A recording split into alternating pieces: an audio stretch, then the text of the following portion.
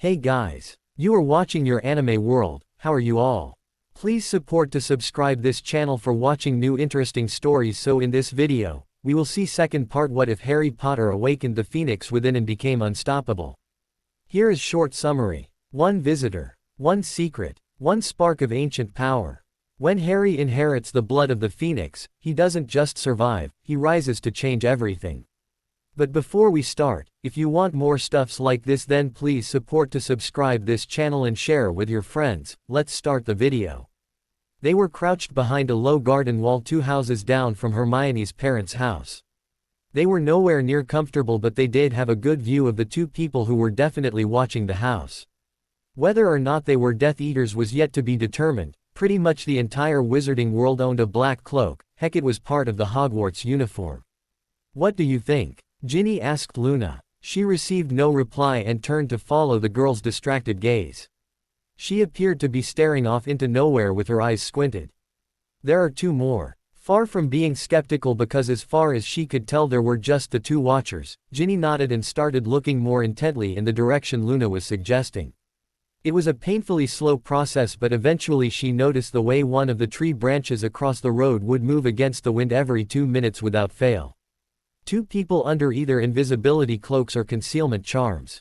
Ginny weighed her options. It wasn't dark out just yet, but they hadn't seen a muggle in quite some time. A quick glance at her watch and Ginny gathered it was probably dinner time.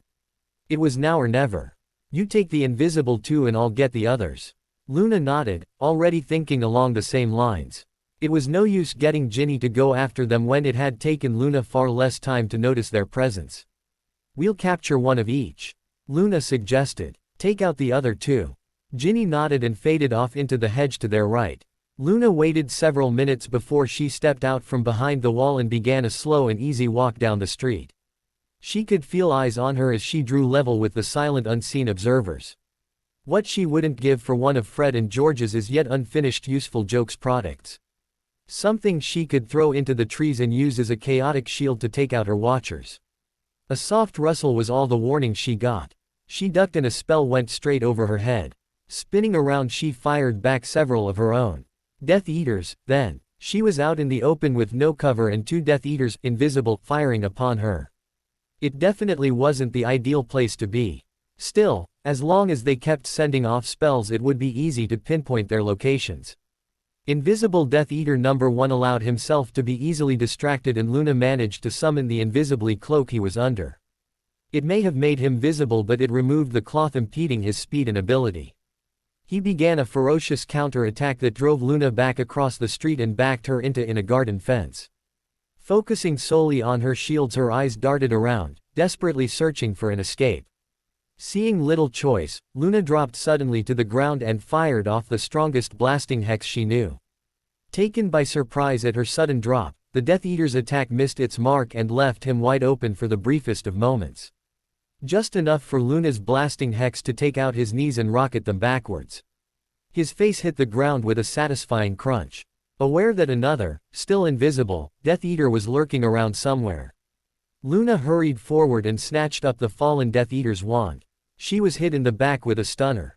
Ginny was faring a little better, if only because she could see both of her opponents. She'd taken them by surprise by circling behind them. They'd been under the incorrect assumption that their backs were being watched by another pair of Death Eaters. With Luna acting as distraction, Ginny had all the time she needed to sneak up behind the male Death Eater and smash him across the back of the head with a powerful bludgeoning hex. He went down without a sound of protest, but when he hit the ground he snapped the inevitable twig and his partner whipped around in time to see him fall. Ginny leapt to the side to avoid a sickly yellow curse and threw up a shield just in time to hold off spell after spell. Whoever these 2 were, and for whatever reason they'd been sent, they were obviously 2 of Voldemort's better servants. For a fleeting and horrible moment Ginny worried she and Luna weren't near good enough to handle this. She was too slow to dodge one spell and a searing pain scorched across her shoulder, ruining her shirt and slicing a deep line into her flesh. She cried out but refused to falter. They exchanged spell after spell, Ginny twisting this way and that to avoid the double serving of harmful spells she seemed to be getting. Another spell shoved through her shields and ripped across her cheek. A scream tore from her throat and she shouted the worst spell she could think of.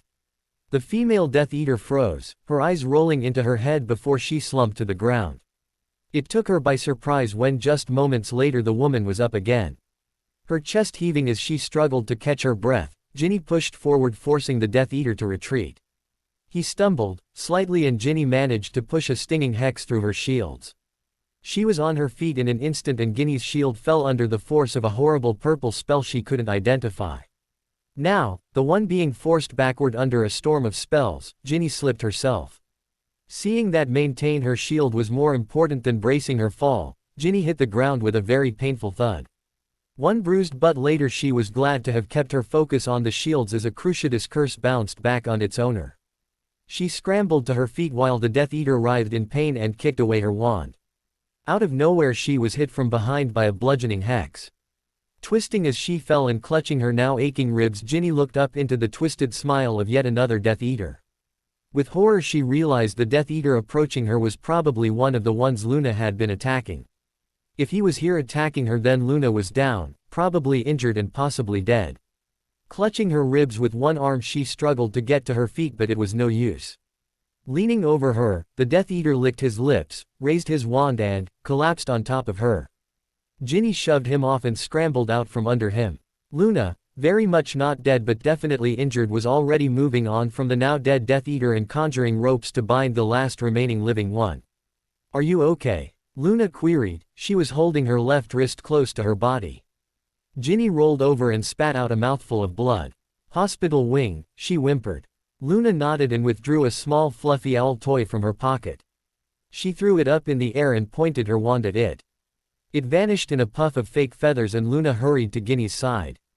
Gently she helped the redhead to her feet, helping to support her with one hand while trying not to further injure her other.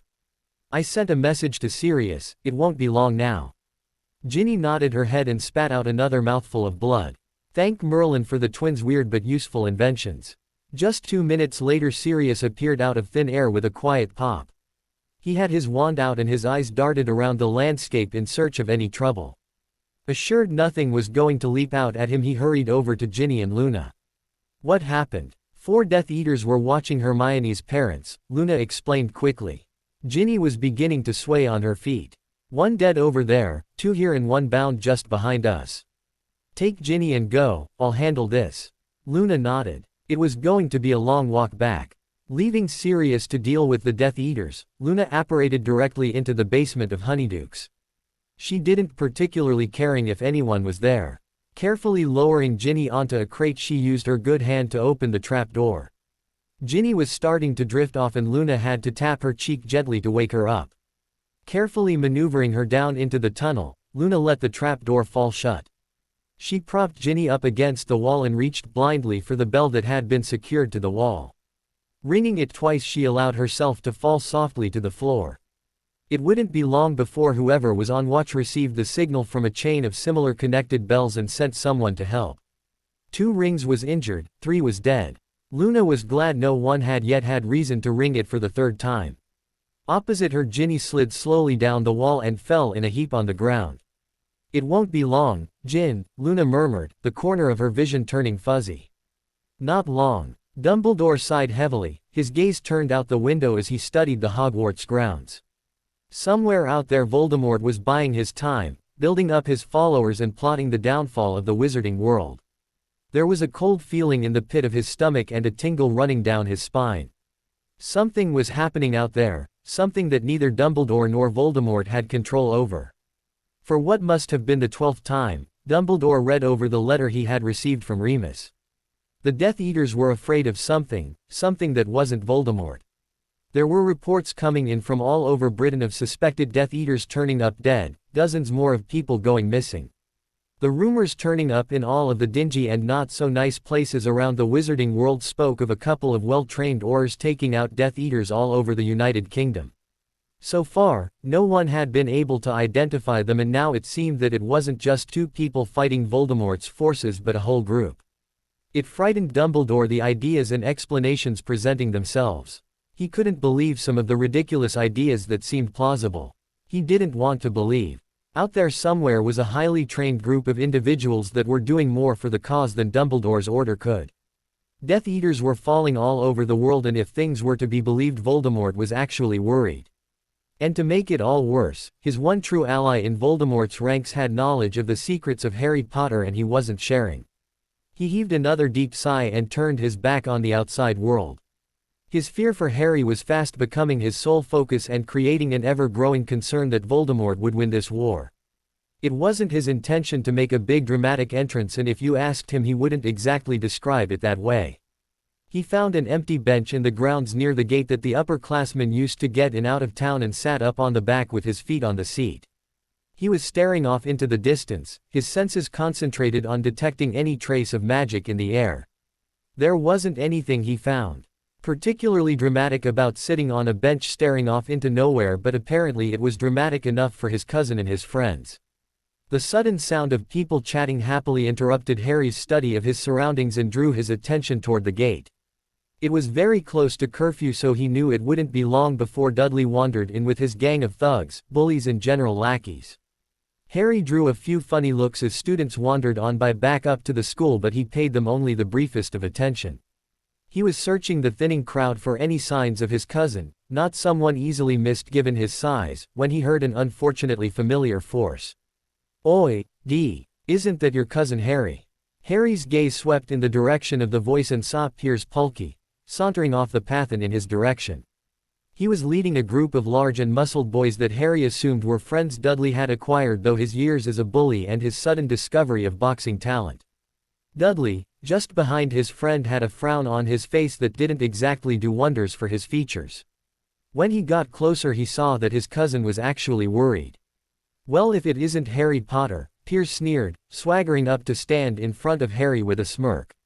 Harry looked him up and down and adopted a clearly unimpressed look. He raised his eyebrow as Piers scrutinized his every feature, looking, without a doubt, for anything he could use to tease and torture Harry. Maturity was something Piers clearly had not adopted.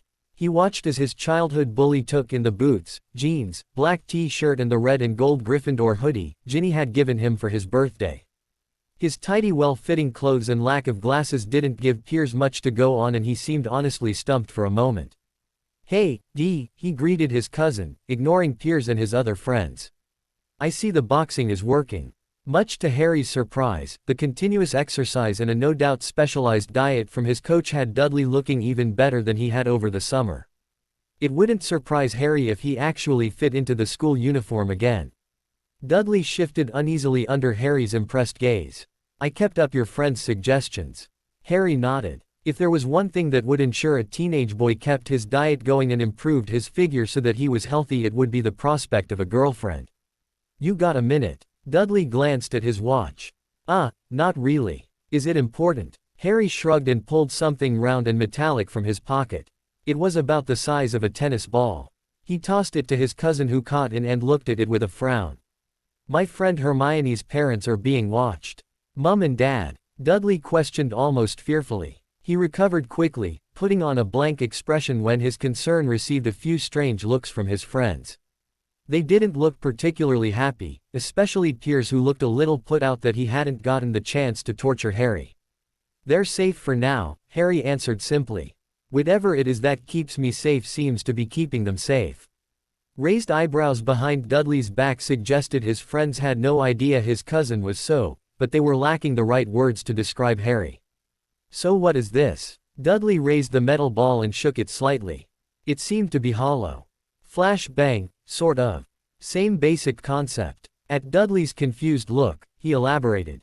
"I don't think anyone will come after you, but if they do, throw that at the ground in front of them and cover your ears and eyes. Anyone looking at it or just generally with their eyes open near it should be knocked out." "Cool." Dudley grinned, exchanging what could have been considered conspiratorial grins with his friends. "Then what?" Harry pulled a furry owl toy out of his other pocket and tossed it to his cousin. He raised an eyebrow, daring Dudley's friends to make a comment. It was the kind of dare that suggested any words actually expressed would result in broken bones and bloody puddles that used to be human-shaped. Dudley grimaced and held it with a disgusted look on his face. "I know," Harry grinned, leaning forward to whisper so the unwelcome guests couldn't hear. "It'll send me a message if you're in trouble. All you have to do is say the trigger phrase." Harry handed him a piece of parchment that had Harry Potter written on it. Dudley nodded and handed the paper back. They fell into an uncomfortable silence, unused to being friendly. Finally Dudley just shrugged and turned to go. He didn't get particularly far as Piers seemed to have finally given up on finding something specific about Harry to taunt him about and went for the old tried and true method. "How's that school of yours, Potter?" He smirked. "Become someone's by.ch yet?" Harry grinned, but surprisingly Dudley came to his defense. "He's got a girlfriend," he informed his friends. And then, because that was being a little nicer than he normally would be and bordered on siding with Harry, he added defensively, "She's bloody hot." "She is at that," Harry grinned. Piers snorted his doubt but wasn't about to give up. "How do you get a girl like that, huh?"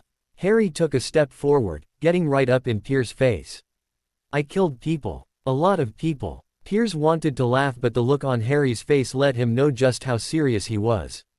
He took a quick step back from Harry, flinching suddenly. Dudley groaned. "Mum said you weren't supposed to tell people." This of course just reinforced Harry's words and had all of Dudley's friends taking another step back. That was the idea. Rallied somewhat by his friend's sudden fear, Piers retook that step, getting up in Harry's face. He was determined to prove he wasn't afraid of skinny little Harry Potter with the sellotaped glasses and hand-me-down clothes. Even if he wasn't that Harry anymore. "I don't see it," he sneered, proving the theory that bullies are all brawn and no brain. "They didn't see it either," Harry replied coldly. "Most of them were dead before they hit the ground." Dudley shifted uneasily but was rescued by the school clock chiming 8. "Leave him," he ordered Piers. "Trust me when I say you don't want to fight him." Something in his tone must have told his other friends, those who had never met his cousin, just how serious he was, because they turned and hurried up to the school with little more than a nervous glance back over their shoulder. "Maybe I do," Piers sneered. One swift kick and two sharp blows and Piers was on the ground with Harry's knee pressed into his chest and a knife at his throat. It wasn't the smartest move by far, but it felt nice to get a little of his own back after years and years of being bullied as a child. Piers' eyes were wide with fear and he kept switching between pleading with Harry to let him up and pleading with Dudley to help. Dudley took a large step back and held up his hands, indicating he had warned him and now he wasn't going to interfere. Harry glared down at him, gaining an incredible amount of satisfaction from the sweat pouring down Piers' face. Then he grinned and smacked him lightly on the cheek with the flat of his knife before moving off him and letting him scramble to his feet. "Go." Piers didn't need telling twice, well, not anymore at least. Once he was gone, Dudley glared at Harry.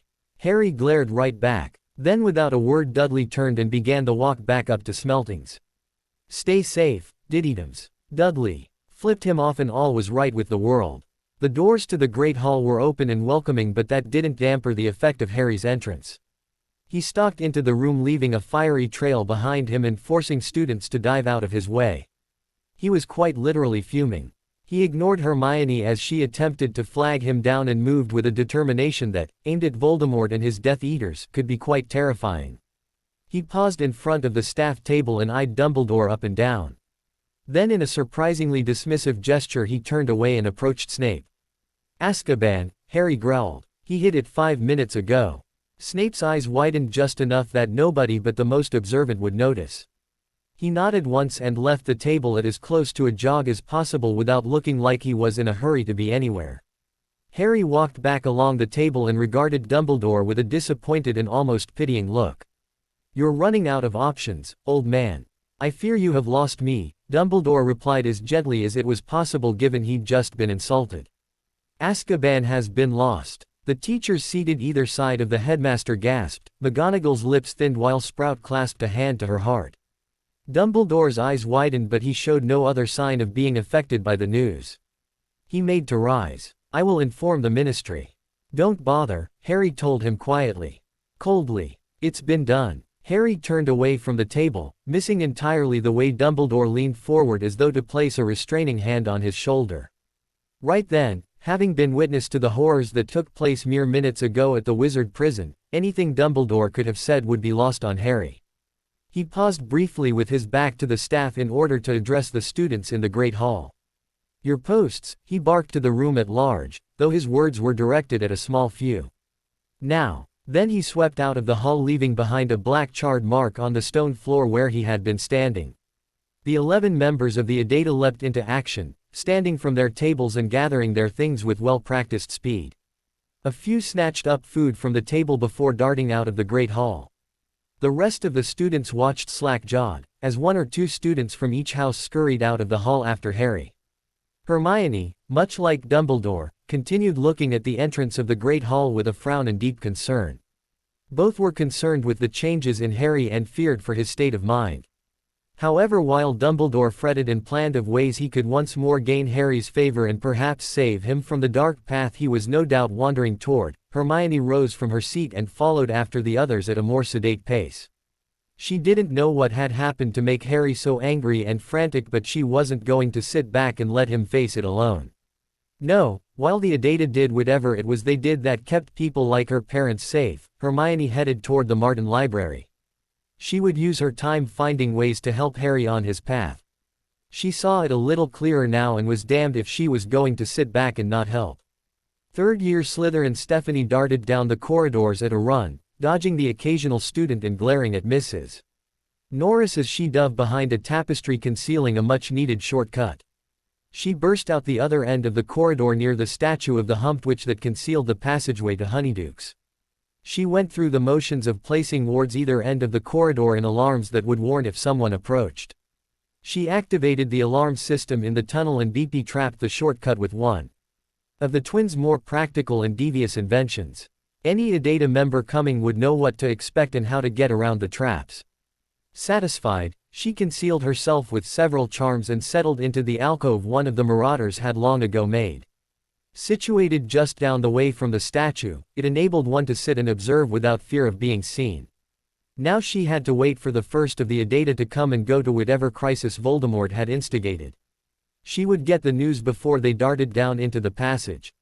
Susan appeared without warning and without a sound just outside her aunt's office in the Department of Magical Law Enforcement, almost giving her aunt's assistant a heart attack. She looked around hurriedly, noting that other than the assistant no one had seen her appear. "Is my aunt in?" the assistant answered with a hand clutched to her heart. "Madam Bones is incredibly busy, Miss Bones. Perhaps you should come back later." "I'm here because of the breakout."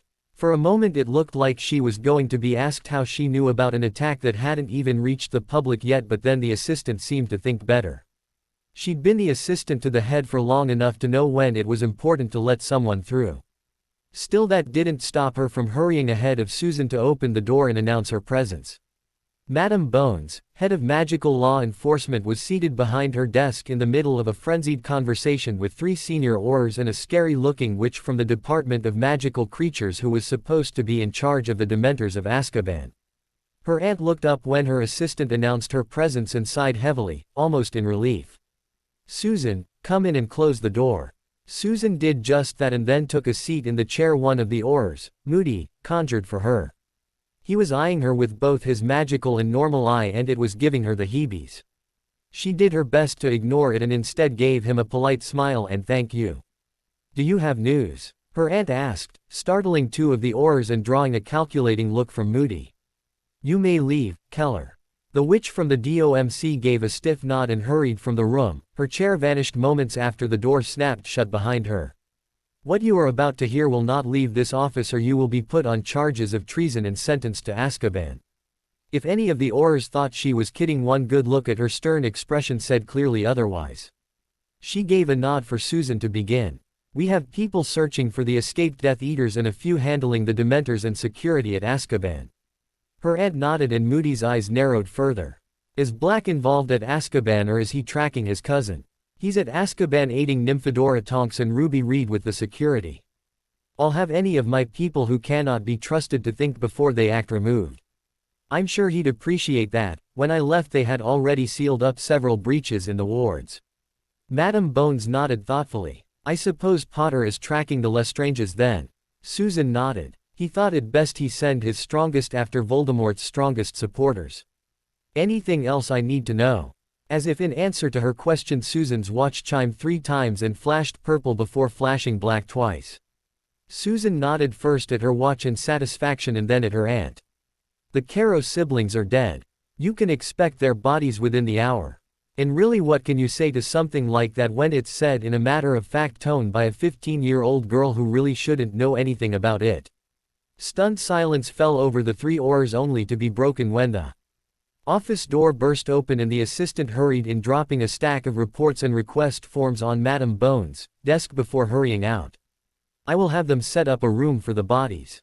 Has anyone else been killed?" As ordered, Susan finally divulged the information the entire Adata had been holding onto for a while. "Narcissa Malfoy is dead. We fed her body to the Acromantula in the Forbidden Forest." Madame Bones' eyes widened and her monocle fell onto her chest, dangling from its chain. "I see," she said finally. "Tonks was leading that case, was she not?" Susan nodded. "She's got all of the information we had on Narcissa, but she was holding onto it until a better time. Until Lucius covered it up, no doubt," Moody snarled. "There are rumors already that she's home ill. Even Draco is unaware she is dead. We'll keep it that way for now." Madame Bones studied the four people before her, paying close attention to the changes her niece had undergone. "Moody, please escort Susan down to the medical chamber. I'll have a medic meet you down there." Tilting his head in acknowledgement, he rose and placed a hand at Susan's back to guide her out of the room and down the necessary hallways. "I don't know what game you're playing, little girl, but I want in." Not all of the Death Eaters were easy to track. Some didn't have obvious patterns to track, family or friends to hunt down. This lack of any tangible leads was the reason Emmy and Abby were crouched on the roof of a Muggle chip shop, trying desperately to follow the fated trail of Augustus Rookwood. Of all of the Death Eaters to escape Azkaban, Rookwood posed the most immediate threat given his inside knowledge of the Ministry, especially that of the Department of Mysteries. They'd followed his distinct magical signature from his cell at Azkaban through various towns and cities across Britain and were just waiting to catch sight of him before he darted off again. He was good, he knew what he was doing and was obviously trying to make it very hard for any Aurors to find him. His only problem was that he hadn't noticed the small pin Abby had paid a Muggle to stick to his robes.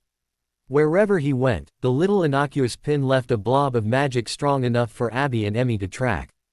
Just one more of the twins' fantastic inventions. All they'd needed to keep track of the powerful Death Eater was enough of a trace to follow and catch up to him from Azkaban, pay off a Muggle to bump into the wizard, and bingo. One easily tracked, hard-to-notice magical object projecting his current location. Pure genius. "He's moving," Abby hissed, already moving toward the next building. Emmy quickly followed and the two were just in time to watch a figure dressed in a smart Muggle suit slip into an alley and disapparate. They counted to 10 before following, appearing quietly in a graveyard. A quick glance around gave no indication as to where they were, but they could see Rookwood stalking through the graves toward the lights of a town.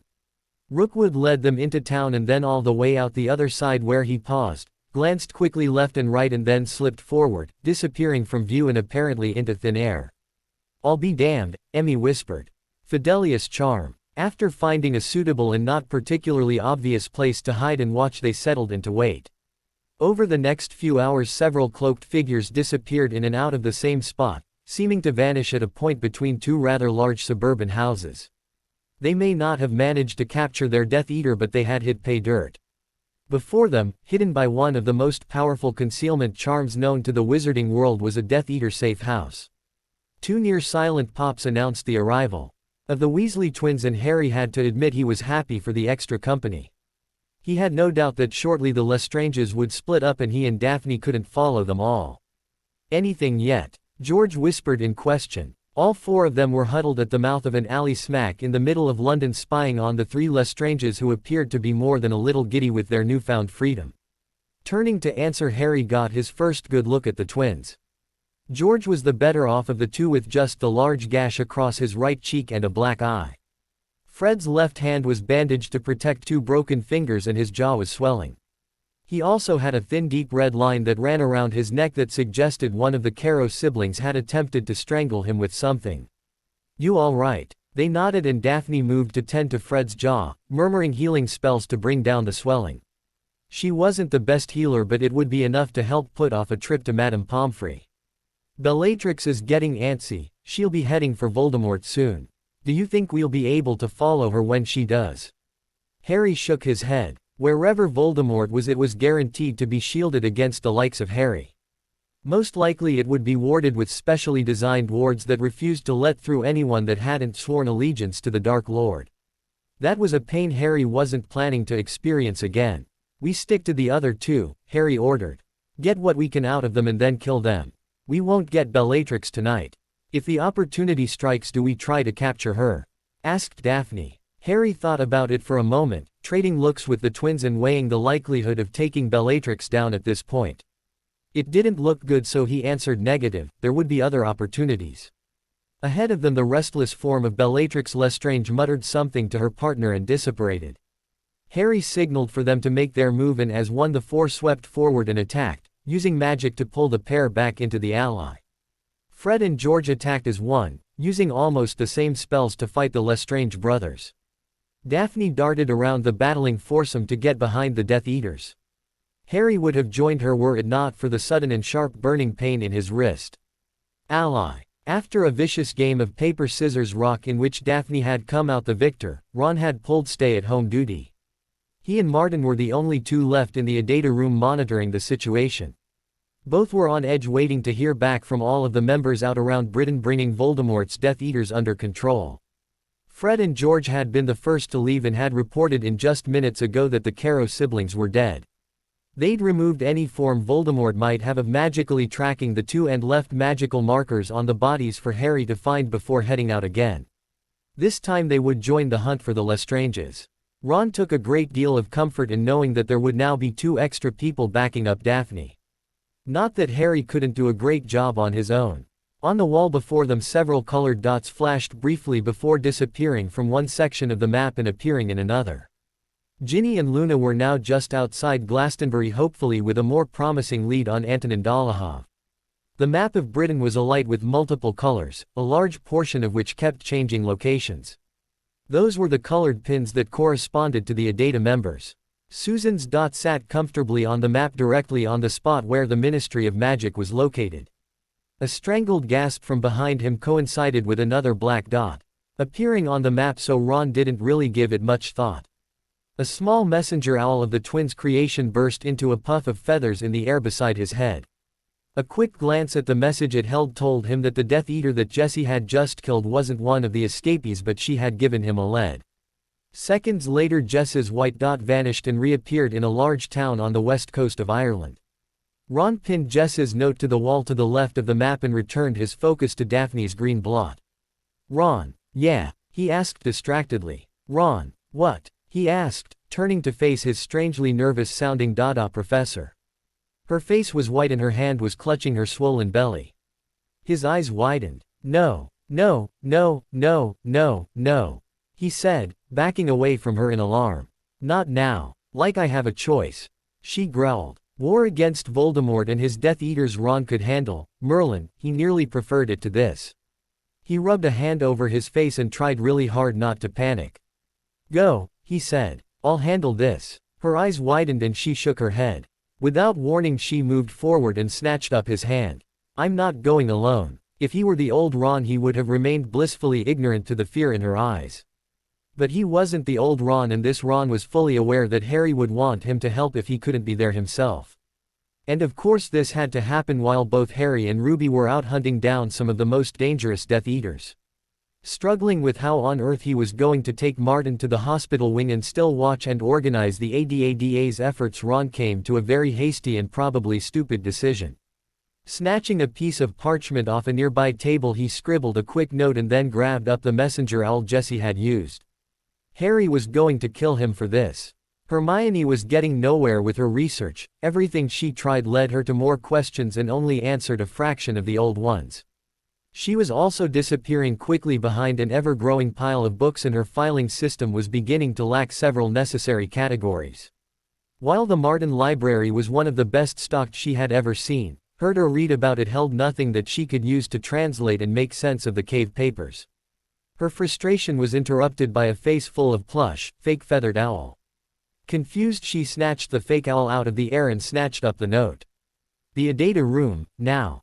I need your help. She would recognize Ron's messy scrawl anywhere and to be invited to the Adata room.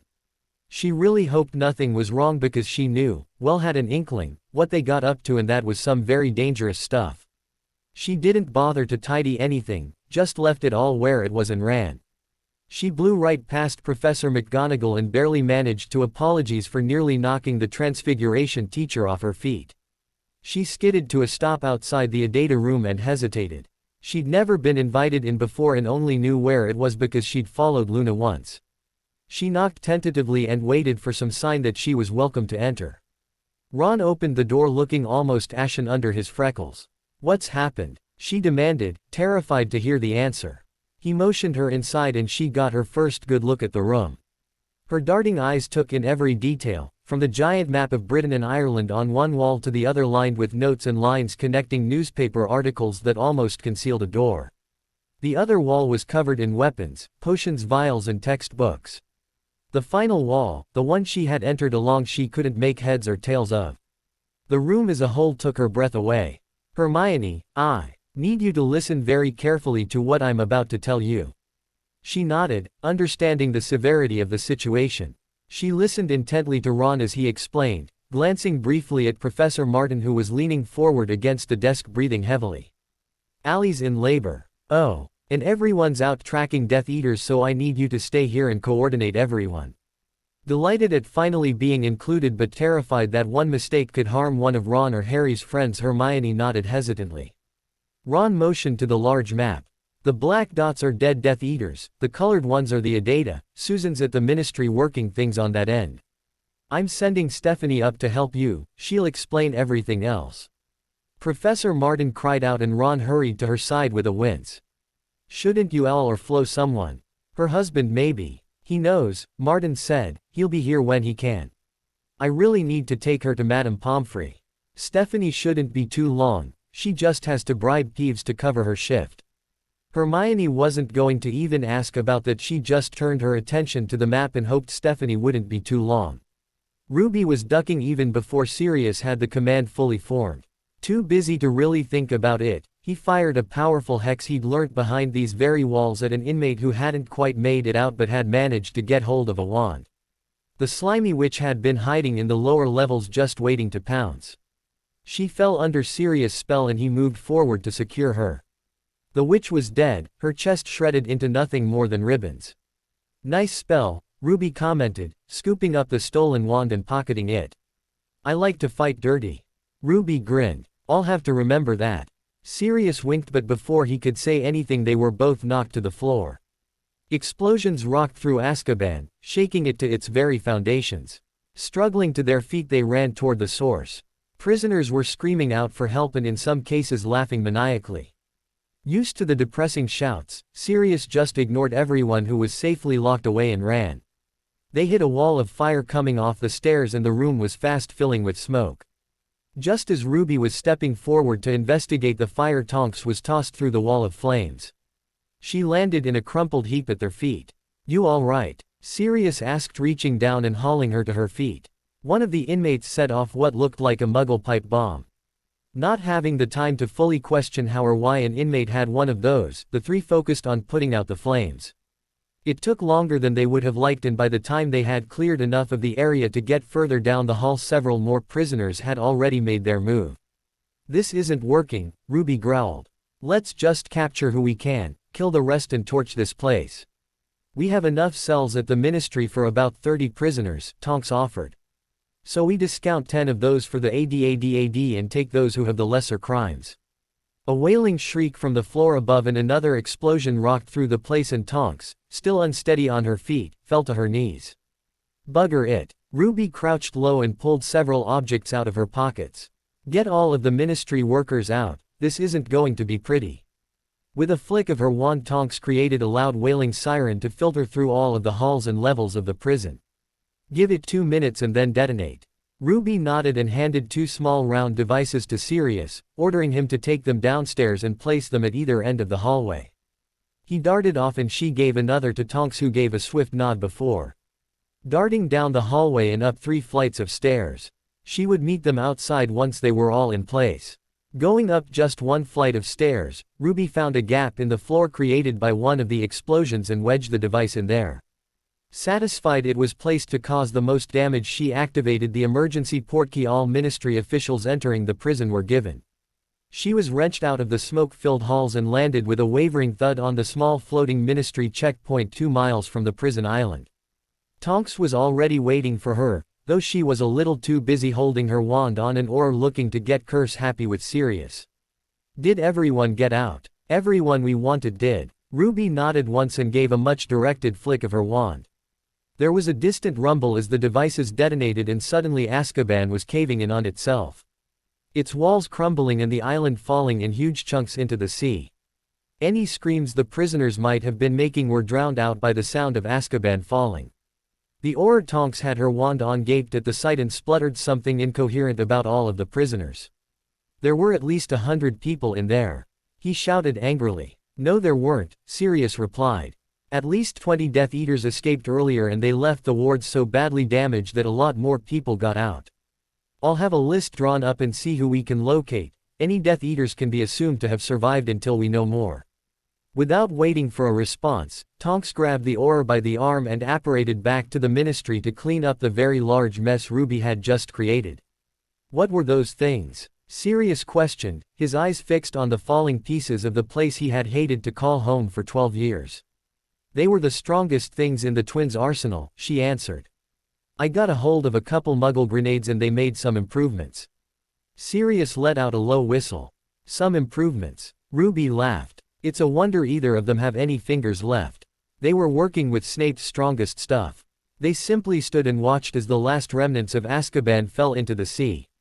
Neither could do more than hope that this would open the eyes of the wizarding world to Voldemort's return. Harry shook his arm furiously, swear words dripping from his mouth at a rate that could make a sailor blush. He was under a hastily placed silencing charm because he was distracting the twins and causing several curious people to look into the alley. Daphne was by his side trying to calm him down.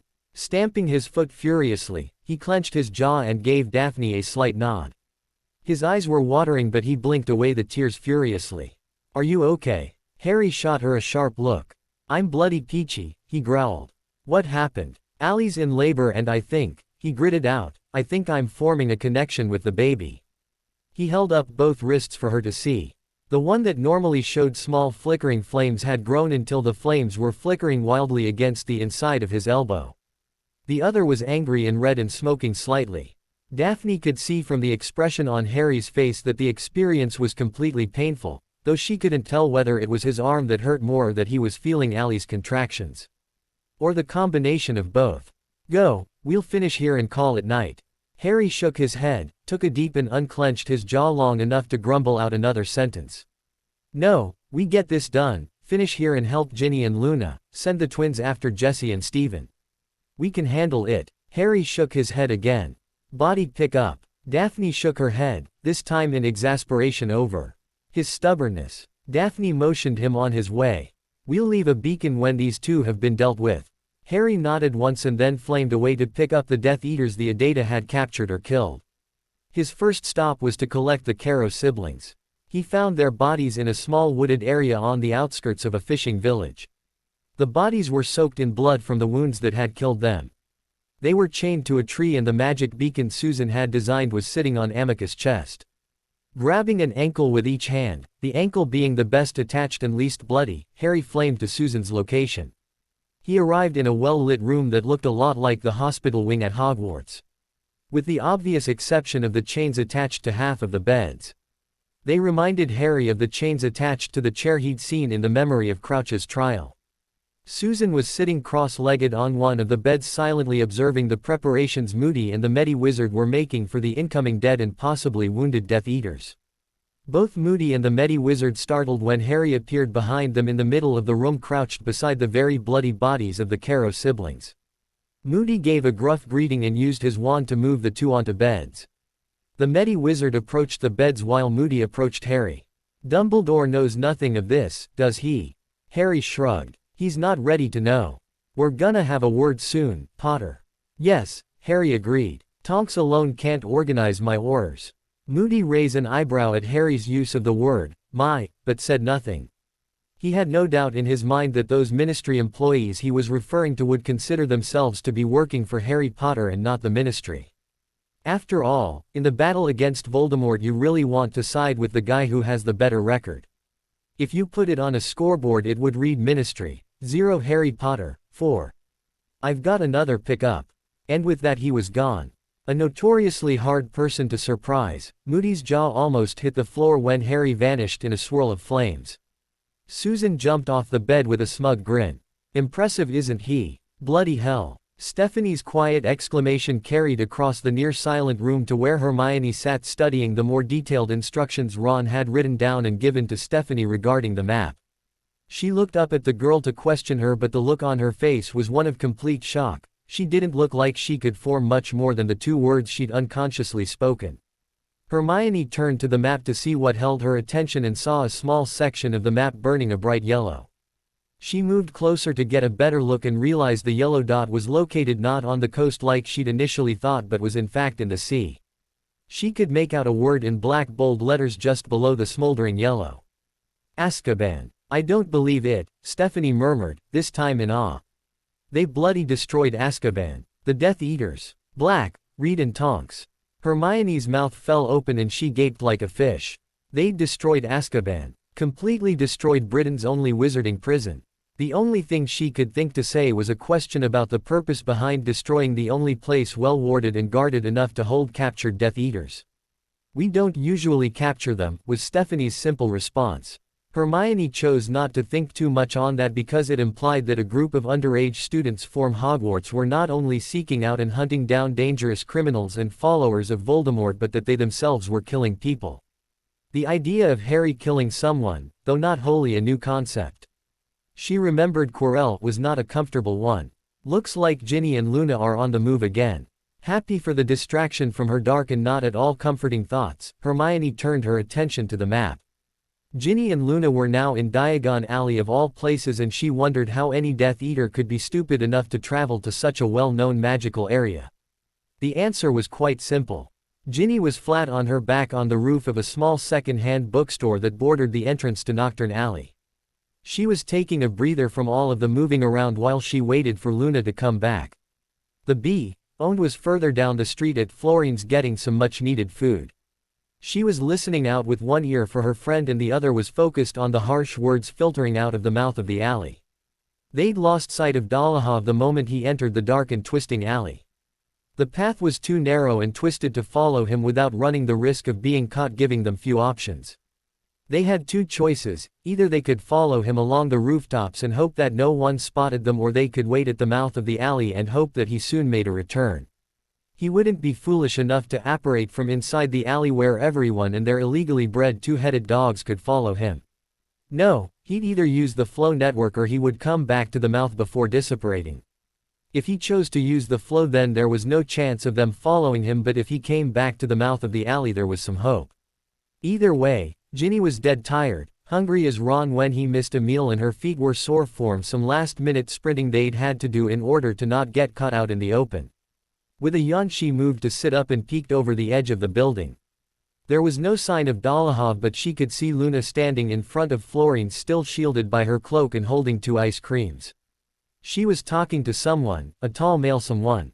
Ginny squinted and nearly fell off the roof when she realized who the older man was. Xenophilius Lovegood squinted past his daughter and offered a wink in Ginny's direction. Ginny was damn sure if her dad caught her sneaking around Diagon Alley hunting Death Eaters when she was supposed to be in school he'd kill her. Xenophilius Lovegood appeared to be having a delightful conversation with his daughter and was offering to pay for the ice creams. Ginny shook her. There were some things that took some getting used to, but this one took the cake for strangest.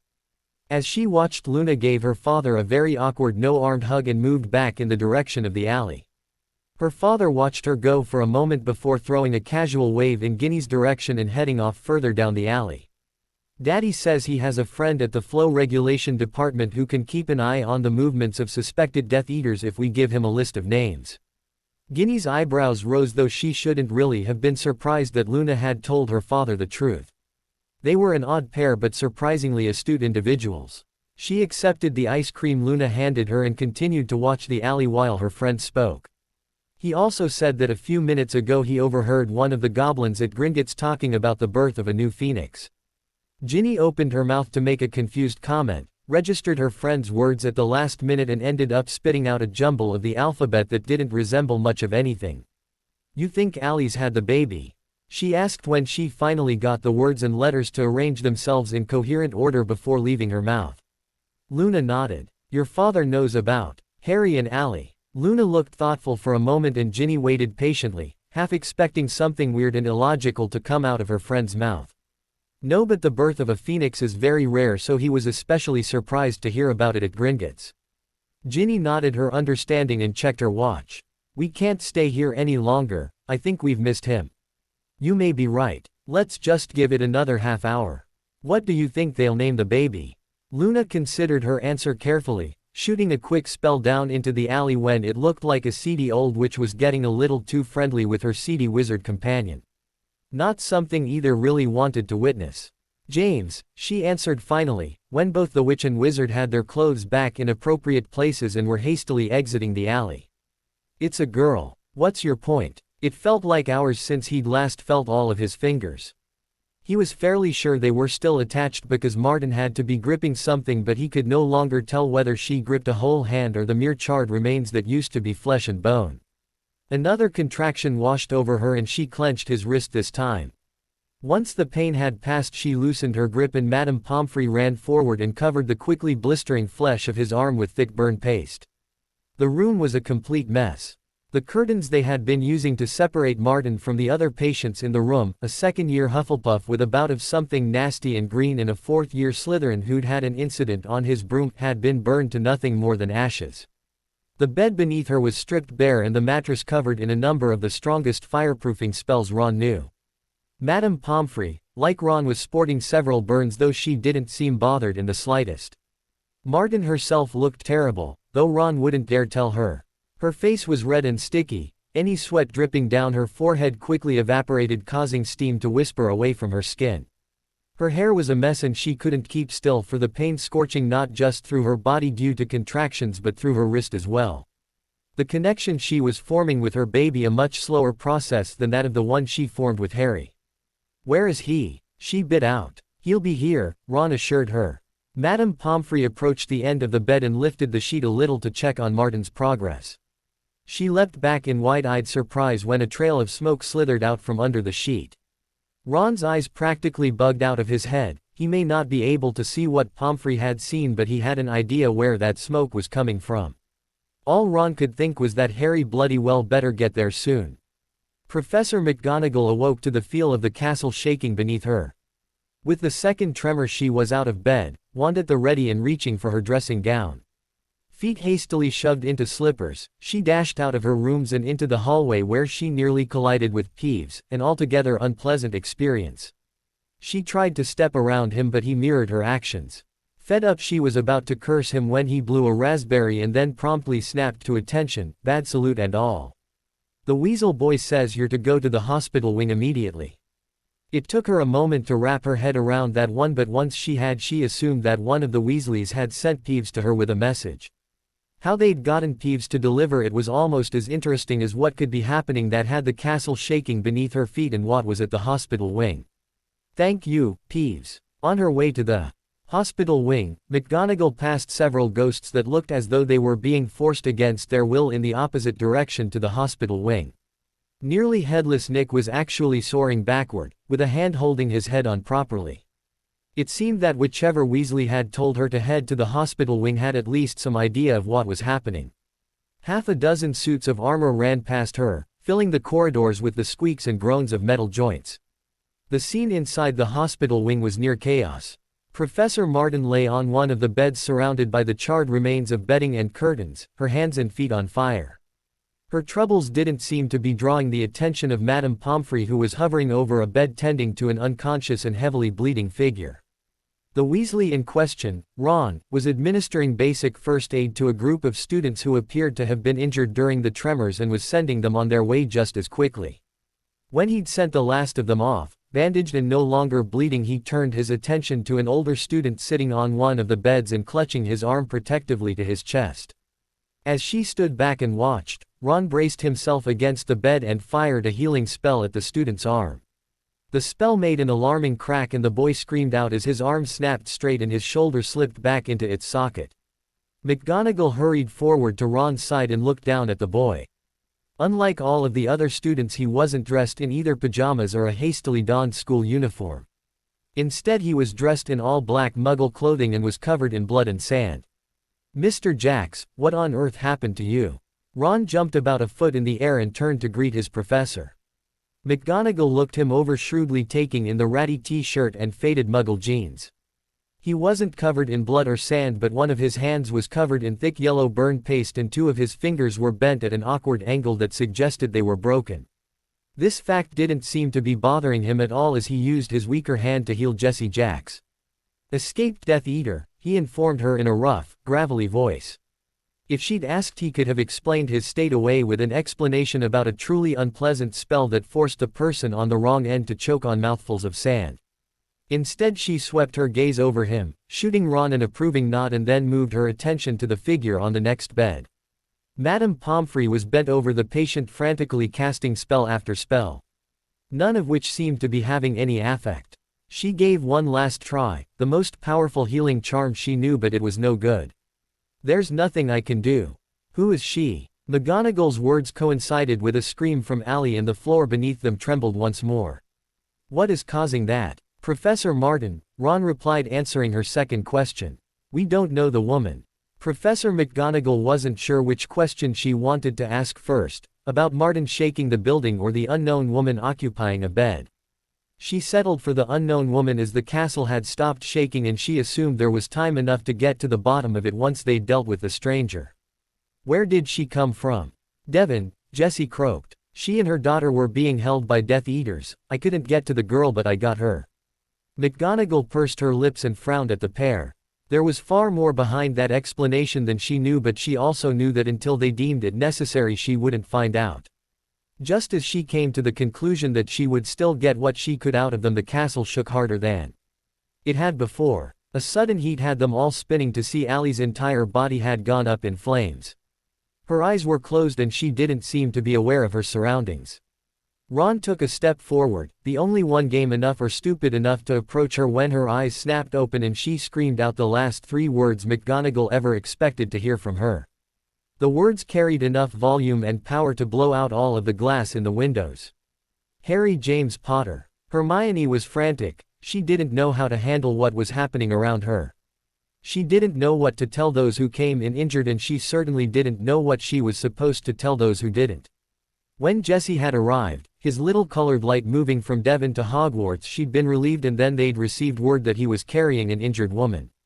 Stephanie handled it like a professional. She directed Jesse to the hospital wing, made a note of his arrival, sent a house elf to warn Ron and Madame Pomfrey that they had wounded coming, and then barely flinched when the castle started to shake beneath them.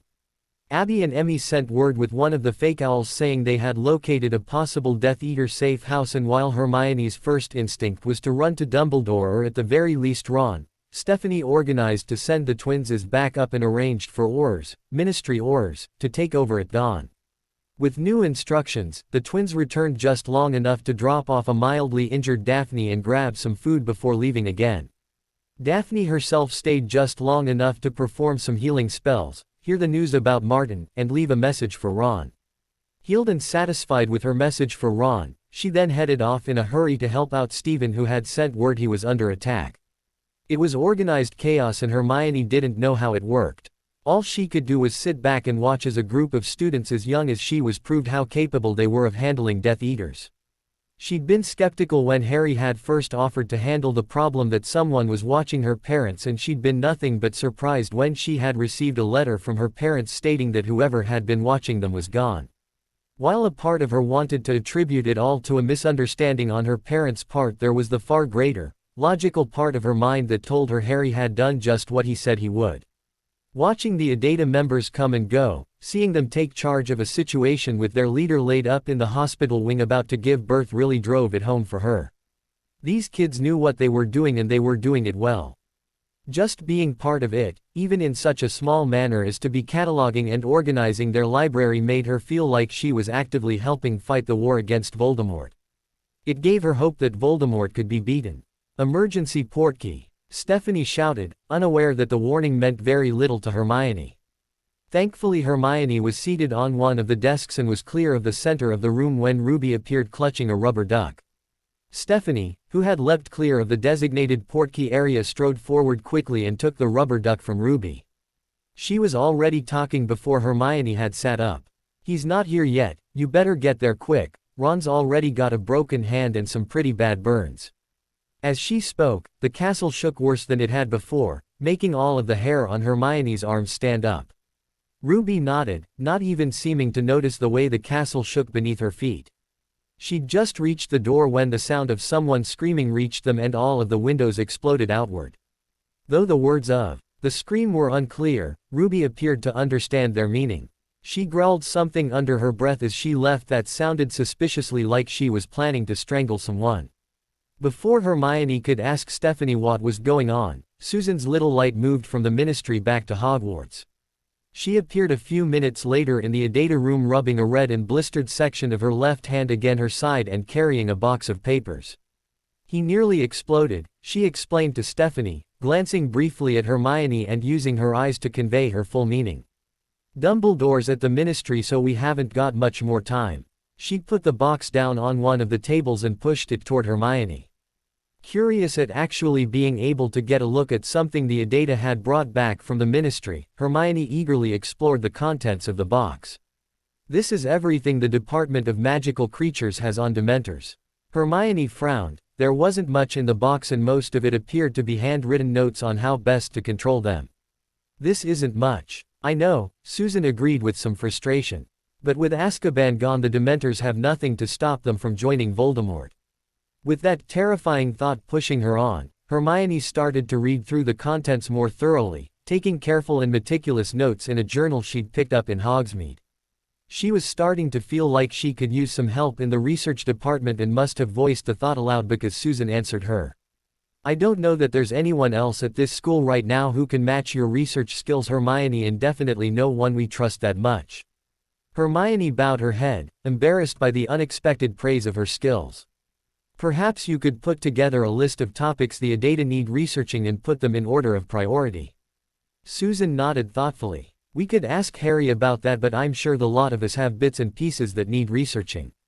I know Ron's been looking for a way to get something like this map on a more global scale." The trio sat around in silence, each going about their own little tasks until Jesse returned from the hospital wing looking like he'd been scarred for life. When Stephanie asked him what was wrong, he said he never wanted to watch another woman in labor and left it at that. Ginny and Luna appeared moments later looking dead on their feet. They dropped off what little information they'd gathered for the Adata to look over later and then disappeared off to bed before anyone could ask them to do anything else. Ginny's parting words were to have someone let her know when the baby was born. Like Ruby, neither Ginny nor Luna seemed particularly perturbed by the occasional earthquakes that seemed to be rocking the castle. Poor Allie, Susan commiserated when a particularly powerful tremor sent her tumbling to the floor. "Tell me about it," Stephanie winced. "I hope the baby comes soon." Having nearly barbecued Susan when he felt the power of Allie's call and nearly getting caught by Dumbledore at the Ministry, Harry was feeling well and truly annoyed when he arrived in the hospital wing. Only the fact that Allie was in serious pain and giving birth to his daughter prevented him from attacking Ron when he smacked Harry upside the head the moment the flames had settled. "About blood time, mate." Harry ignored him and moved directly to Allie's side, reaching down to grab her hand while pushing some of her sticky hair off her face. Steam was rising off her head and her hands and feet were still burning. She was squirming on the bed, the tears pouring down her cheeks, never making it to her chin before they succumbed to evaporation. "Where have you been?" Allie cried. "I'm sorry," Harry replied, though he knew his words meant little at the moment. "I think it's time," Madame Pomfrey announced with a slight quiver of fear. Harry glanced up at her and then he noticed Professor McGonagall. He gulped heavily at the look on her face. She was a bright woman and she'd definitely already put two and two together, though he could tell the timing was throwing her a little. While the Harry and Allie having baby math added up quite nicely and provided the answers to several questions McGonagall hadn't wanted to ask, the timing of the pregnancy was giving her a little trouble. "I need you to get on the bed and keep her calm," Madame Pomfrey instructed, drawing Harry from an unwanted battle of the wills between him and McGonagall. "This is going to be very hard on her." Harry nodded and stripped off his shirt, boots and socks. He slid onto the bed behind Allie and pulled her back so she was resting against his chest. Straight away he could feel the heat coming off her. He took one of her hands in his and grabbed one of Ruby's with the other. Ruby squeezed his hand briefly before pulling away to talk to Ron. After a quick whispered conversation, Ron left with a nod and an encouraging smile at Allie. "I will kill you after this," Allie grunted. "I think I'll let you," Harry replied with an uneasy laugh. "Okay, Allie, it's time to push," Madame Pomfrey instructed, her voice still holding that slight tremor that said though she was prepared to catch the burning bub she was in no way certain of how to look after a flaming baby. "On the count of 3. Ready. 1, 2, 3.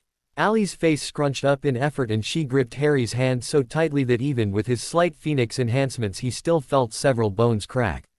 He didn't cry out, ignoring the pain and instead focusing on soothing her and keeping her calm. Ruby had wisely withdrawn her hand on one. Allie collapsed back against him, panting and crying. Still, she continued to push as Madame Pomfrey instructed. McGonagall's startled and horrified gasp made Harry look up and what he saw made him swear he would never ever think beating Allie in a fight meant he was stronger. Madame Pomfrey was shrouded in a cloud of steam and smoke as she worked to coax the baby free. Though McGonagall was not in a position to see what Pomfrey could see, she could definitely see enough. What seemed to Harry like seconds later but felt to Allie like hours, she flopped back against him and a sharp cry rent the air. Harry froze. The world around him dropped away and all he could focus on was the sound of an infant crying. He was a father. Harry James Potter was a father. Bloody hell, he whispered in awe. He didn't have much time to bask in the awe as Madame Pomfrey cried out and he had to scramble off the bed and rush to her side in time to safely remove the still burning baby from the poor woman. While McGonagall rushed forward to assist a very badly burnt Pomfrey, Harry gazed down at his daughter in wonder. She was perfect. Tiny little fingers and toes, a mop of own hair and little blue eyes that he knew, though he couldn't say how, would one day soon become the startling green eyes of his mother. Harry felt tears in his eyes but he made no move to brush them away. Cradling his daughter ever so gently he moved to Allie's side and lowered the beady and burning bundle into her mother's arms. Allie looked down at their baby with the same awe and wonder he was feeling. She caught a little hand in hers and turned it to see that on the inside of her wrist their baby girl had a little flaming birthmark that would forever connect her to her parents. Allie burst into renewed tears and looked up at Harry. "She's perfect," she sobbed joyfully. Hours later, mother and child were clean and dressed, sleeping the sleep of the truly exhausted. Allie was snuggled into Harry's side as he sat on the bed cradling their daughter and just watching her sleep. Ruby was curled up in the chair beside the bed, watching him with a small smile. It was McGonagall who finally broke the silence. She'd been and gone several times throughout the night and had returned just moments before with breakfast for Harry and Ruby. No one commented on the fact that she could have ordered a house elf to bring it, or that she could have conjured it. "What will you name her?" she asked in a whisper. Harry glanced at Ruby and smiled, remembering a promise he'd made when they'd first told her about Allie's pregnancy. He looked back up at Professor McGonagall and smiled tiredly. "Molly, her name is Molly." Detention, he had detention. As if he didn't have enough problems, now he had a detention with Professor Sinistra for cursing a Slytherin 7th year in the hallway. Harry didn't even care that he was leaving muddy footprints and a trail of water behind as he stomped through the corridors to Allie's rooms. He couldn't care less if Filch gave him another detention, he was just in that kind of mood. All he wanted was a nice hot shower and some quality time with his girls. What he got was an earful from Filch, who still knew the secret passages better than anyone, in a second detention. He was so close to taking a swipe at Mrs. Norris with his broom. He needed sleep and food and dry clothes. Ruby was lying on the couch surrounded by Molly's toys when Harry stomped in through the door. She was sound asleep.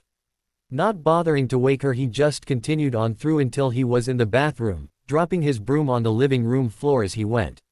5 minutes later he was feeling as close to human as he was going to get, given that he wasn't entirely human on a good day. Dressed in thick warm socks, a present from Dobby, flannel pajama bottoms and a t-shirt, he went in search of his daughter. He dropped his dirty clothes in the hamper for Pip and made a beeline for the crib in the corner of the bedroom. Molly lay on her back, little arms and legs wriggling happily as she watched the mobile above her bed. The moment Harry had seen it, he'd done nothing but laugh. A gift from Ruby, the little miniature figures zoomed about playing their own game of Quidditch. Apparently every one of their friends was determined to turn Molly into a Quidditch player. At least the players were dressed in Gryffindor colors and not the horrible orange that represented Ron's favorite team. "Hey, baby girl," he whispered, lifting her gently from her bed. "Were you good for Ruby?" Easing her into a comfortable position that had taken him a few tries to really get the hang of, Harry wandered back through to the living room and gently nudged Ruby awake. She sat up, showering toys onto her lap, and looked at Harry in confusion. She seemed surprised to see him, which was stupid because he did live there for the most part. "Quidditch practice over already." "Normally it wouldn't be, but it's raining too hard for any of us to see, and I think Alicia nearly drowned." Ruby made a face and got up from the couch, gathering her things as she went. They were only going to be able to take advantage of her free babysitting for so long before she had too much work to do. The backlash from blowing up Azkaban had yet to die down, and while it ensured that Ruby had plenty of free time for the moment, soon she would be back at work and it would be up to Tilly to watch Molly during classes. "Ali should be back soon, she's at a staff meeting." Harry nodded. "I know, Madam Hooch mentioned it when I ran into her near the broom shed." "Do you know what it was about?" Snape came bursting in here like his robes were on fire. Harry frowned. Now that he thought about it, Madam Hooch had been in a far greater hurry to clear the Quidditch pitch than was truly warranted. He hadn't noticed any of the other teachers acting particularly twitching during his classes or lunch, so whatever was happening must have been a recent development. "You don't suppose they've actually decided to take steps against Voldemort, do you?" Ruby gave him a skeptical look, and he had to shake his head at his own words. While Dumbledore might have strengthened the wards around the castle, he wouldn't do anything that screamed, "The Dark Lord has returned," until the Daily Prophet or Minister Fudge declared his return. That meant something of the usual nasty variety was happening, and it was likely something Harry couldn't do a thing about. He really hoped Lucius Malfoy hadn't wormed his way back onto the Board of Governors. A knock on the door drew a frown onto Harry's face, but he continued to gently rock Molly while Ruby went to answer it. On the other side, Daphne and Tonks were hidden behind great piles of books. Leaning back slightly, Harry could see Susan and Luna standing behind Tonks, both carrying equally large piles of books. Ruby let out a low whistle, and Harry began to mentally line up all of the possible people he could arrange to help Hermione. There was no way she was ever going to get through all of the books in the library at the rate they were adding to them. Where'd they come from? Tonks dropped her pile just inside the door and stepped aside to let the others in. As if the 4 piles they carried weren't enough, Stephen was at the back conducting a further 6 piles to float along ahead of him. They belonged to Death Eaters that were killed during the Azkaban escape. The Ministry finally got permission to raid their houses and vaults at Gringotts for anything illegal. Harry was midway through a nod of understanding when the second part of what Tonks said actually registered in his sleep-deprived brain. Gringotts. The goblins let Aurors search Gringotts. "I know," Tonks agreed.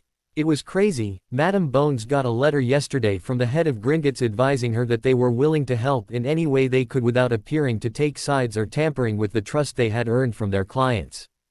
Harry had nothing to say to that. Instead, he just watched as the others deposited their piles on the floor and darted back out of the room. Daphne did stop briefly to hand over a package to Ruby and drop a quick key on the first available limb of Molly's she could reach. Ruby left with Tonks, and Harry was left alone with nearly a dozen piles of books and a softly gurgling infant that left him little chance of moving them. Well over an hour later, Harry was submersed in a herbology essay, using his foot to rock Molly side to side in one of her small cradles, this one Ruby's own cradle from infanthood. It wasn't his worst subject for sure, but it was still tiresome looking up and exploring all of the different uses of the searing sea sponge. He thought about having a look through the books Tonks had delivered to distract himself, but decided against it. A quick glance had shown him one of the books at the bottom of one of Stephen's piles was steadily burning through the rug. Rather than risk possible death by investigating, Harry used his wand to move the other books from atop it and enclosed it in a modified bubble charm. Which was, of course, when Ali threw open the door, the corner of which obliterated the bubble charm, and the subsequent magical blowback sent the book straight through the solid stone floor.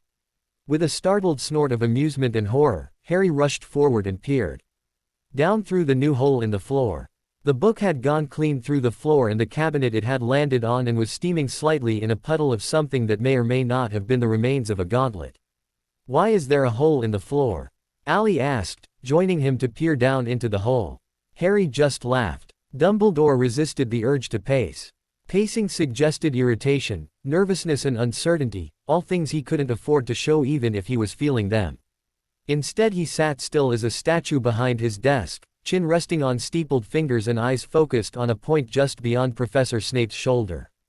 Not one of the teachers before him mentioned his mild distraction. They didn't want to let on they were far more aware of his actions than they appeared. Silence filled the room, only broken by the occasional snore of a long-dead headmaster. McGonagall used every ounce of self-control she had not to fidget. Martin didn't bother pretending to be comfortable. She figured that having just given birth gave her license to wriggle when seated on a wooden chair even if Madame Pomfrey's potions had fixed the majority of the damage done to the parts of her anatomy best not spoken of. Finally, after long agonizing moments of silence, Dumbledore sighed and his focus shifted back onto the three teachers seated before him. Professor Snape was there because there was no one he trusted more to do what was necessary to infiltrate Voldemort's inner circle and bring him down. McGonagall was there because her behavior over the last week suggested she knew something and was struggling to keep it quiet. Martin was there because no matter how much he wished to deny it, Hogwarts hadn't had a better Dada instructor since long before Voldemort had attended. She had secrets. The list of references and past work she had provided gave him tantalizing hints as to what they were, and he wanted to discover if she could be trusted and in turn put her to use. Someone is doing our job for us. It was a sad testament to how well practiced each of his professors were that not one of them gave so much as a tiny flinch at his words. What job would that be, sir? Queried Martin. Dumbledore frowned over his glasses at her. You are aware, are you not, Professor Martin, of a group known as the Order of the Phoenix? I could give you a list of their members if the head of the order is having trouble keeping track. Martin offered with not a hint of inflection to suggest she'd made that dig intentionally despite the evidence that stated otherwise. If he were one to lose control, Snape would have chosen that moment to snort in amusement. He was a stone, therefore he did nothing more than divert his attention temporarily to a portrait of an old headmistress who was doing a much worse job of hiding her amusement, if the way she had fallen out of her chair in silent giggles was any indication. You are a very unique woman, Alexandria, Dumbledore replied evenly, refusing to react in any way to her comment. Am I to understand that along with this list of order members you would be able to put together a list of this new group in sufficient time for us to prevent them from taking more drastic action? Martin made a slight face as though thinking over the question.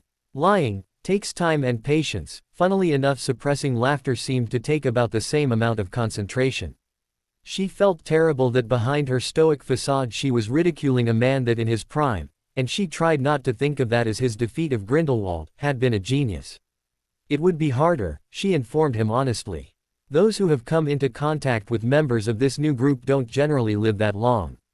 An understatement really. But those who did survive were hardly going to out their attackers because that raised all sorts of questions about why they would be attacked in the first place. You are reasonably confident you could create a list for me. Or at the very least a single name with which to begin.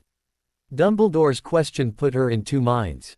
The thought of handing him the name of one of their lesser members just to hold him over was tempting, but if they were to continue to be effective in whatever role they performed, anonymity was essential. And just because she could compile a list that didn't mean she wanted to, or that she would for that matter. Coming off a hormone explosion could have its uses. She could blame childbirth for what she was about to do should it backfire. No offense, Albus, Martin began, putting all of her age and experience behind her words for just a moment, but any names I did uncover would remain with me. Your order has yet to convince me that you are truly what the wizarding world needs to win this war. At that, McGonagall cut in a sharp breath. She liked to think of herself as one of Dumbledore's closest friends, but even she would never voice thoughts like that in such a direct manner. Her respect for him did not put her above the notice of some of his more questionable decisions, however. Decisions that put Harry in an awkward and often perilous position, or that forced Sirius to hide away, not using his gifts to help. She had a list of many others that on their own meant very little, but once lumped together created a picture she did not want to look at or comprehend. The Order has worked tirelessly over the past few months to gain what followers we can and plan what contingencies are necessary. You're the Light Lord gathering life preservers to do your bidding in the name of a good that you mandate, Martin contradicted bluntly, causing even Snape to break his silence with a mild cough. The words hit Dumbledore like a slap in the face, and this is probably a more accurate description of that sudden wave of cold shock that overwhelmed him, like a bludgeoning hex that just knocked his nose out the back of his head.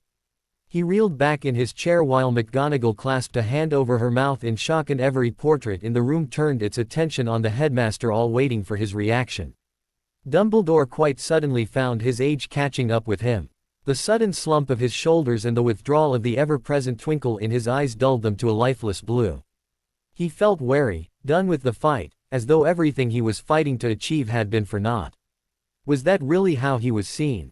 Was he losing so much of his grasp on the people around him that he was seen more as an unnecessary dictator of right and wrong and not the warrior of good and light he had always been perceived as before? And this new group is so different? Dumbledore asked in a near-broken whisper. No, Martin answered honestly. Not so much. There are shades of differences, choices shared, options given. From their actions, the one difference is the gray. The actions they take have finality. They are not temporary measures like those taken by the Order. You speak of death and killing. It was Snape who responded to Dumbledore's soft-spoken and disdainful words. He was a man buried in darkness. Once Voldemort was gone, there was little chance he could be redeemed, but he could try and explain a little of that darkness to Dumbledore. It is necessary in this case to fight death with death. McGonagall, not liking the direction the conversation had taken but unable to stand by and say nothing any longer, added her own words to those spoken by Snape. Voldemort can only take so much loss. His faithful inner circle will stand with him, but the more death handed out to his followers, the fewer there will be to replace them. Fear is the best deterrent. You are suggesting the fear of punishment by this unknown group will deter some on the weakest of the magical community from joining him. No, Martin shook her head. It won't deter them. Voldemort will continue to sway followers, but they will be weaker, more afraid. They'll make mistakes. The trio left Dumbledore to mull over their words and opinions, but each of them knew it would be quite some time still before he truly took any of it to heart. It had been a blow, yes, when Martin had dubbed him the Light Lord, but not enough of one that he would be unable to rally his beliefs around him like a protective cloak before morning. There was a long way to go before things changed, and the Adata would use every minute of it to their advantage. I need answers, McGonagall announced as they walked away from the headmaster's office. I know, Martin agreed. But right this moment I just want to see my daughter. Come to the next Adata meeting, Severus will tell you when and where. Martin left Snape to McGonagall's sharp stare and arrived back in her rooms to see Harry hurrying forward to stare down at a brand new hole in their floor. Why is there a hole in the floor? Are you aware there is a hole in the ceiling? Harry shot Hermione an amused look. She'd obviously been roused straight from her bed, no doubt in whatever creative and annoying way Peeves had come up with. Her hair was slightly tousled, making it even more bushy than normal, and she had on her dressing gown over her pajamas. Still, sleepy and confused, she'd been aware enough of the room to point out the hole in the ceiling. Harry motioned her over to the area directly under the hole where Snape and Ali were kneeling over the book. Hermione glanced at it over Ali's shoulder and frowned. This book did that. Harry had to admire the way she made all of the connections despite, like him, coming from a Muggle background where this kind of thing could never have happened. He watched her study the hole, the remains of the display cabinet and the molten metal that had once been the gauntlet of some knight or other. It didn't do much more than burn the rug until Ali popped the bubble charm I had around it. The magical blowback sent it straight through the floor. Just the one. Harry nodded. Snape had asked the same question when he'd arrived. He'd been curious to know whether it would soon build up enough magic to go through the next floor or if it had just been purely defensive. He'd spent a great deal of time asking questions of Ali because he'd given up even the idea Harry knew what he was talking about around the fourth one. Defensive spells he could do, but when the question of details came up, when the questions were more along the lines of, how does it work, and not, how much damage will it do, he sort of lost interest. That was why he'd brought in Hermione. After years of dumbing it down, she'd be able to both explain what was being said and get in on the questioning. All right, let's see what we've got. Rolling up her sleeves and pulling out her wand, Hermione motioned for Ali to move and took her place, falling effortlessly into a ream of questions that had Snape's lip twitching in pride. Almost. Merlin, I haven't had to think like that in years. I think being an Auror is making me forget everything I used to know. Harry grinned. Just don't tell Ruby, she'll never let you live it down. She glared at him but didn't bother to say anything more. Together Harry and Ally stood back and let the experts they had at Hogwarts do their thing. Occasionally he would hear a word or two he recognized but nothing that gave him any idea if Hermione or Snape had figured out if the book was safe. He'd have to have a word with Tonks about warning them next time when a book did something like that. What felt like hours later, Snape straightened up and made a strange jerking motion with his wand. A blue light encompasses the book and it began to quiver slightly. After a few moments the quivering stopped and the book lay motionless. Hermione reached down and picked it up with no adverse effects. Smiling triumphantly she patted the front cover of the book like one might pat a favorite pet that had just done something good. Harry tried not to laugh at that. You will have to keep it in a case that will reflect magic, Snape informed them. The pages appear to be charmed to absorb magic and Hogwarts is teeming with it. Ally waved a tired hand in thanks and turned to make the trek back up to her room. Snape repaired the hole in the roof with a single flick of his wand and swept out of the room without a word. Hermione looked unsure of herself but mostly she looked dead on her feet. Go back to bed, Hermione, he instructed. I'll put the book in the library and spell one of the cases you had brought in. Hermione hesitated, almost unwilling to part with the book. Harry thought it must be some book to have her almost glued to it. Eventually she handed it over and headed back to Gryffindor Tower. The book was warm to the touch, no doubt soaking up small amounts of background magic despite Snape's spell. He found an empty display case at the back of Ally's library, though really it was his now too and he should probably get used to that. The spell was simple enough and soon the book was locked away and Harry was free to get some sleep. He just hoped magic in death was as promising as it sounded. Not 2 minutes after his head hit the pillow Molly started to cry. Understandable, Harry looked like death the next morning. He almost melted into an armchair by the fire in the Gryffindor common room and didn't even bother to pretend he was aware of Hermione as she asked him questions. The combination of parenthood, Quidditch, schoolwork and the fight against Voldemort had Harry so run down he was considering checking himself into the hospital wing and finally allowing Madame Pomfrey to run all of her tests just so that he could have a good day's rest. Every time he tried to move though his legs turned to jelly and he sank further back into the armchair. Ginny wandered on into the common room some 10 minutes after Hermione had abandoned him for her breakfast. She took one look at Harry and knew immediately that he wasn't going to be good for anything. She sent Ron off to class with excuses for Harry and had Fred and George drag him upstairs to his little used bed in the fifth-year dormitory. He mumbled something that might have been a thank you but also could have been something about bananas and fell asleep. She dragged the covers over him and went in search of Ally. You look horrible, Ginny murmured, having let herself into Ally's rooms and then followed the sound of screaming baby until she'd found Ally trying to calm Molly in the bathroom. I didn't get any sleep last night, Ally grumbled the obvious. Harry was having nightmares and Molly isn't old enough to understand how to block that kind of emotion yet. Ginny winced, imagining the kind of feelings Harry would be unconsciously pushing through their bond while asleep. The tired eyes and unsteady motion Ally made as she walked back and forth trying to calm Molly showed that even though she could block it out for the most part she wasn't unaffected by Harry's connection to Voldemort either. Anything we should know? No, not much has changed. He's up to something, though no one can seem to find out what. Snape's been given dark objects to study and get working again and a list of potions a mile long he needs to make but nothing out of the ordinary. We will have to put off the ministry until after Christmas though. That, Ginny knew, would cause some problems for Harry but there was little they could do about it. If the information wasn't ready, if people still hadn't quite moved into place, there was nothing they could do. Making a move on the ministry was a delicate business and if they wanted it to work in their favor they were just going to have to wait. Do you have many classes today? Ally shook her head and adjusted Molly so she could feed. I asked Madame Pomfrey if she would run my classes through some more detailed first aid. Professor Dumbledore said he would sit in on the classes to keep things in order. That was nice of him. Yeah, Ginny looked around and came to a decision. Right, back to bed with you, I'll have Tilly bring you some breakfast and she can help you look after Molly.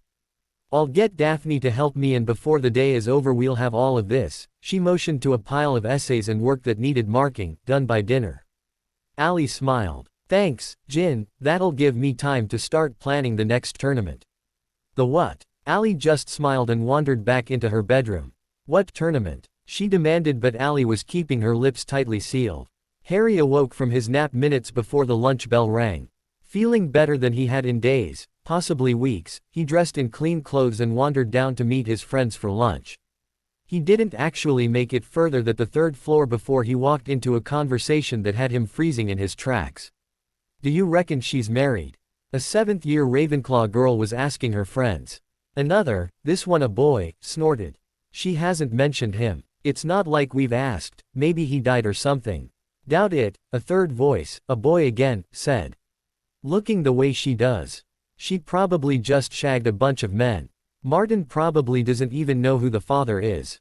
While the two boys laughed, the girl frowned in disapproval. It was probably the only thing that saved her from what happened next. Harry spun around and pinned both boys against the wall. One hand gripping each by the neck and holding them so their toes just scraped the floor. They struggled against him, fingernails digging into his arms and wrists as they struggled to gain enough wiggle room to breathe. Their friend tried to help them, but she could do little more than tug uselessly on Harry's sleeve. His hands burst into flames and the boys started screaming. Harry still hadn't spoken a word. Around him, students heading to lunch stopped to watch, others fled in search of a teacher. Harry tightened his grip and shoved them harder against the wall. Their friend gave up trying to help and fell to the floor in a heap behind Harry, tears streaming down her face. The boys were quickly turning blue, their mouths opening and closing as they gasped desperately for air and freedom. Say it again, he growled. I dare you. Mr. Potter. McGonagall's sharp voice snapped through Harry and his grip automatically loosened as he turned his head to look at her. He still didn't let the boys go, but they were beginning to regain some of their color, even if it was just a nasty shade of purple. Release them at once. Harry growled and let them go, but not before slamming their heads back against the stone behind them.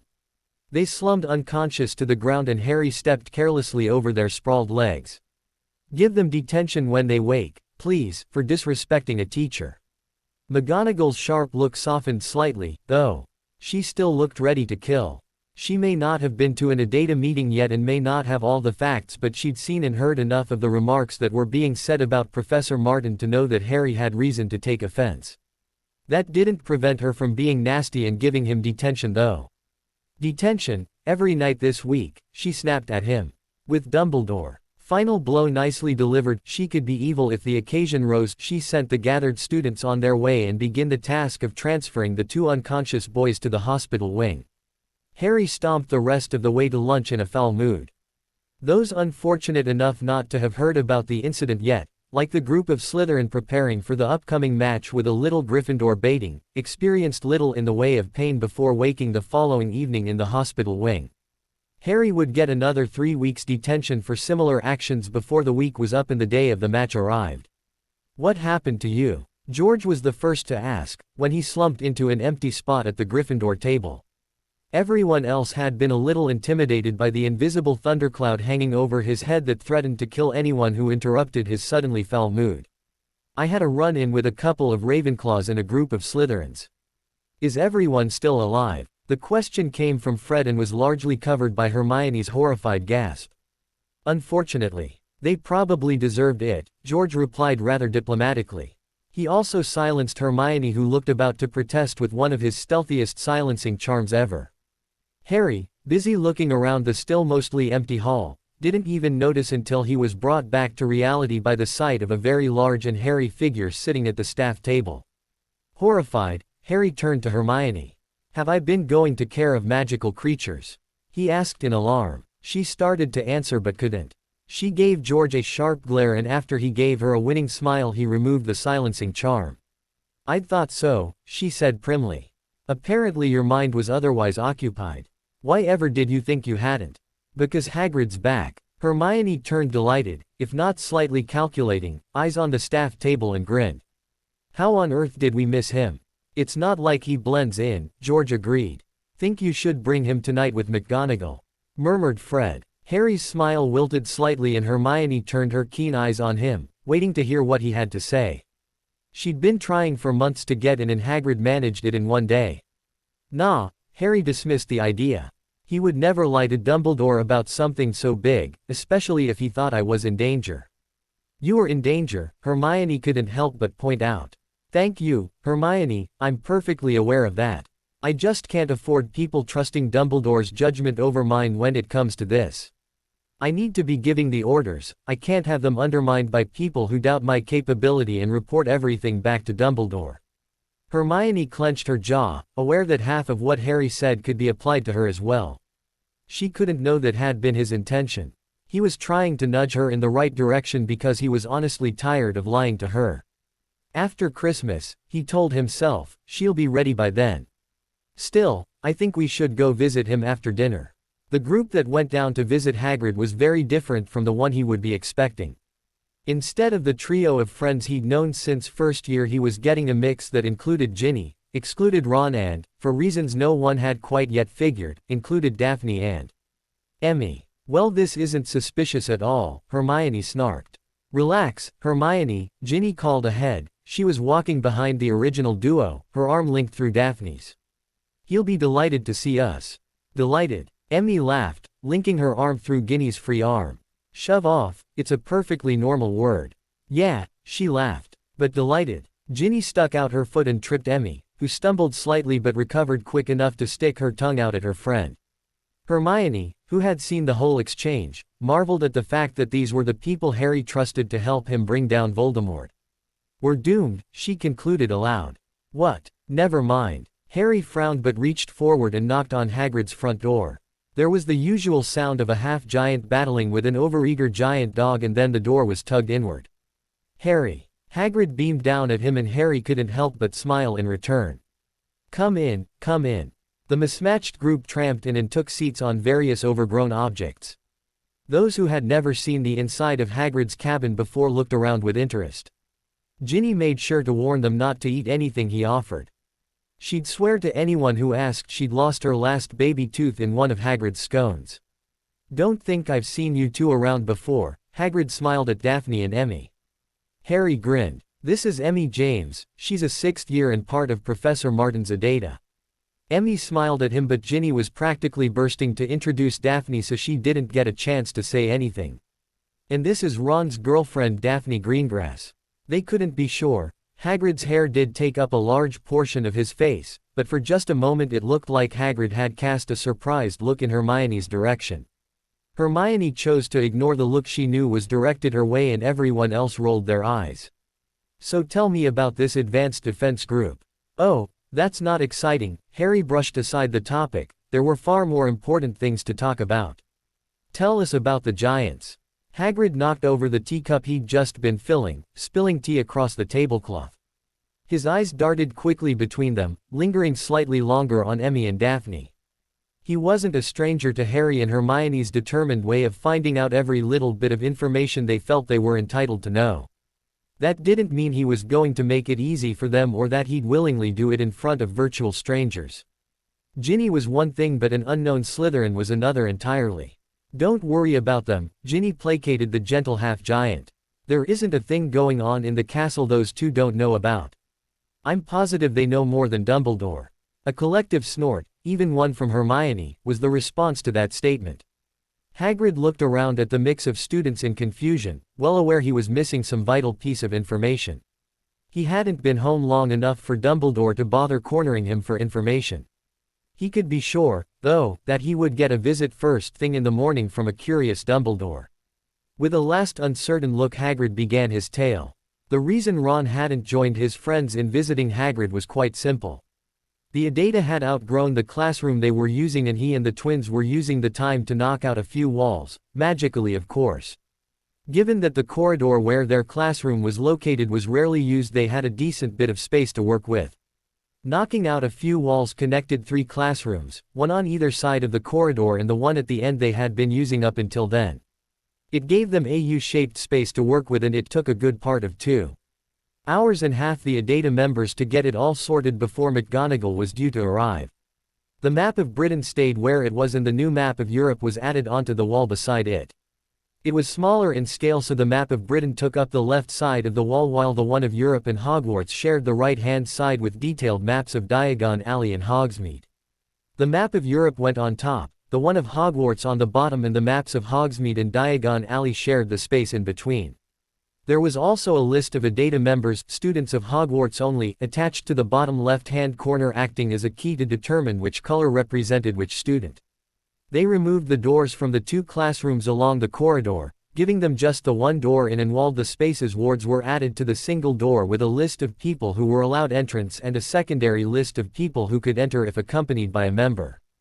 The original classroom was left as an open space for training purposes, and Stephen cast an odd spell he'd found that made the floor softer and almost rubbery to the touch.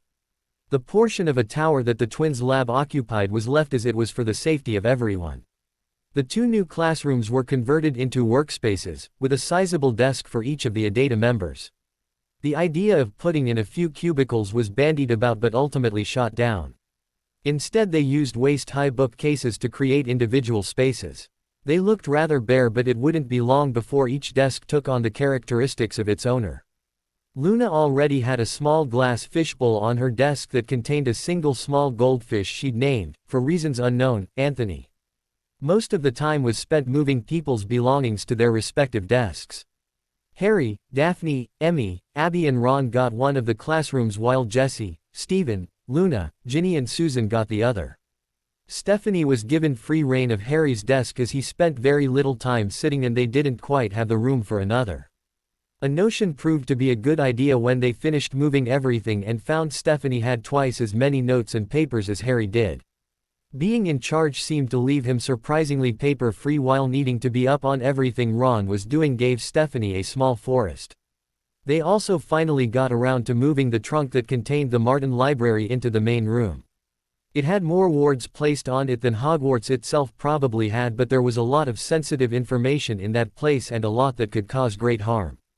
They put the trunk in the back corner of the main room to the side of a soft couch and cradle they had moved for Allie's comfort. Bizarrely, the not-so-little any longer room took on the feeling of a well-loved workspace. It would certainly be well frequented. Professor McGonagall would not admit to the fact that until the moment Professor Snape knocked on her office door she'd been tapping her fingers nervously on her desk. She didn't bother to invite him in, preferring to walk out and meet him in the corridor. Though she was doing her best, she wasn't quite managing to appear in no way eager. Snape wisely didn't mention it, but he saw the signs and wasn't a little irked that Harry Potter had somehow gathered such influence as to make McGonagall twitchy with need to find out what was going on. Calm facade she did not possess. "Do you know much of what they're doing?" she questioned Snape as he guided her along corridors and staircases to the ADATA room. "I think you can be certain only Potter and Martin know the full extent of their actions." That didn't give her any comfort. The idea that the best chance of resistance the wizarding world had was a 15-year-old boy and his who knew how old Dada professor was not comforting in the slightest. What was alarmingly comforting was the sight that greeted her when Snape opened the door and gestured her inside the 3 rooms the ADATA had commandeered. She tried not to let her mouth drop open. They were prepared. That much was glaringly obvious from the moment she stepped inside. These weren't the disorganized students she expected to see. They weren't playing at being adults in a game far too big for them. They were adults, fighting on equal standing and far better prepared than the Order frequently seemed to be. And that was what she could glean from a first look. Abby and Emmy were training on a mat in the middle of the room, dancing back and forth with well-practiced ease.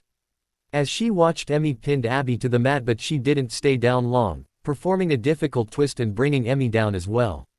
Ron stood in front of a large map of Hogwarts, gesticulating wildly to Stephanie, who stepped forward every now and then to tap a certain place on the map with her wand. One such tap set the map an ugly green color and she shook her head, clearing the map of dots and arguing with Ron. McGonagall couldn't hear the words being spoken and she didn't know what exactly they were doing, but she got the impression it wasn't just a simple squabble. Behind her and to the left, Luna and Stephen were bent over a mess of papers discussing possible translations of several different languages and texts at once. Luna was constantly writing down possible translations and crossing them out while the 2 bounced ideas back and forth. McGonagall knew just enough to recognize one series of texts as a very old form of the runic alphabet. Anything more than that was beyond her level of expertise. Behind the duo, Susan was sitting behind a desk working steadily through a huge stack of papers in an in tray. Every now and then an owl would swoop in through the window and deposit another envelope on her desk. Occasionally, small owl stuffed toys would burst into existence with a puff of feathers and drop yet more paperwork on her desk. She never once complained and, though she frowned in annoyance over one or two things, she went at her work with the kind of focus you'd only expect of an accountant looking for that missing $3 million. Jesse was sitting on the floor in the aisle between his desk and Stephen's, sorting through packages that bore the insignia of a number of shops in Diagon Alley and Hogsmeade. As she watched, he stood and began to distribute the packages to certain desks. He wandered past and offered her a small smile in greeting, and she followed him with her eyes as he left the classroom on the left and moved to that on the right. Harry was sitting at one of the desks, peering down at an object on his desk through a magnifying glass. Fred and George stood on either side of him, also holding magnifying glasses and looking at the object. Whatever it was, to McGonagall it looked like nothing more than an ordinary gobstone, but she wouldn't put it past the Weasley twins to have turned an innocent children's game into something nasty. They had, of course; she just wouldn't find out how nasty until after Christmas. It was Daphne who actually approached her, as everyone else seemed to be deeply involved in whatever task they were doing. Martin was conspicuously absent. "Hello, Professor McGonagall, welcome to the Adata." Words failed her and all she could do was flashback to the last order meeting. To a dingy kitchen in a house protected by a Fidelius charm and 9 people all waiting impatiently for their leader to arrive. They'd spent 30 precious minutes of order time discussing the complete lack of progress being made in a further 10 discussing the very group she now found herself observing. She could see clearly in her mind a group so secretive that it was almost damaging to their ability to make progress. A leader determined to win a war with patience and understanding. A leader adamant that love could conquer all. Then she looked around at the students before her. At the obvious signs of plans being made, objects being studied and actions being taken. She looked at the wall of maps, at the colored dots on them and the key that denoted a certain one to the location of a fallen Azkaban. She remembered the anger of a young man who had scolded his failed mentor for allowing so much to happen through inaction. She took in the wall of accomplishments, the map of article, names, places, that covered another wall. And she knew. Harry Potter would win this war, and he would do it without Albus Dumbledore. If it were anyone else he might have cause to be jealous. As it was, Remus Lupin watched as Tonks ducked upstairs and into Sirius' bedroom with all the stealth of a clumsy elephant wearing tap shoes. It wasn't like she was making a point to hide all of the time she spent in there with him, and it wasn't like she didn't have 12 years of family time to catch up on. There was just something about the way the lock snapped into place each time that set his teeth on edge. They were most definitely up to something. Concerned that Sirius was going to get himself captured, whether by Ministry Aurors or Death Eaters at this point was inconsequential, and Tonks fired, he decided to use some of his much abhorred werewolf abilities to spy on them. A subtle sniff now and again proved that Sirius was leaving Grimmauld Place regularly, as only the outdoors could create just that combination of smoggy air and a myriad of other unpleasant things. With confirmation that he was at the least going out when he shouldn't, Lupin resorted to tracking charms. He started with the simple ones parents often put on their wayward children and then moved up to the extra nasty ones used on Death Eaters when it turned out Sirius was checking for trackers and then disabling them. He'd found every damn one so far, and placing them on Tonks was pointless. She may have been a little clumsy, but she could spot a tracking charm at 10 yards. He'd tried every means of spying he could think of and was now down to his last resort.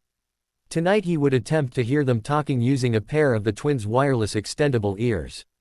A product he'd had to purchase through their mail-order business instead of just borrowing off Mrs. Weasley, who had confiscated almost the entire batch of the original version. He'd planted one end in Sirius' room earlier, and once he was sure Tonks was in there behind a locked and heavily spelled door, he placed the receiver in his ear. "Late," Sirius was saying. "Would you hurry up, Padfoot?" Tonks reprimanded. "Don't get your knickers in a twist. I'm not going to miss the damn portkey. You did last week. That was your fault." "Was not," Tonks retorted, sounding incredibly childish in that one moment. "Was too," Sirius insisted. "I distinctly remember having to lunge and grab you at the last minute. I dropped the file." Remus rolled his eyes, wondering at the fact that 2 grown adults were squabbling like children.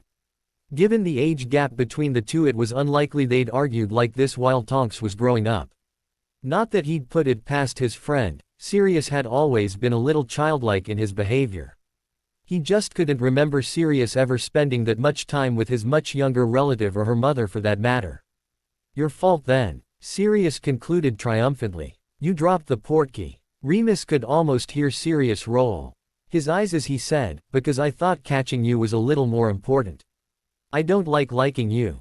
Sirius' bark-like laugh filled the room and, had the twins finally perfected their extendable eyes, Remus would have witnessed Sirius giving his favorite family member, by a very, very long margin, an amused hug. Then all sound cut out, Sirius laughed mid-bark, and Remus had to assume they'd left by one of the portkeys they'd been discussing. On the one hand, Remus was happy for his friend. He'd never had much family and he deserved to get to know what little of it was both alive and decent. On the other hand, he was really curious, was unlikely to get any answers and just about ready to tie them both to a chair to question them. With no further chance of getting answers, Remus wandered back down to the kitchen where he found Bill and Arthur Weasley playing a game of cards with Kingsley Shacklebot.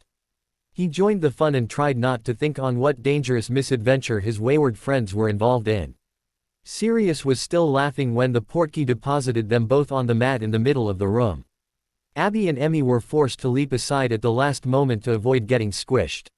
Sirius looked around and the first person he spotted, after helping Abby to her feet and remarking that a different arrival location was becoming necessary, was McGonagall. Minnie, he called out in delight.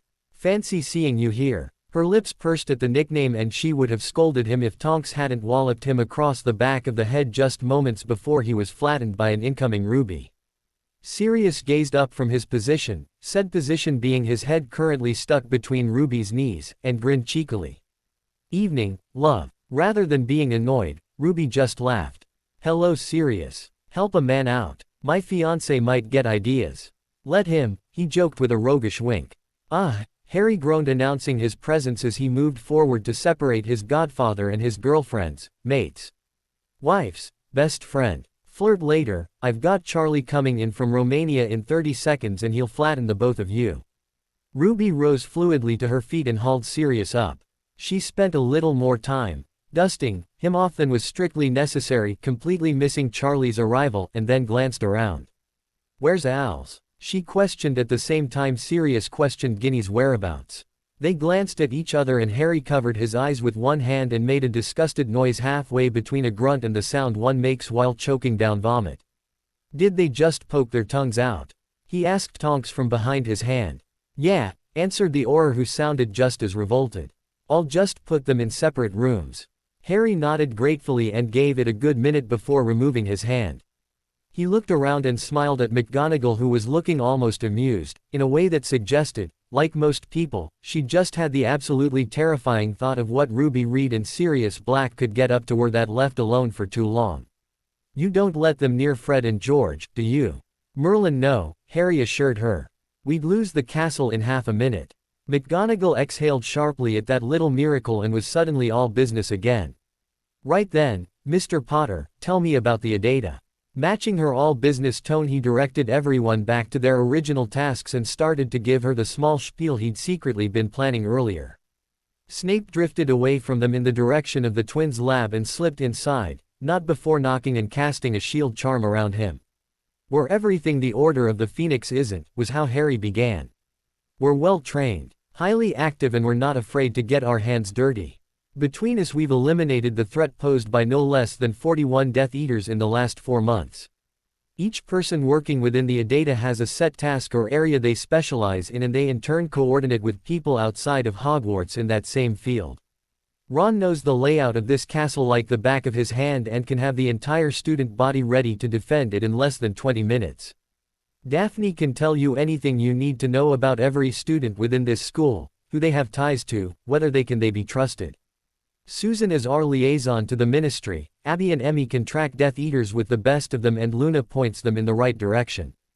Jessie can get you anything you want and Stephen can tell you which students need to be placed where to maximize the potential of a student army. We know what we're doing and we're doing it well. I know you're not here to stop us, but I also know that you're not here to let us continue either. You need to make a choice, or you against Voldemort. What we are doing here is not acting against Dumbledore, it's acting where he won't or can't. We're not hiding what we're about, we've made no secret of where we stand.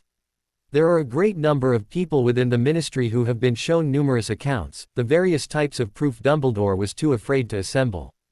We've got their backing, Professor, do we have yours? Silence fell over the room, every member of the Adata having been attuned to Harry's words. They'd continue with or without McGonagall's support, but they wanted it. Either way they needed an answer. Would she join them? Would she rat them out to Dumbledore, or would she refrain from making a judgment and remain in the background pretending she knew nothing of what went on outside of what the Order could discover? She took in the determined stance of the Adata students, the way a highly trained Auror, one of the Ministry's best unspeakables and an escaped convict with plenty of reason to hide, stood tall beside those students and slightly charred Dragon Keeper. She saw the way Snape aligned himself with the Weasley twins, and it was that, ultimately, that made her decision. You have it. There was a spider crawling up his right arm. He'd been watching its progress ever since it decided his wand looked like an interesting place to start its acrobatic performance. 6 really hairy legs had since moved up the length of his wand, trailed casually over his fingers and made its way up his arm. It stopped for a bit of sightseeing around his elbow and sort of curled up as it took in the new and wonderfully warm world beneath it. Once it got bored, migration further north seemed acceptable, and its current perch was right below his ear. Every time he breathed in, a little hairy black leg brushed against the side of his neck. He knew his limits and he wasn't afraid to admit it. He was 3 seconds away from screaming like a little girl. He closed his eyes and suppressed a whimper. Being able to hold in any sound of protest was at the moment the difference between a traumatized living and the long and excruciating death by Voldemort. He couldn't see what was going on ahead of him. It's very hard to see anything through eyes screwed shut. He certainly couldn't hear anything over the pounding of his own blood in his ears. His heart was beating faster than it would have if he'd be facing 3 Death Eaters and his mother wielding a lethal-looking broom. There was nothing but the damp grass beneath him and the far too friendly great big hairy black spider setting up camp between his ear and shoulder. It was hard to care that he'd just laid his very own eyes on a restored Voldemort. For the first time, he could guarantee that when he got back to Hogwarts the first story anyone heard would be about the huge freaky spider. He kept up an inner mantra, constantly reminding himself that soon he would be able to move. Really, really soon, he hoped. There was a slight shift of motion to his left and the feel of a warm body pressed against his back. Small hands reached down and suddenly he was free. He barely waited for the weight to lift off his back before he was up and shuddering, dancing on the spot in complete disgust. Daphne smiled at him with her hands cupped around the hairy offender. She turned and deposited the spider in a nearby hedge, and Ron took the time to get some more shivers out of his system. "You're so manly," Daphne informed him with a grin. "Gah," was all he could say in response. He could feel the ghost of little legs still working their way up his arm. Daphne moved closer, replacing the feel of creepy arachnid legs with the feel of her hand gradually moving up his arm. She wrapped her arms around his neck and pressed her body nice and close. Hairy spider legs were becoming a distant and thankfully hazy memory. Still, even Daphne couldn't erase some memories. "I need to shower. Maybe I'll join you." Then again, they made the trip back to Hogsmeade quickly, apparating directly into the basement of Honeydukes rather than enjoying a slight evening stroll through the snowy village. Any plans they had for a shared shower vanished when they dropped down into the secret tunnel and almost tripped over an unconscious and heavily bleeding woman.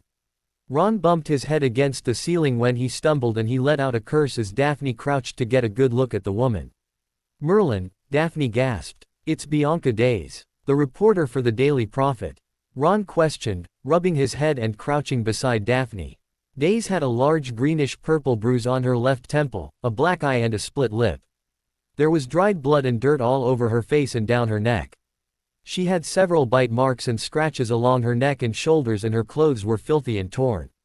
In the dim light of the tunnel they could see a dark stain across her stomach, and when Daphne touched it lightly it was warm and wet.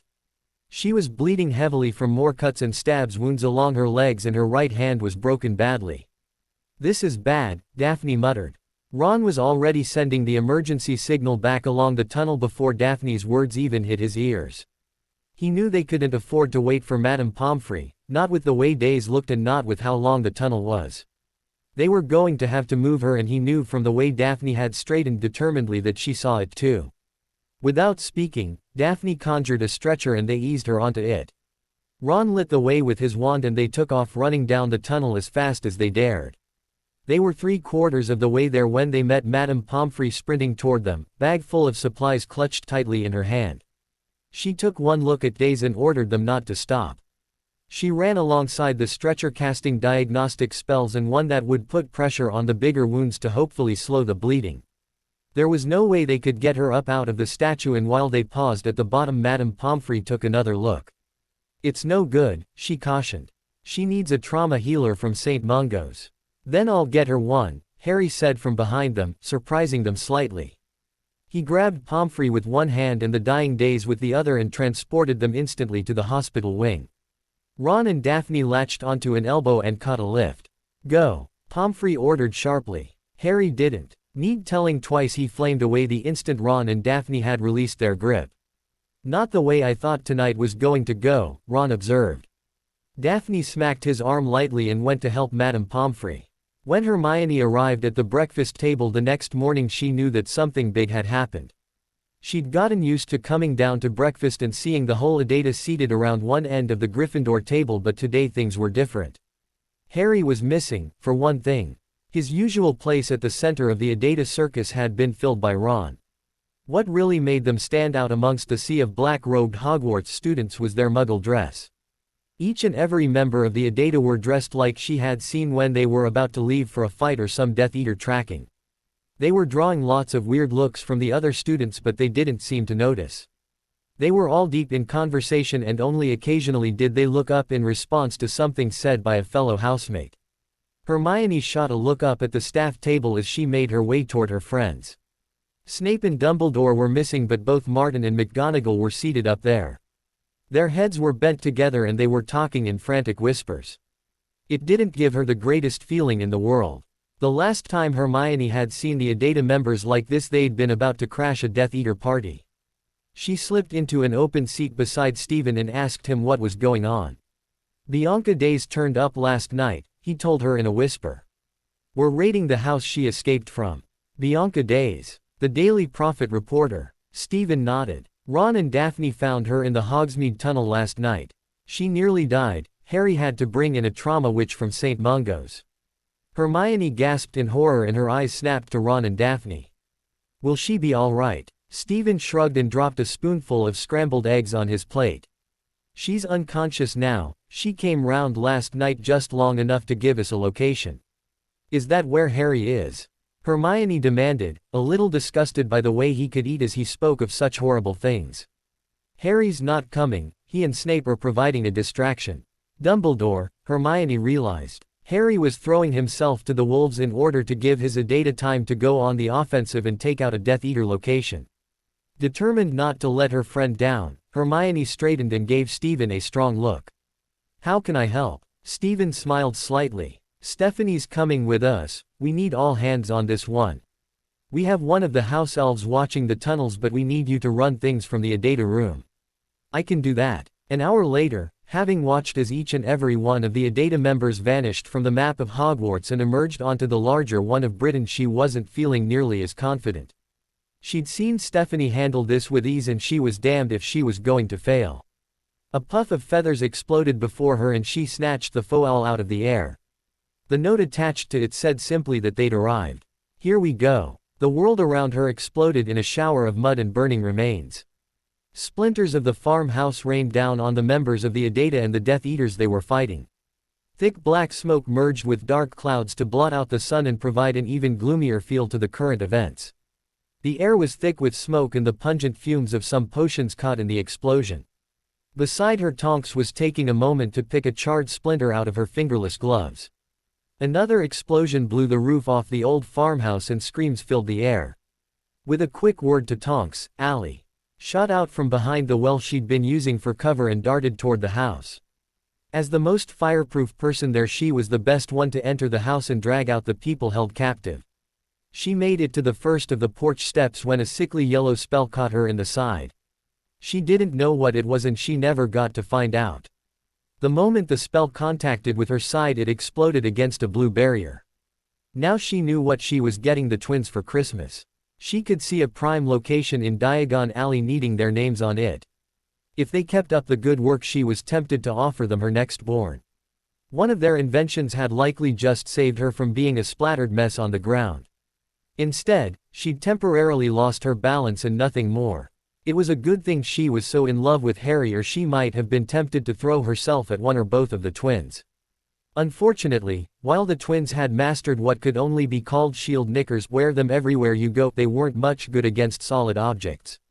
An explosion inside the farmhouse blew the front door outward. It smashed straight into her and threw her off the rotting porch.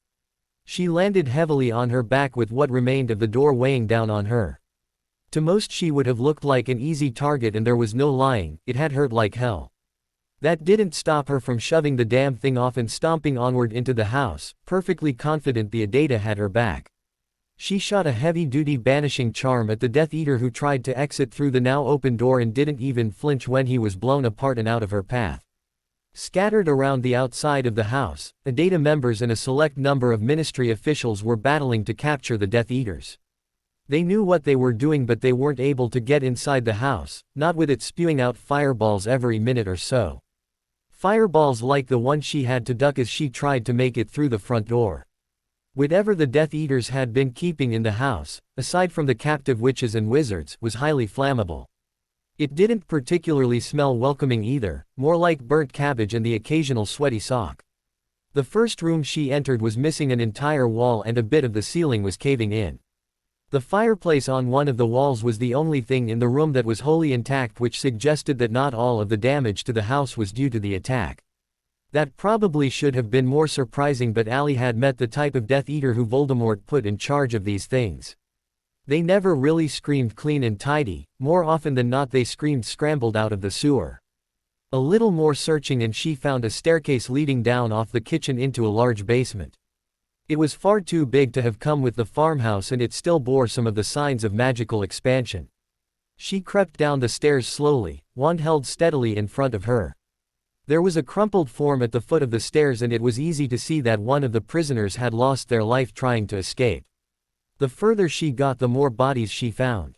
A long wall was lined with small cells constructed of nothing more than stone and metal bars. Each cell, each cage really, contained another lifeless form. There were a dozen witches and wizards chained to the wall with heavy manacles, and they were all dead. Some looked to have died from wounds similar to those Bianca Days had been sporting when she arrived, others looked like they'd been lucky enough to be on the receiving end of the killing curse. Allie didn't know what was worse, to have had no chance at fighting back or to have experienced the pain that resulted in the opportunity of fighting back. She made sure to check for survivors before she returned to the stairs. There was nothing more she could do for them but hand them and all of the evidence over to the right members of the Ministry, who would eventually use it to the advantage of those fighting against Voldemort. She turned her attention to saving the house and preserving the evidence. The Adata would handle the Death Eaters, and what they couldn't, the Ministry people would. Harry wasn't aware he'd been walking so stealthily until Hermione jumped a foot in the air and screamed. He didn't know whether to tell her off for being so girly in her reaction or to laugh. He went with scolding her slightly for reacting with a scream instead of a curse, and then asked about the ADADA's progress. "It's no good," Hermione told him sadly. "They were too late to save the others. Allie found 12 dead in the basement. She thinks the Death Eaters killed them when they realized Days escaped." "And the Death Eaters?" Hermione pointed to a section of wall to which she'd pinned up copies of profiles Daphne had made while working with Abby and Emmy. There were 8 Death Eater profiles pinned to the wall with purple pins and another 6 with black ones. 6 dead and 8 captured. So far, Hermione confirmed, though she sounded somewhat shocked that she was stating something so horrible so easily.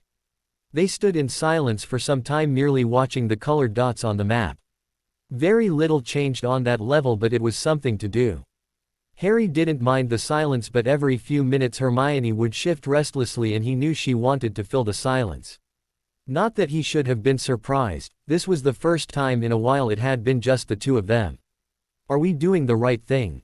He didn't answer immediately, taking his time to think about a truthful response that would give her the answer she both wanted and needed to hear. He wasn't completely done hiding from her, but he wasn't about to miss an opportunity to give her more of a reason to trust him over Dumbledore. "Yes, we're doing the right thing," he told her eventually. "I know that it doesn't seem right going out and attacking Death Eaters, but I also know that Fudge will continue to let Voldemort get away with so much death. Are we any different?" Her words gave him pause, not just because she'd included herself in that statement but because she was questioning whether or not stopping Death Eaters made them like Voldemort. He couldn't go with the argument he'd given Ginny. Hermione didn't know enough or anything about what he was, but he could give her a sensible answer. I've killed people, Hermione, more than any one person should have to, but it doesn't make me like Voldemort or his Death Eaters. It doesn't make me the kind of person you think it does. I'm not a good man, but I'm not bad either. I've done what has to be done so that people like you don't have to. I killed those Death Eaters so that people like Lydia don't have to. Harry, Hermione began, but he interrupted. I don't need you feeling guilty for me, he told her firmly. I don't regret a single life I've taken. I know this isn't what you want me to say. I know you want me to sit back and be the normal teenage wizard while Dumbledore handles Voldemort, but I can't. I won't. This isn't what my parents would have wanted for me, but it's who I've become. I like what I've become, Hermione, I'm at peace with it. Hermione's chin quivered and she bit her lip in an obvious attempt to avoid crying. He wrapped a comforting arm around her shoulders and pulled her into a hug. I'm just worried. I know, he acknowledged. I also know it's not just me you're worried about. He's killed too. I'm sorry it had to be that way, but he made a choice. He looked at the facts as they were presented to him and he made the decision he could live with. A single tear spilled down her cheek and Harry knew there was one more thing he had to say before she could believe him. I don't expect you to do the same. That's not you, Hermione, and I'll respect that. I'll be proud of you for finding other ways. She sniffled a little and smiled weakly at him. He squeezed her gently and went back to watching the map. He didn't remove his arm, but he figured the conversation was over. Do you think that's why he likes her? Harry had to refrain from banging his head against a wall. How had she managed to turn concern over his moral well-being into a reason Ron had chosen Daphne? His reply was blithe and meant to set her at ease. Unfortunately, as he wouldn't find out until Ginny later hit him, it did the exact opposite. She kills spiders. They were both lying flat on their backs staring up at the ceiling above their bed. There wasn't anything particularly fascinating about the ceiling, but it was there and neither could be bothered moving. The only movement coming from the bed came from Molly, who was lying between them, wrapped tightly in a blanket cocoon with her arms flailing about happily. Occasionally she gurgled, "How'd your meeting with Dumbledore go?" Ali's words were soft-spoken but sounded loud in the dark room.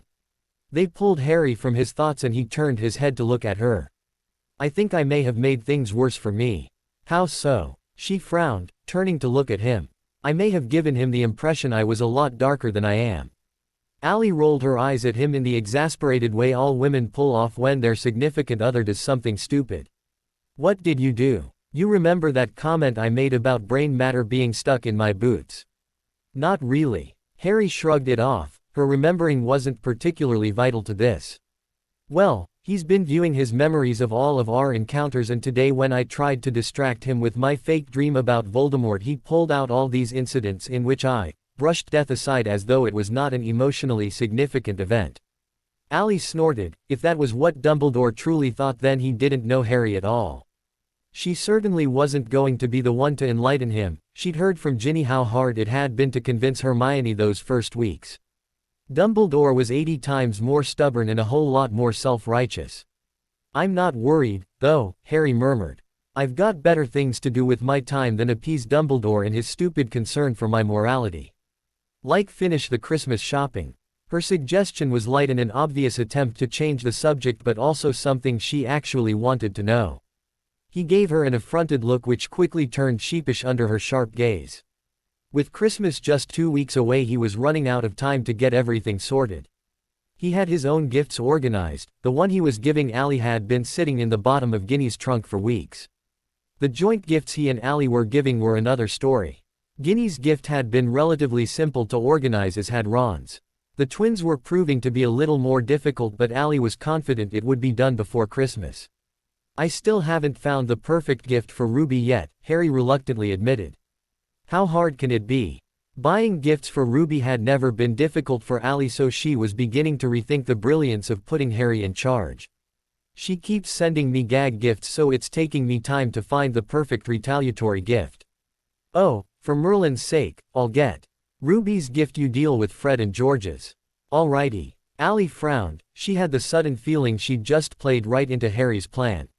She wanted to thump him but couldn't quite find the energy. Everything she had in that moment was going into making sure Molly didn't wriggle off the bed. "Are you ready for the next tournament? I'm pretty sure I can handle whatever you're forced to throw at me for the sake of our work. We're going to fight at the end."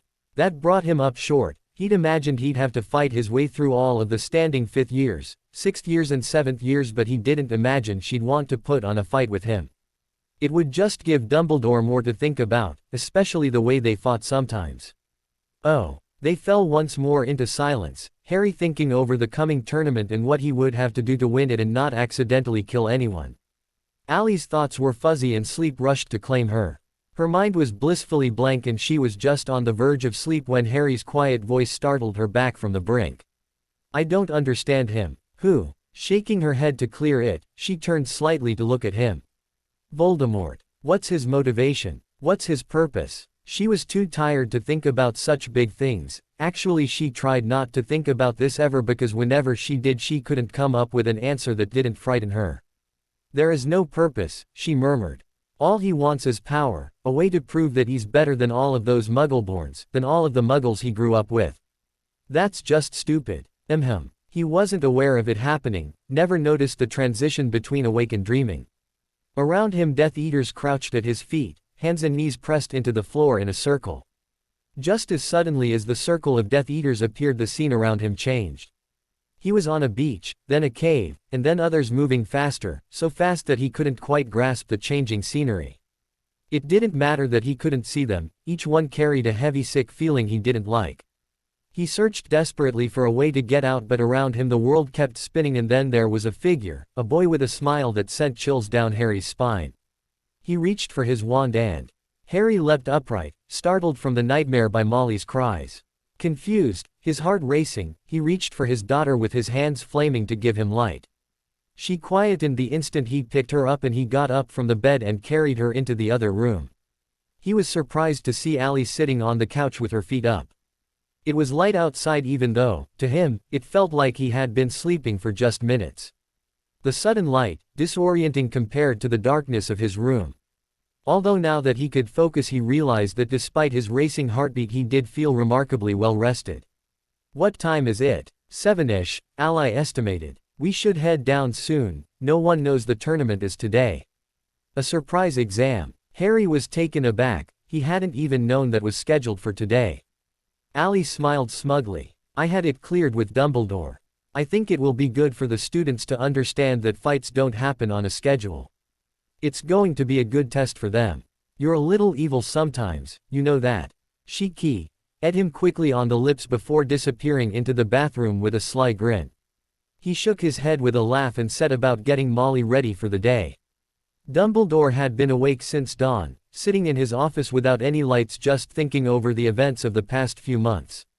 Today at breakfast he would announce the second of Professor Martin's Dada tournaments. He felt incredibly old in that moment, waiting to announce an exam that would once more demonstrate that the woman he chose to teach his students was turning them into efficient little soldiers.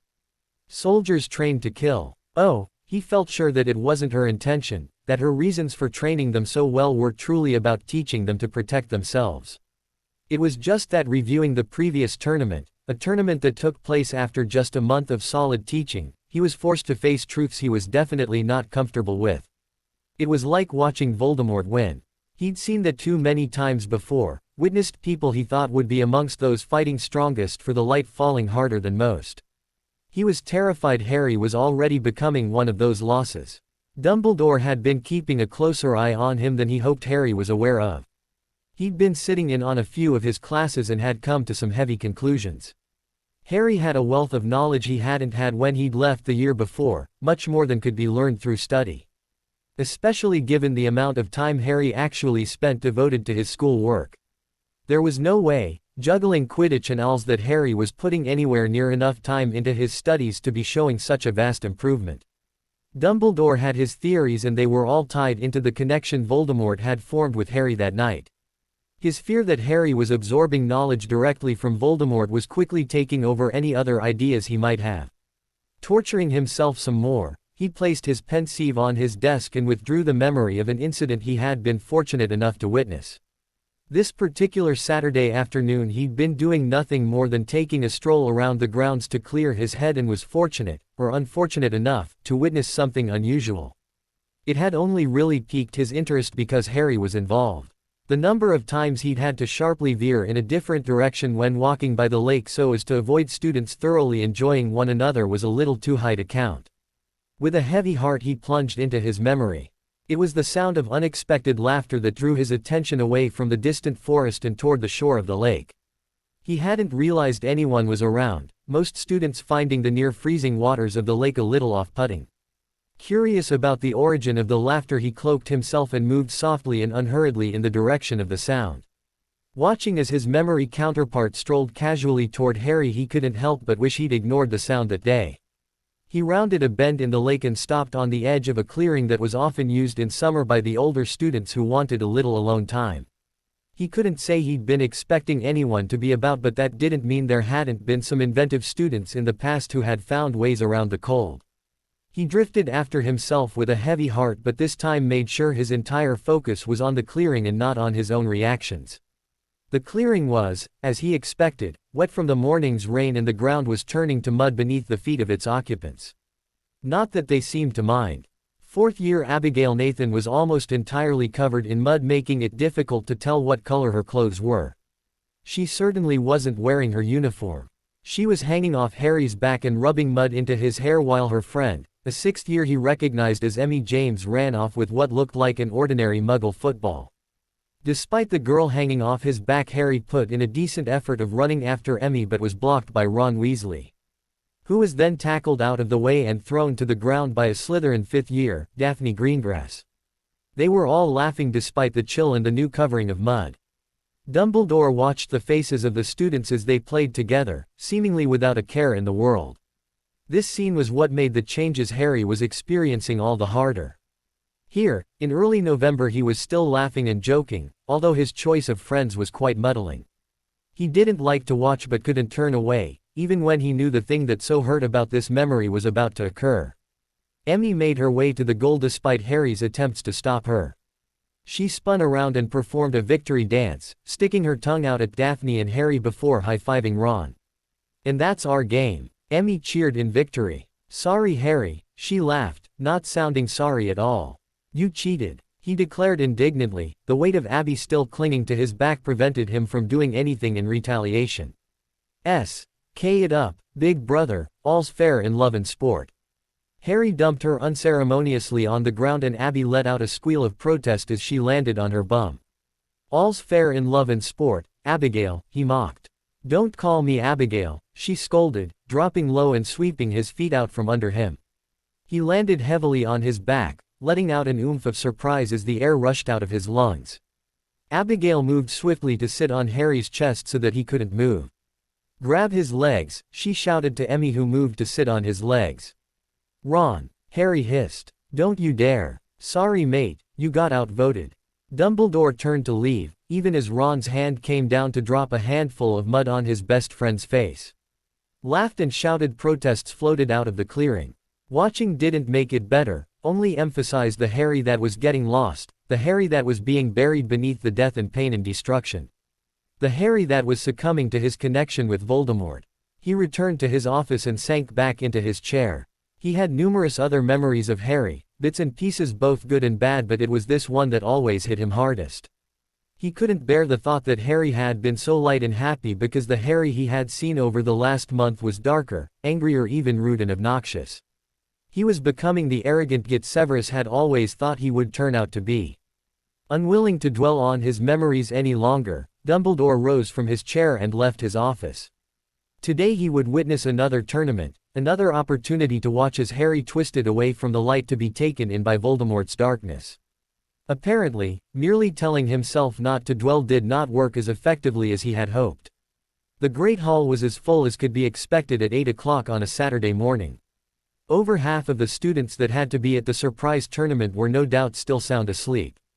When Professor Martin had approached him with her intentions, he'd been a little reluctant to allow her to continue on the path she designed at the beginning of the year.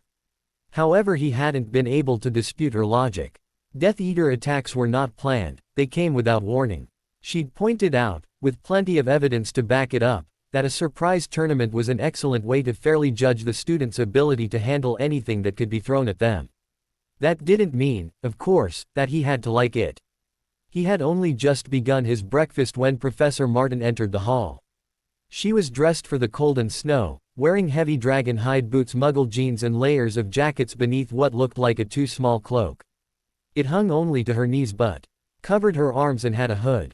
Her neck was hidden beneath a Gryffindor scarf and her hands were in gloves. There was snow on her boots and in her hair. Harry was behind her, dressed similarly, though without the too small cloak.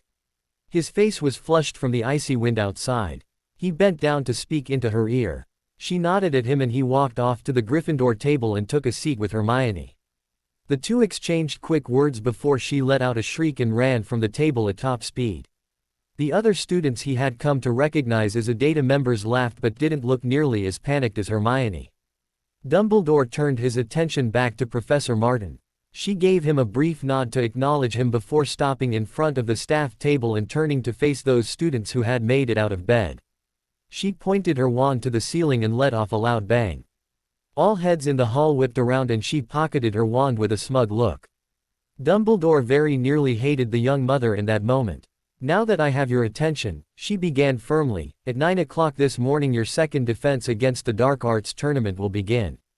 You have 20 minutes to wake your friends as I expect every one of you to be dressed for the weather and seated in the Quidditch stadium at exactly 15 minutes to 9.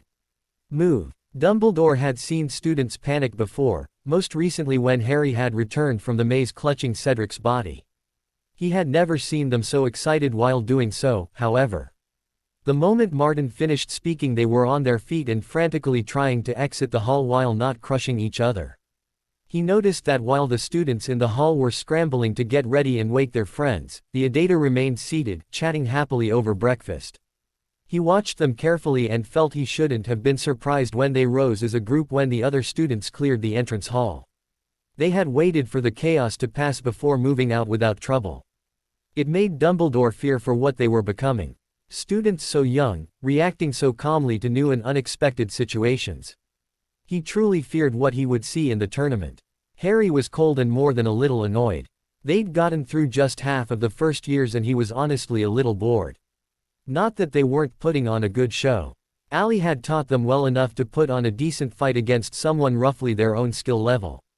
It was just that he was used to watching Death Eaters fight. He was used to watching and occasionally joining in when the Adata fought. Compared to that there wasn't anything particularly thrilling about watching midget first-years shooting basic incapacitating spells at each other. He paused in his prowl of the edge of the fighting platform, to squat next to Ron for a bit of conversation and to steal a bit of warmth from Hermione's fire. If it were just the Adata he'd have just wandered around on fire, using his own power to keep warm. Unfortunately the whole school was present so that wasn't really possible. He felt sorry for McGonagall and Snape who were standing with Madame Pomfrey and the trainee healers she'd borrowed from St. Mungo's. They stood on the sidelines outside a small medical tent without the warmth of a fire or a good blanket. The first years hadn't caused too much damage but the same was unlikely to be true of the third years and up. Those students, Ali deemed old enough to learn how to really cause some damage and were almost strong enough to use it to their advantage. She'd organized for the aid tent to make things simpler. "It's wrong that I'm bored, yeah." Ron looked over at him from his position snuggled up against Daphne under a blanket and frowned. "Yeah," he agreed, "but you're not alone. We're a little bored too," Daphne explained. "And dead tired," Emmy complained. "I had to follow some stupid witch all the way around Scotland last night." As if to prove that being forced to sit through this tournament was, in fact, a waste of time, she rolled up the leg of her cords to show a white bandage wrapped around her calf. It showed just the slightest red splodge of blood having seeped through. To Emmy, and apparently the rest of the Adata, perhaps with the exception of Hermione, this was evidence enough that their skills were beyond what could be tested in a simple tournament. "That's nothing," Daphne assured her. She unzipped her jacket a little and pulled down her scarf just enough to show an ugly red and purple bloody mess over her collarbone. Death Eater curse, Snape still doesn't know what it was. That was a little impressive and Harry really hoped Dumbledore never caught sight of so many signs of their time spent fighting Death Eaters. If he was having trouble grasping the idea that children could fight back to protect themselves, then he certainly wasn't going to take well to the evidence that they were getting hurt in the process. Before them, the last of the first years finished their fight, the loser hitting the ground with a heavy thwack and a slight spray of blood. The winner, breathing heavily, looked more surprised than pleased with his win. He wouldn't get time to enjoy it though, not the way Ali had organized this tournament. In this tournament you fought until you were defeated, and then whoever beat you got to try their hand at beating everyone else. He'd have a few minutes to grab a drink from Madame Pomfrey before he would get to try his hand at the first of the second years. Ouch, Ginny remarked rather calmly as the second year positively whipped the poor first year into a lump of unmoving person on the ground. That lasted long. Harry shrugged. Snape was sending him pointed looks that suggested perhaps he could remove the unconscious student because the spell that had hit him had thrown him much closer to Harry. Duty calls. He tried not to be too reluctant as he got up and walked casually over to the unconscious boy. He could hear Ali shouting the name of the second year up next, but he paid it no attention. He crouched beside the fallen boy and inspected his injuries. It didn't look like anything bad. Then again, these days his idea of bad was a lot direr than it had been. Or anyone else's interpretation of bad, for that matter. His bad was probably more aligned with everyone else's definition of half-dead. He tapped the boy's cheek lightly in the hopes of bringing him around. When that failed to work, he hit the kid a little harder. That definitely worked, and the kid's eyes opened slowly and he blinked up at Harry in confusion. "On your feet, kid." He received a groan in response, but the boy did get to his feet slowly and Harry pointed him in the direction of Madame Pomfrey and her little aid tent. He seemed to shake it off a little as he walked, and Harry turned his attention back to the fight about to start. This one, like all the ones before it, didn't last very long. Oh, it lasted longer than most, but it ended the same, with a second-year student on the ground and the winner panting with a look of great relief on her face. And so it went on. Some lasted longer than others, some barely made it through one fight, but in the end just one second-year boy was left standing. He'd fended off 4 of his fellow second years to take the position of top of his year, and he looked exactly as you would expect. His face was flushed and sweaty and his breathing was labored, no doubt made worse by the winter chill. Still, he had that look of someone who knew they'd just done a pretty good job and weren't going to let anyone take away his title. This was when Ali announced the first of the third years and his next opponent. Keeping in mind that she was drawing the names at random out of a hat, it was just plain bad luck what happened next. Stephanie Allen. An explosion of noise from the Adata accompanied Stephanie as she moved toward the platform. Harry bumped her shoulder playfully as she passed and grinned when she shot him a dirty look over her shoulder. The poor second year didn't stand a chance. Harry moved as close as he dared just so he could get a better look at the slaughter about to take place. He didn't bother holding in his laugh when Stephanie stepped onto the platform and stood with her arms crossed and her head tilted to the side. "Well, go on then," she prompted, waiting for the second year to make a move. He wasn't stupid, Harry would give him that. He, like most of the school, had noticed that Stephanie was a part of Harry Potter's group and it was giving him pause. Still, he couldn't just stand back and do nothing in the hopes of surviving whatever was about to be thrown at him. He threw the first spell. Stephanie had her wand out and a shield up before the spell had even been fully cast. She battered it away, and snapped a spell back. The crimson red light hit its target, but a last-minute shield prevented it from doing any lasting damage. Unimpressed, Stephanie fired back 3 successive spells, simple though they were, and moved closer to her opponent. He tried to fight back and he did put up a pretty good effort, but when he fired a little white spell at her and she just backhanded it out of her path, he knew it was all over. He took a stunner right to the chest, one of the older ones Ali told them not to use unless they had a good 8 hours on their hands. He hit the platform like a stiff board and Stephanie pocketed her wand. She rubbed her hands together to fend off the cold in an obvious demonstration that the fight hadn't affected her one bit. Snape offered her an almost smile when he moved onto the platform to remove her unconscious opponent. She grinned and then turned to greet the next poor Kerr. This one, a tall willowy girl, didn't go down as quickly as the last, but she still fell to Stephanie, as did every other third year who tried to best her. Some were difficult, some were easy enough that a strong spell merely tore through their shields. Stephanie didn't come out on top completely unscathed. She had a few scratches and one burn, but when dealing with Death Eaters and, well, Harry, scrapes and burns were not unexpected. Her skin was flushed but she wasn't struggling for breath. She was much more accustomed to this sort of thing than any ordinary 13-year-old probably should be. She made her way across the platform to Madame Pomfrey, who offered her a nice warm cup of cocoa and a piece of cake. Stephanie smiled gratefully and ducked inside briefly to check out the mini massacre she'd just caused. There was a general chorus of mo-ns and groans and the occasional bit of ching, but mostly it was good-natured. While Stephanie was in the tent trying not to rub it in how she had beaten every single one of the third years, Allie walked up to Harry and McGonagall. The two were conversing in low tones about the fight put up by certain promising students. "We're breaking for lunch," she informed them, rubbing her hands together against the cold and then using McGonagall as a shield so she could stick them in one of the pockets of Harry's jacket. McGonagall pursed her lips but didn't comment, even when smoke started to curl up out of his pocket and she began to smell parchment burning.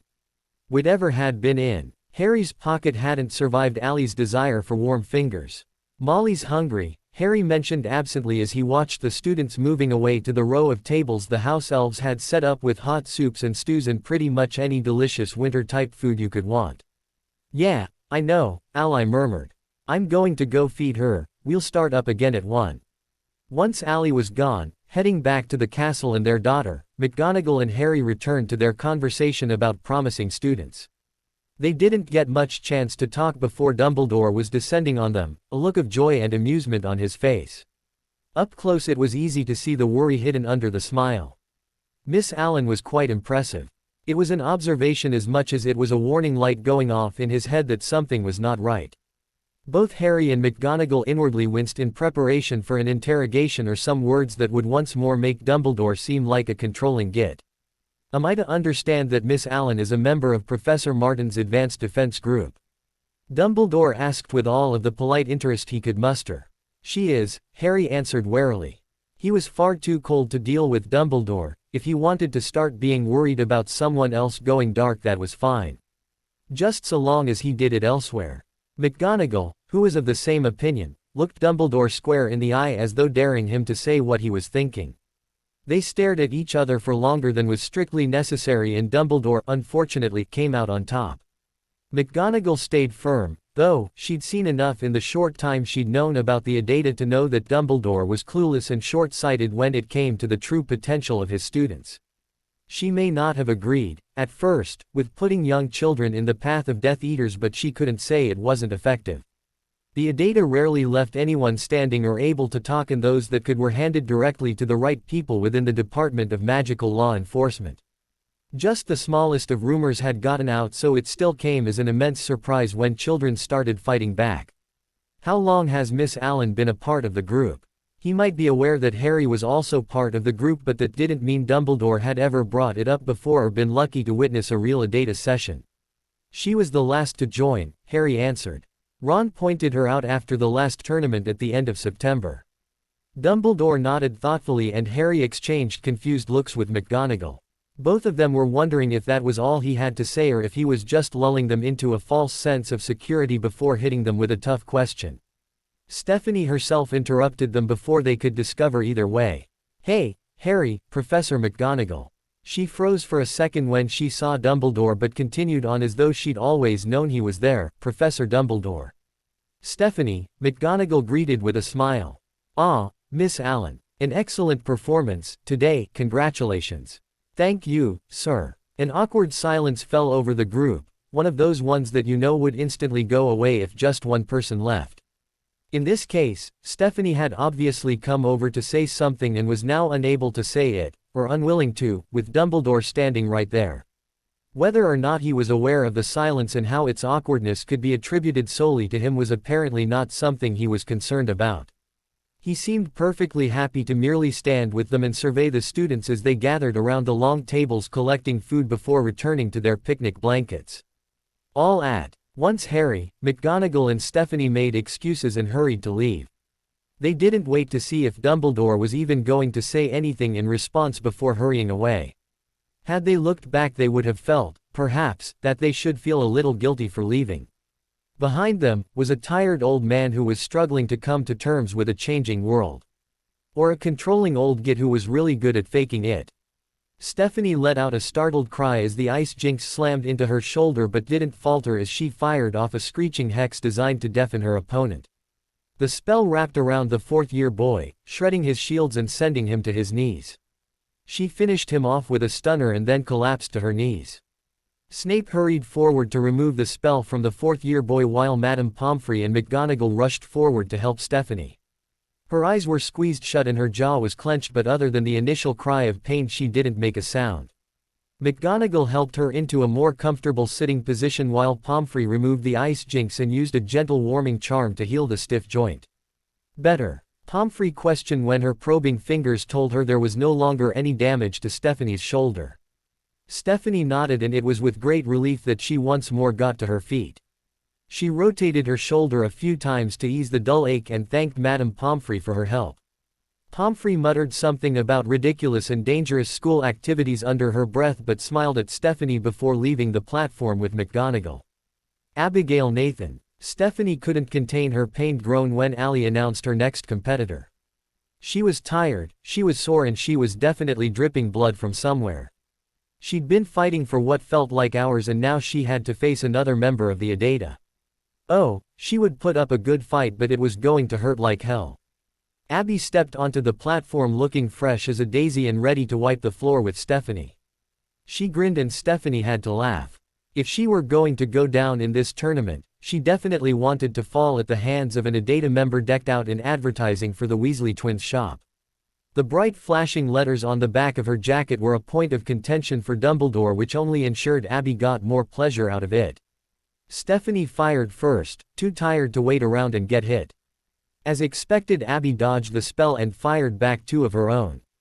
And so it went on. For a good 20 minutes the two fired spell after spell at each other. They each took hits, but nothing too big got through their shields. Sometimes it looked as though Abby would come out on top, sometimes as though Stephanie would.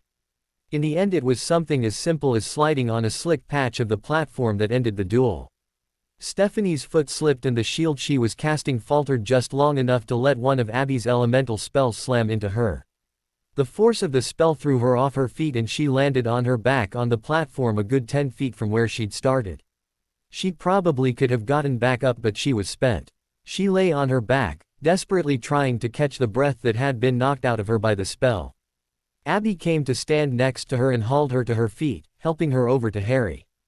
He slung an arm around Stephanie's waist and guided her off the platform in the direction of the aid tent. Abby gave her hand a gentle squeeze before she went back to the center of the platform.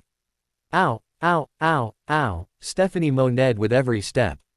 Harry laughed and helped her gently onto one of the makeshift beds. You did good. Her only response was, ow, ow, ow. Outside on the platform it was Abby's turn to demonstrate just what the Adata could do. There is something about a 5'4" girl wearing Weasley's Wizarding Wheezes promotional clothing that is nothing short of terrifying. Abby was decked out, for the most part, in what had roughly become the ADADA's uniform. She was wearing head-to-toe black Muggle clothing that made the bright-colored triple W's all the more emphatic. It helped, of course, that she had managed to take down the tournament's longest-standing competitor. Working against her was the fact that she was shivering in the cold. Come on, Ali, I'm freezing. Abby bye. Ched, rubbing her hands together and jumping on the spot. It's not me, Ali shouted back to her, finger pointing toward the stands where Dumbledore was deep in conversation with a woman Abby didn't recognize.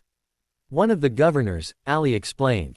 Lovely. Abby rolled her eyes and stalked off the platform in the direction of the nearest fire, which turned out to be on the blanket of a group of Slytherins. Sod off, she snapped at them when they tried to get her to leave. It's bloody cold and one of the school governors is trying to get this tournament stopped. That shut them up pretty good and they didn't make any more moves to shoo her until Dumbledore finally won his fight with the governor and Ali called the next name. Colin Creevey. The fight against Colin went as well as could be expected when fighting a boy who hero worships the great Harry Potter. He'd obviously been spending a little too much time trying to become like Harry because he had a few nasty spells up his sleeve. One such spell was designed to wrap you in a sticky coating that made it very difficult to move and, if applied with the right malicious intentions, could cut off your ability to breathe. Abby smashed that one back at Colin and had the satisfaction of watching it shred through his shield and stop him dead mid-motion. Extra satisfaction was added when it took Snape a few minutes to undo the sticky spell and release him. Fight clearly over, Abby stood back and waited for Ali to call the next name.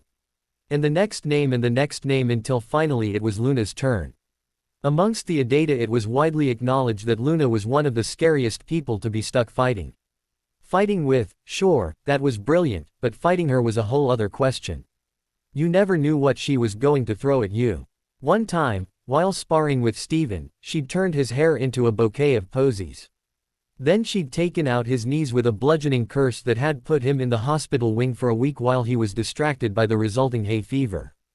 Abby tried not to let any of her nervous concern show, and she thought she was doing a pretty good job until she realized Ron had joined Harry at the edge of the platform and both were laughing. She shot them a glare, but that only seemed to make them laugh harder. Abigail, Luna greeted her with a smile, and Abby felt the distinct urge to shift from foot to foot.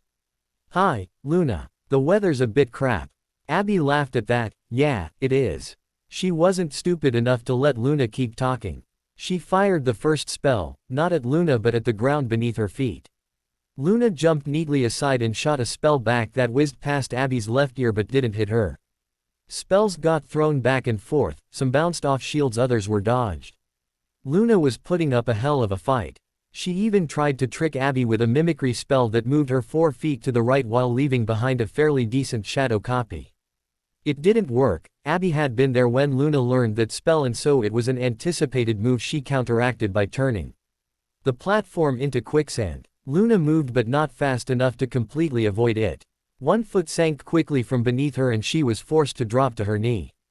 Unable to pull free, though she did try, Luna shot a couple of spells at Abby, but she was at a distinct disadvantage. Abby's stunner caught her right between the eyes.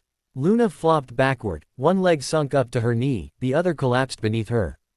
Abby hurried forward to help Snape and Harry haul her out of the quicksand. Honestly, Abby was a little surprised she'd come out the victor and that she hadn't been hit with anything more serious than a fusing jinx that had glued all of the fingers of her wand hand together. It was McGonagall who undid that particular spell so that Abby could commence with the beating of every other 4th year around. Of course, she still had Ginny to go, and by some horrible run of luck, Ginny's name was the last to be pulled from the hat. In a reversal of earlier roles, Abby stood breathing heavy and coated in minor scratches while Ginny stepped onto the platform looking fresh but chilled.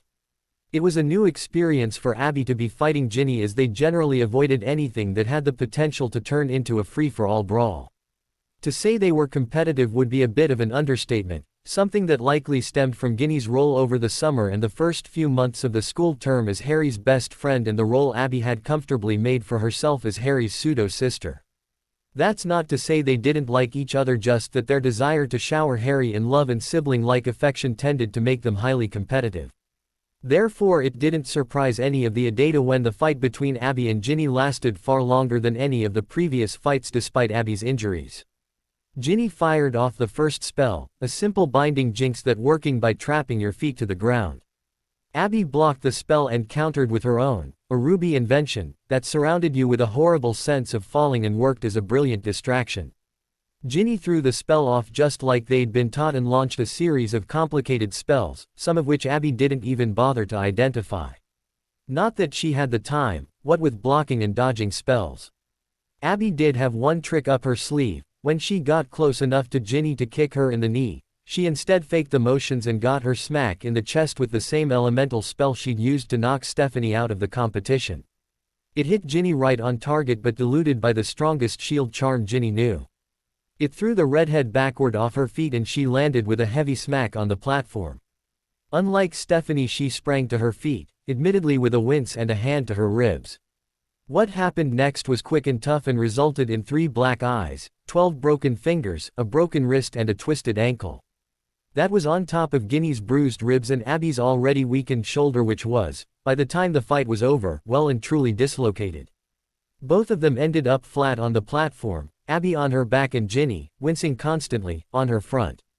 They both had their wands pointed at each other, but they were very much at a standstill.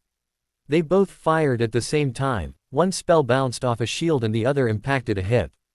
Ginny's wand fell from suddenly frozen fingers and Abby's head fell back against the platform with a dull thud. She let out a small, disbelieving whimper that turned into a name when she realized that the warmth she felt under her hand was, in fact, her own blood. Harry. And then darkness took over. When she came to, she was lying on one of the makeshift hospital beds in the aid tent and nothing hurt anymore. She discovered she was a little stiff when she tried to sit up, but it was nothing that wouldn't fade given a bit of gentle movement. "How are you feeling?" Harry was sitting in a chair beside her with his feet kicked up onto the end of her bed. "Definitely better than I did." "Good, we've waited for you long enough." Abby pulled a face when she realized he meant the tournament was still out there waiting for her. "How long have I been out?" "Oh, about half an hour. Madame Pomfrey wanted to make sure everything had set before she tossed you back out there." "Lucky me." Harry grinned and pulled her from the bed. He draped an arm across her shoulders and steered her out of the tent. "Ginny's furious you beat her." Abby's mood, a little sour from having to go straight back out to fight some fifth years, took a slight upturn at the news. The fight could have gone either way. "True," Harry agreed. "Now go and beat up some fifth years." He keyed at the top of her head and pushed her out onto the platform where she could see Ali and Dumbledore in the middle of a heated discussion. Snape and McGonagall were standing beside the two, clearly trying to side with Ali without obviously siding with her. Abby solved whatever problem Dumbledore seemed to be having by bouncing up to the fore with a big smile on her face. "Ready," she announced brightly. Her cheerful tone caught Dumbledore off guard and he blinked owlishly at her for a few seconds before he realized she was saying she was ready to fight again. He shook his head and gave her a look which was both sad and angry. Though, she couldn't be sure if the anger was directed at her, Ali or the world in general. "Miss Nathan, I'm not sure it is wise that we continue with this tournament." Abby gave Dumbledore a blank look that made him shift uncomfortably. Eventually she said, "Right. Whenever you're ready, Martin." With a last look at Dumbledore, Abby moved toward the center of the platform and pulled out her wand. She twirled it between her fingers to while away the time it would take Dumbledore to decide that Ali knew best and they should just get on with things. She kept her focus on him out of the corner of her eye, just waiting for him to make his move. He hesitated, eyes flicking between Abby and Ali before he gave a resigned sigh. Abby stopped twirling her wand and smiled smugly while Ali reached for the next name. Neville Longbottom. Poor Neville went the way of everyone else, his much improved defense skills nothing against Abby's time in the Adatta. He fell to a complicated stunner, as did both Pottle twins, Lavender Brown and Ernie Macmillan. Seamus Finnegan provided a little more resistance, but he too fell when Abby got him across the back with an incapacitating jarring jinx. The most entertaining of her fights against the fifth years was when she came up against a fury-filled Pansy Parkinson. Pure blood to the bone, Pansy had some truly horrible spells up her sleeve, but nothing that could compare to months of fighting real Death Eaters. Every attempt she made on Abby was blocked or countered until her shield slipped and Abby got her with an ordinary stunner. Ron Weasley. Abby could have wept with relief. Her entire body ached from numerous bumps, bruises and scrapes, and a fight against Ron was one she could stand to lose. Unlike his little sister, Abby had no real need to compete with Ron. She was perfectly happy to accept he was the better fighter and pass out on the platform from sheer exhaustion. "You still alive, Abs?" Ron's teasing tone made her feel 100 times better after taking down so many fifth years. "Not really," she admitted.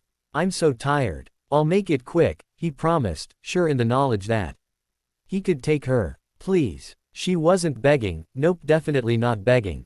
She in no way made it easy for him by putting up only a token effort and letting him hit her with a stunner after what she judged the appropriate time. Ron removed the stunner himself and helped Abby to her feet. He passed her off to Daphne and Harry, who helped her sink gently onto the Adada's cluster of picnic blankets. "Oh, sweet relief," she murmured, taking the blanket Ginny offered.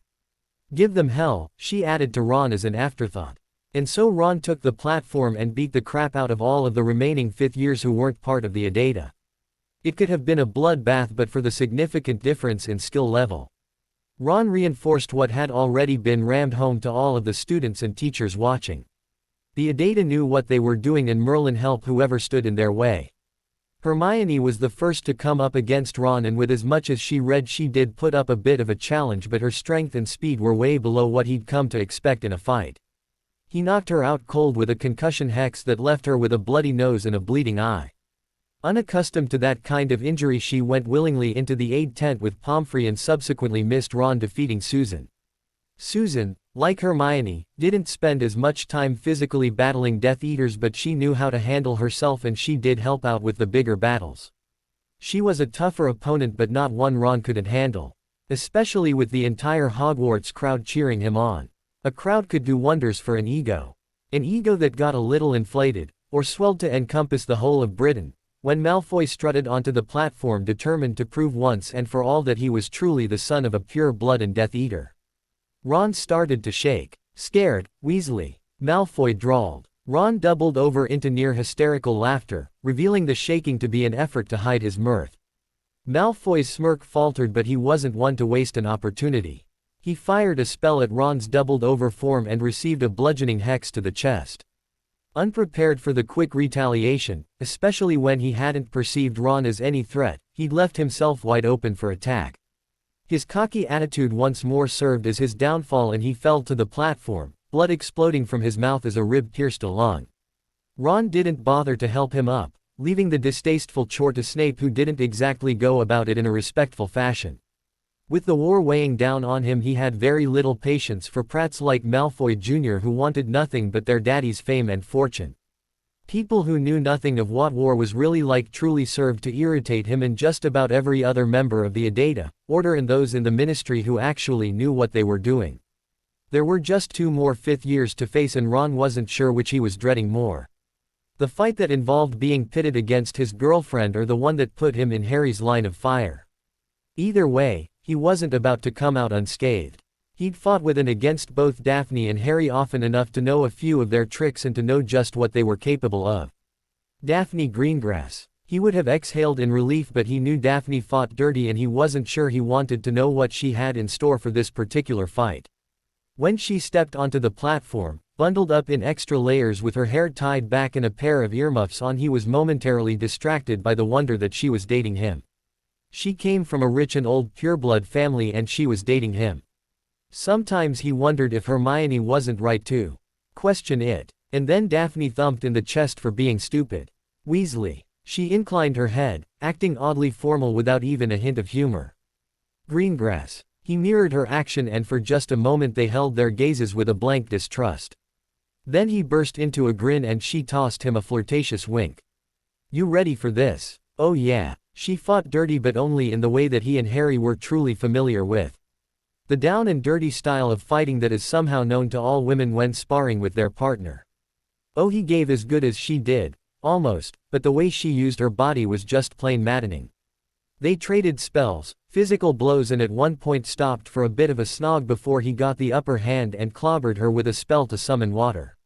He followed it quickly with a freezing charm that likely would have had more effect if he hadn't been distracted at the last minute by a powerful humming curse that caused the whole of his left leg to vibrate so fast he nearly fell over. He countered the humming curse and launched a series of concoctions the twins had created at her. They were just a few things that had been left in his pocket from the last Death Eater raid that he hadn't gotten around to handing back over. She took a weird goo-like explosive to the face, but that didn't stop her from stabbing him in the chest with a small firework she'd apparently lifted from his pocket when they stopped for a snog. She was sneaky and downright say why, and in the end what took him down was a few suggestive words whispered in his ear at just the right time and a rather gentle stunner. Daphne grinned unapologetically when she removed the spell and offered him a quick key, before she shoved him off the platform and readied herself to end up as a bloody smear on the ground. Deep, calming breaths were the best she could do to prepare herself for a fight against Harry. Anything else and she'd just Cho Chang. Freak herself out. Wait, what? Daphne spun to look at Allie in confusion, and she certainly wasn't the only one. Almost since the beginning of the tournament, every student and most of the teachers had been looking forward to watching Harry Potter fight. For Allie to simply skip over him was just unacceptable. Daphne shot a questioning look at Harry, who had moved to stand between McGonagall and Snape and looked perfectly unsurprised by the news. Cho Chang, Allie repeated firmly. Not wanting to be told 3 times, Cho Chang took to the platform. The confusion over Harry being left out hang over the tournament, some being worried he was going to be made to fight in another year level, others Malfoy wondered if he weren't being deliberately left out because he couldn't hope to stand up against his fellow students. It took a few matches to properly get back into the swing of things, and by that time Daphne had beaten her way through half a dozen sixth years, including Jessie. She was a little out of breath and the wound on her shoulder was beginning to weep some sort of bloody mix that was fast soaking through her clothes. Oddly, it didn't hurt, it was just uncomfortable and sticky. Emmy James. Like all of the Adata members before her, Daphne had a pretty good idea of what Emmy could do. She also knew that with her wound doing what it was, she wasn't going to last very long in a fight against someone who spent most nights when she wasn't doing homework tracking down Death Eaters. Like Abby when she came up against Ron, Daphne felt a sense of relief when she started to fight Emmy. She'd put on a good show, but she had no problem letting her shield slip and a blinding jinx get through. Even if she probably could have kept fighting, she threw down her wand.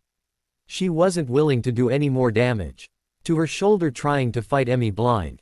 Harry and Snape were by her side the moment her wand slipped from her fingers and she was quickly lifted into Harry's arms and pulled toward the aid tent. She was vaguely aware of Ron hurrying to follow, but things were getting a bit fuzzy and blood loss was a crappy way to lose consciousness. To keep with tradition, Emmy took down every remaining sixth year. The most notable fight involved one boy's wand being shattered beyond recognition. She'd put up a good effort against the seventh years, going so far as to take down Stephen in a spectacular and gory display of spells and hand-to-hand. Her defeat, in the end, came at the hands of George, who quite thoroughly proved what an evil genius he could be. She spent some quality time in the aid tent having her fingers straightened and mended after that particular fight. With Emmy down, there was just one person standing in George's way of winning the tournament, and that was Fred. And a slight case of starvation, but he could probably let that slide for a little longer. Watching the Weasley twins fight was one of the most dramatic and colorful displays of violence likely to be seen. They threw spells at each other, fists, and even some of their own products. It was truly spectacular, watching Fred launch a prototype grenade at George that exploded outward with quite a few spells and the black sludge they hadn't quite managed to get rid of yet. In the end, it was the slightest edge that came from having had no one else to fight that allowed Fred to defeat his brother and shower the whole Quidditch stadium in colored sparks. With George flat out on the platform, Fred had one worrying moment when he wondered if he was going to have to fight Harry. Allie eased his fears by stepping up next to him and waving her hand to quiet the cheering crowd. "Congratulations, Fred." Aware of the watching crowd, Fred thought it best to keep things formal. "Thanks, Professor Martin." She told him to return to his blanket and address the crowd. "The full ranking will be posted in the entrance hall tomorrow morning, but now I have something a little special planned. I know it's getting dark and you're freezing, but you're going to want to stick around for this. I know you're aware Harry Potter didn't fight, and this is why, he's going to fight me." Complete and utter silence enveloped the stadium. No one knew whether she was serious or not. Dumbledore certainly made his way over to her quickly, but he was, surprisingly, stopped by McGonagall, who told him to wait and watch. The stadium filled with an excited buzz as Harry stepped up onto the platform and moved to stand directly in front of Allie. "Ready?" she asked with a grin. "Always." She threw the first punch. Albus Dumbledore had devoted many hours and resources toward learning everything there was to know about Harry Potter. He'd had him watched over the summer by Order members as not only protection but a learning experience in how the boy dealt with grief. He spent many hours sitting in on Harry's classes over the years and had spent an evening, once or twice, in the Gryffindor common room watching as he interacted with his friends. He knew Harry had changed over the summer, that something in him had snapped after one too many deaths. He just hadn't truly realized how much the boy had changed. He'd known, of course, of the boy's slow transition into the darker side of things, but it had never been presented to him so clearly what Harry truly was. He also understood why McGonagall had not allowed him to interfere. Professor Martin threw the first punch and Dumbledore saw, for the first time, that Harry was a killer. He had made death an art, far more so than Voldemort ever had. He watched from the sidelines as the boy who once fought so strongly for that which was right transformed into a killing machine. Harry's hand shot out to catch Martin's fist and he tugged her forward when his fingers closed around her fist. She planted her feet and used her free hand to throw a spell at him. He released her fist and was already firing off his own retaliation before her spell had deflected off his shield. Had any one of his order members pulled off such a difficult move of maintaining a shield while casting spells, he would have been impressed. For Dumbledore, watching Harry execute well-practiced moves was much more like watching Death Eaters slaughter the ranks of Ministry officials. Before him, Harry and Martin had moved swiftly from physical blows to spells and back again faster than most people could comprehend. One moment Martin had Harry in a headlock, legs tangled together, and the next Harry was across the platform, wand in hand and spells exploding from his wand with a ferocity and frequency as to be likened only to those most skilled duelers. The world around them was awash with colored lights, dodged spells and minor explosions as the spells that missed their targets found other resting places. A spell Harry had quite easily sidestepped took out 4 students, when it blasted through the shields around the platform. Dumbledore didn't recognize it, but he understood the power behind it, his eyes temporarily drawn away from the fight to watch as Madame Pomfrey hurried to aid the students. Pomfrey bustled about, casting spells and healing what damage she could before conjuring stretches to move the students. She went about shielded at all times, never flinching as spells bounced off her back and ricocheted back onto the platform. He searched for the source of the shield, sure the woman would be unable to maintain such a shield while casting so many healing spells.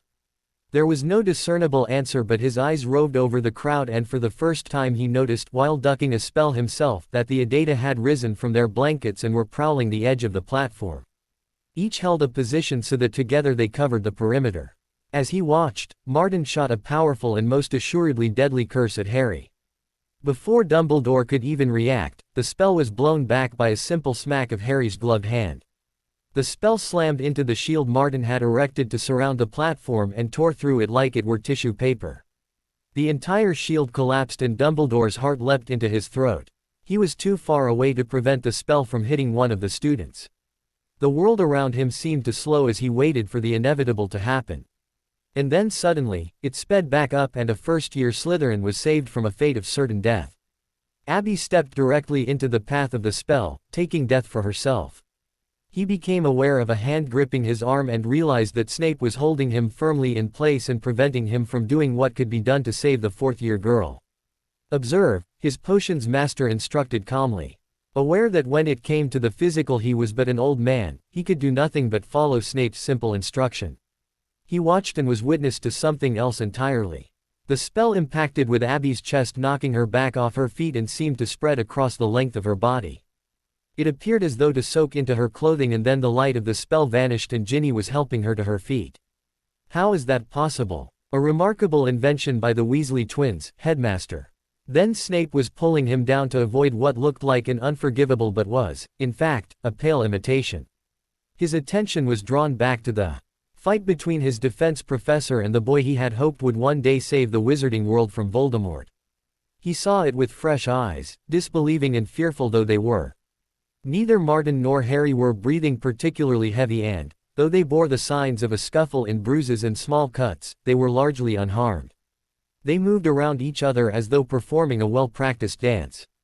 Harry cast a spell and Martin was already moving to block it while casting her own.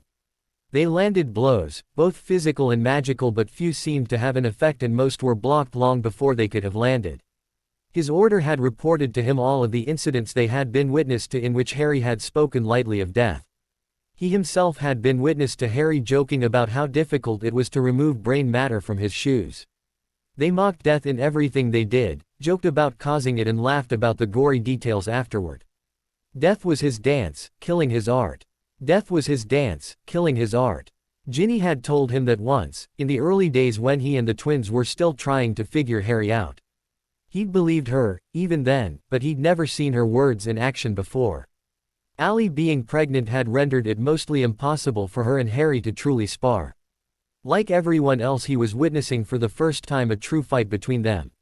Harry dropped to the platform, landing hard on one knee, but he leapt back to his feet almost instantly.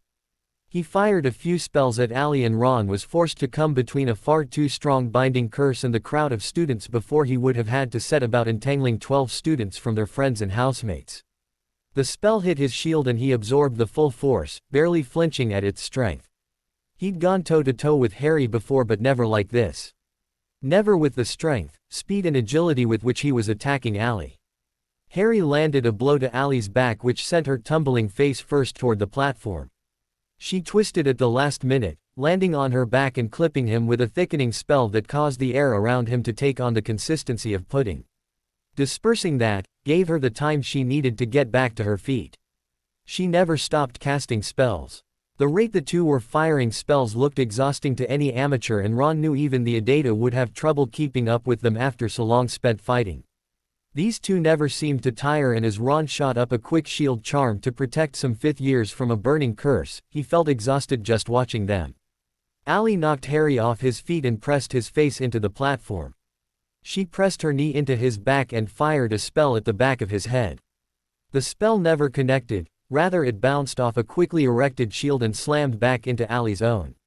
The force of the blow shifted her balance, allowing Harry to shove her off and scramble to his feet. His nose was bleeding, but he paid very little attention to it.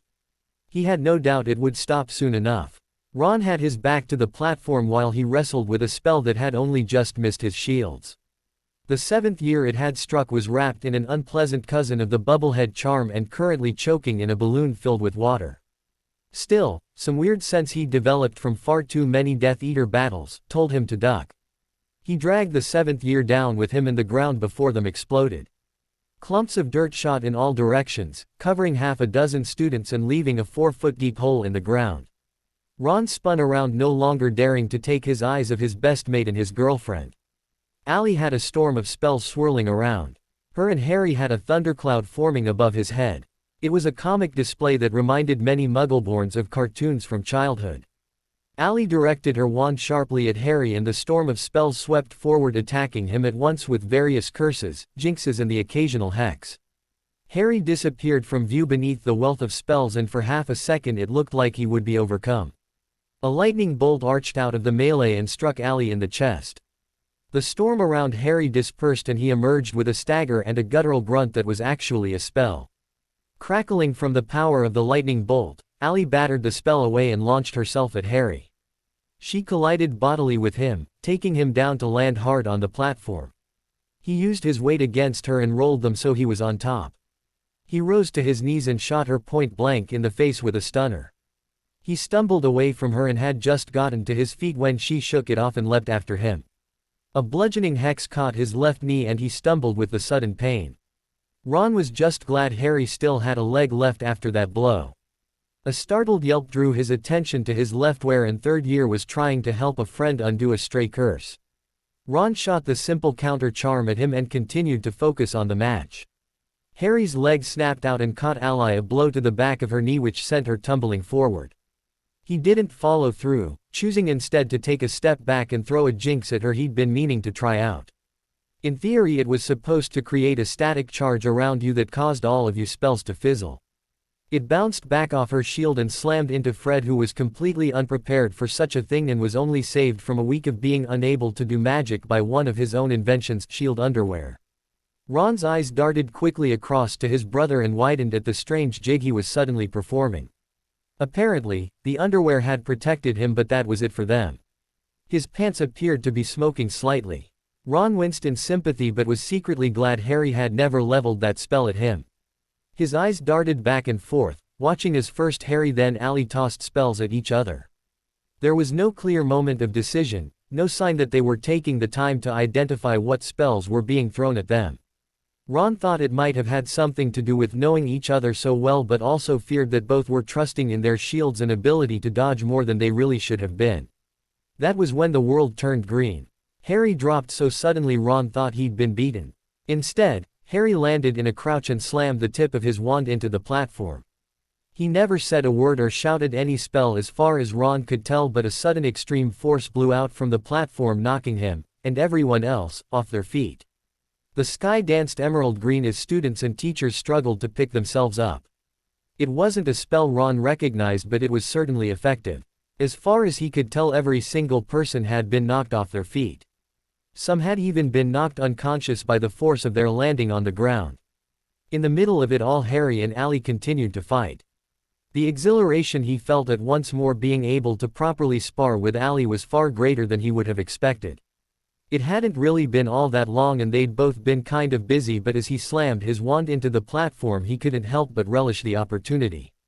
Though he'd harbored some hope the spell would incapacitate her, He wasn't surprised or even unhappy when Ali stood her ground and simply directed the power of his spell around her. He was vaguely aware of the crowd around him having to pick themselves up, but all of that was background noise.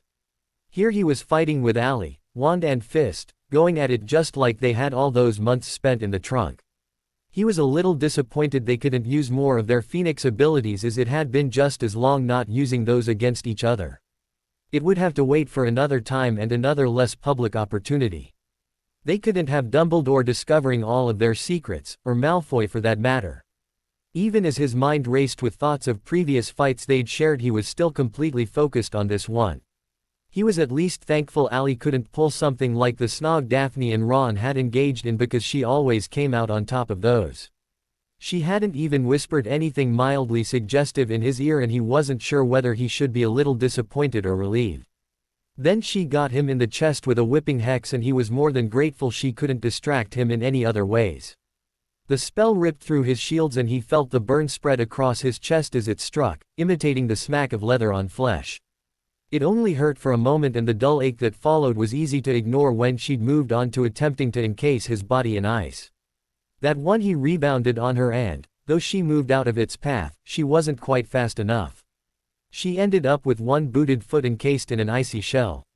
She solved the problem, not with a counter spell, but by lifting her foot and slamming it hard against the platform.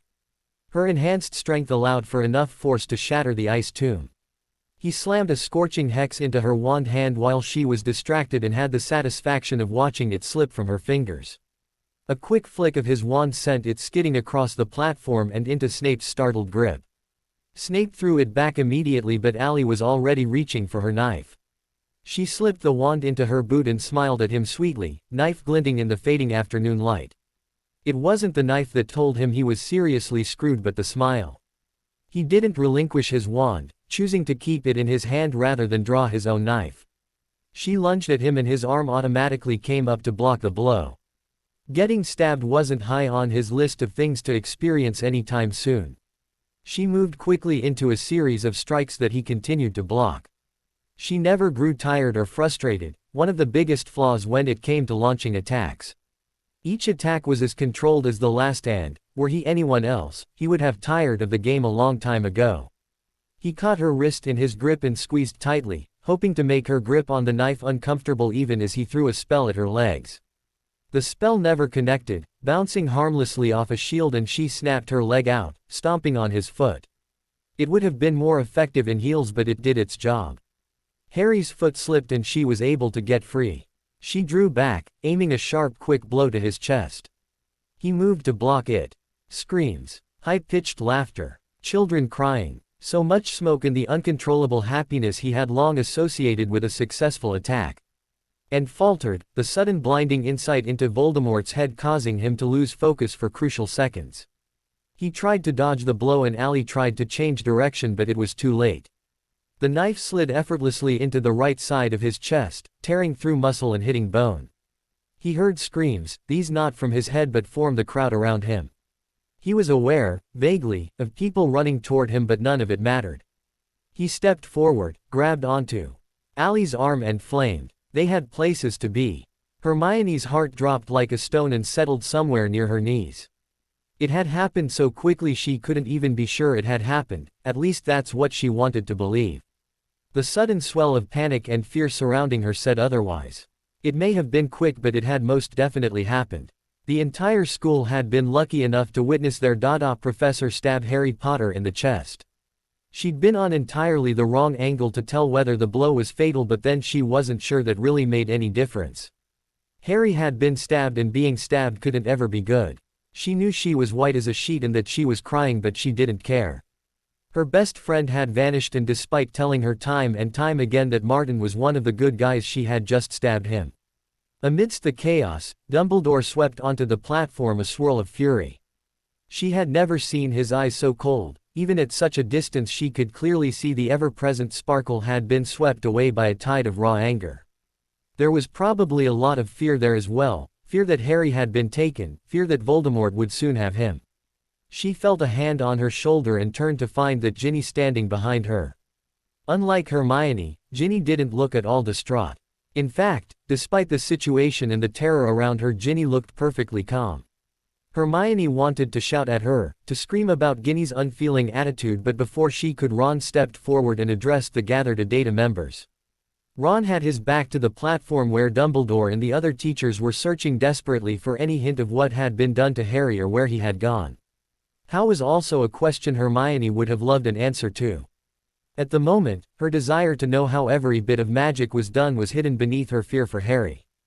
Daphne, go to Molly. No one gets in, use Tilly and call Dobby if you have to. Daphne nodded and melted away into the crowd before Hermione had fully processed what Ron was saying. Ron, she gasped, confused, scared, angry. He ignored her. Susan, go to the ministry, you know what to do. She nodded and slipped away into the crowd, heading, not toward the castle like Daphne had, but toward the Forbidden Forest. It presented the closest edge of the wards and the quickest way to apparate to the ministry. Hermione knew all of this, she'd seen them do it before, apparate without a license, but that didn't mean she understood what was happening. Ginny, Fred, George, were stuck here. Dumbledore, the twins said in unison, rolling their eyes. Ron continued on, acknowledging his brother's words with nothing more than a shared eye roll. The rest of you, find Harry and Ally. With a knife in his chest, they're going to need all the help they can get. Go. They left, all at once and yet one at a time. It seemed, to Hermione, that they went from standing around her to fading gradually into the crowd in the blink of an eye. Then she was left, alone with more than 100 students overcome with fear and with no idea what was going on or what had happened. She couldn't even take comfort in the knowledge that the Adata didn't look concerned. She knew them well enough to know that very little fazed them. Harry could be dead and until the fight was over they wouldn't react. Well, she knew that wasn't true and she'd probably feel bad for thinking it later, but for the moment it made her feel better. For the second time a gentle hand fell on her shoulder and this time she spun around with a small shriek. Professor McGonagall regarded her with the tiniest twitch of her lips, suggesting that she was in some way, perhaps a little, amused. Like the Adata, McGonagall did not look as fearful as the other students and teachers. In fact, Hermione rather thought she looked exasperated. Come with me, Miss Granger, the headmaster would like to speak with you. Wordlessly, Hermione followed McGonagall as she led the way through the crowd. With a few loud bangs from his wand, Dumbledore silenced the students and sent them onto their house common rooms. With McGonagall ahead of her, Hermione was the first student back inside the castle. The halls behind her filled with the roar of 100 whispered voices, but McGonagall never paused, and as such Hermione had no chance to look back. Not that looking back at the other students could have told her anything. Just that it would have allowed her to see how everyone else was reacting and more importantly what was being said about it. She'd seen the way the Wizarding World had reacted when it first came out, what allegedly happened during the third task. She didn't want Harry returning to something like that when none of it had been his fault. McGonagall slowed to a stop and for the first time Hermione realized where her professor had been leading her. They stood before the gargoyle outside of the moving staircase that led up to Dumbledore's office. Hermione hadn't seen Dumbledore pass them in the corridor, but when dealing with Albus Dumbledore she knew that didn't mean much. It didn't even mean much when you were talking about the Weasley twins. Those boys knew the castle better than anyone, with perhaps the exception of Sirius and Harry. The gargoyle jumped aside and Hermione was about to step onto the staircase when Dumbledore swept up behind her. She jumped aside automatically to let him pass first and tried not to cringe when he shot her a look that she supposed was meant to be amused. It came off a bit watery, reminding her why she was feeling so rotten. Dumbledore moved swiftly up the stairs and Hermione followed as quickly as she dared. She'd just rounded the first bend when Snape arrived at the foot of the staircase and exchanged a tight grimace that was supposed to be a smile with McGonagall. There was something about the look that Hermione caught out of the corner of her eye that brought to mind the saying, "The shit has hit the fan." She didn't want to dwell on the why and didn't have to as she walked right into Dumbledore's suddenly frozen back and likely would have tumbled back down the stairs were it not for Professor McGonagall's firm hand at her back. King back in the startled yelp. She peered around Dumbledore to get a look at what had so surprised him. Her eyes went round and her jaw dropped open. Fred was leaning casually against a bookcase behind Fawkes Perch. George was crouched before the fire, tossing what looked like the flammable contents of his pockets onto the flames. Ginny was fiddling with whichever one of Dumbledore's knickknacks caught her fancy, and Ron sat opposite the large desk, feet propped on its surface, hands clasped lightly in his lap. Not what she had been expecting, and from the way Dumbledore had ground to a startled halt, not something he had anticipated either. "If you could please have a seat, Miss Granger." Apparently, while she'd been busy trying to comprehend what she was seeing, Dumbledore had comprehended, processed, and begun moving. He was lowering his wary frame into his chair by the time she'd regained enough control over her body to move. She moved quickly to the vacant chair beside Ron and shot him a bewildered and mildly threatening look. Snape moved to stand beside George at the fire, and McGonagall took up a position behind Ron. If Dumbledore noticed the subtle marking of sides, he didn't mention it. Instead, he turned suddenly cold eyes on Ron. Hermione shivered, aware that under such intense scrutiny she would have gladly told Dumbledore everything he wanted to know. Ron, however, remained firm and went so far as to casually remove his feet from the desk. Every movement suggested he was doing so only because he wanted to. "Can any of you tell me what has happened to Harry? He was stabbed by a knife, left side of the chest." Didn't look particularly fatal. It was Ron. The question was truly directed at Ron, who answered, admittedly in a tone that was designed to irritate. If he could have gritted his teeth, Hermione imagined Dumbledore would have been just a step away from grinding. However, he wasn't one to show his emotions in such a way, so he continued to look intensely at Ron. "Don't," Ginny said coldly, her voice breaking the heavy silence that had followed Ron's words like the crack of a whip. "Our minds are not a park for you to walk through." Hermione stiffened, a horrible suspicion forming in her mind. "Miss Weasley," Dumbledore began in an infuriatingly patronizing tone. "I said don't," Ginny hissed. "I've had Voldemort walking through my mind. You think I didn't build up some basic defenses?" Honestly, the thought had never occurred to Hermione, and by the slight widening of Dumbledore's, it had never occurred to him either.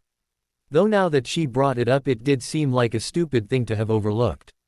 Ginny had spent a year fighting with a piece of Voldemort. It stood to reason that a battle taking place in her mind would have required her to build even some rudimentary shields in order to fight back. "It is pointless to try, Headmaster," Snape acknowledged. "I have spent many hours preparing these students for such an invasion." Hermione turned completely in her chair and gaped at the potions master. Each new word spoken aloud opened up a slew of questions she wanted to ask the Adata members. She could just imagine the kind of training they were really getting that they hadn't let her see. Perhaps she should truly look at how the Adata was reacting to the Harry issue and believe their calm. "Severus." It was, instead, McGonagall, who answered. "We did warn you, Albus," she spoke gently. "Severus, Ali and I spoke to you at length regarding the consequences of your orders." Hermione was the only one confused by this. She looked around at the ashen color of Dumbledore's face, the nodding heads of half the previous headmasters of Hogwarts in their portraits, and even the solemn nods of the Weasley children. "He has fallen, Minerva, at the very hands you trusted." At this, McGonagall actually snorted, a response Dumbledore clearly had not been expecting. "I can assure you, Albus, that Harry Potter will never fall at the hands of Alexandria Martin."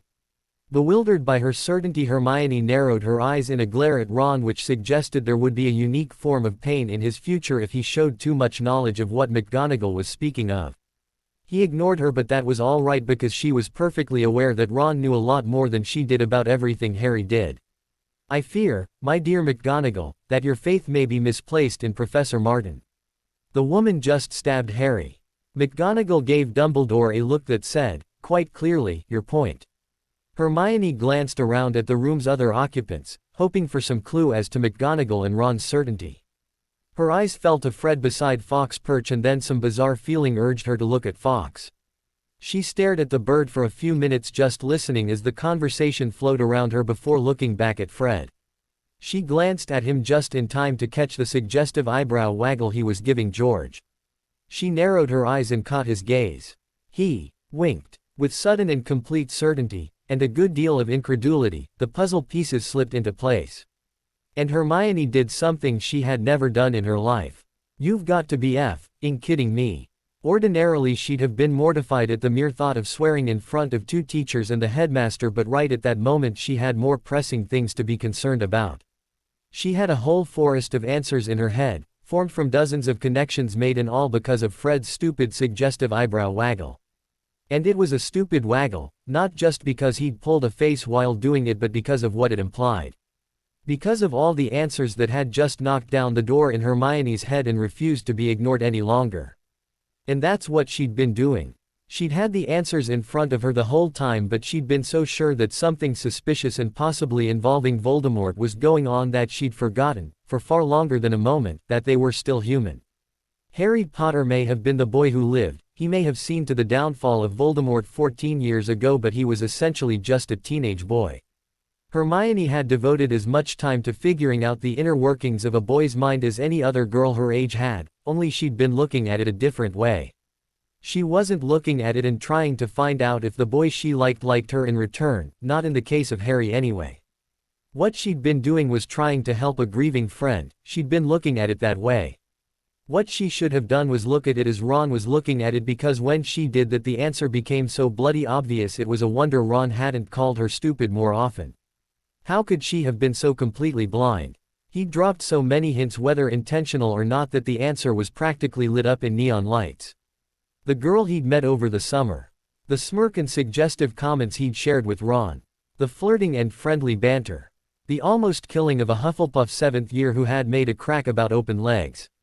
The numerous other students that had been hurt in her defense by a very cold Harry. I am such an idiot. Miss Granger. Hermione blinked and was once more back in the headmaster's office. Dumbledore peered at her over the top of his glasses. None of the fear or cold anger had disappeared, but there was a hint that maybe, just maybe, she had thought of something that could give him answers. No one said anything about her swearing, but Ginny was trying and failing not to snigger. She opened her mouth to speak and then snapped it shut. Other thoughts aligned themselves and she began to see the full picture for the first time. Professor McGonagall standing up for Harry and lying to Dumbledore. Snape, of all people, siding with Harry and keeping things from Dumbledore. The entire Adata working hard to remain outside of Dumbledore's notice, for the most part. And other names she'd overheard. Ruby Reed, Tonks, Sirius. Madam Bones. Other ministry officials, peoples high up and down low in the scheme of things. All of these people who had so completely aligned themselves with Harry and who had promised, even if no words had been spoken, to never speak of it to Dumbledore unless as a whole they agreed. This big picture she was seeing was so much more complex than she would ever have given Harry credit for. She wasn't going to pretend to understand everything he had done or why he felt so strongly about hiding from Dumbledore, but she knew him well enough, trusted him and every one of the people standing around her enough to believe. So she lied, directly to Albus Dumbledore's face with unwavering certainty. She believed in Harry Potter. And what he stood for, she believed in what he could do and what he was offering the wizarding world. Because he never shielded her from the war, because he never told her she couldn't do something. Because when she asked for help he gave it. Without thinking, without hesitation. For the first time Hermione knew they would win this war against Voldemort, and it would be in a fight led, not by a battle-weary old man who fought for the light because it was light, but by the young boy who fought for the light because he believed in what it represented. Luna had once told her that light was not something to hide behind but something to thrust into the shadows. At the time she'd been knee-deep in difficult translations, so she hadn't been paying too much attention and actually hadn't been sure Luna was even talking to her.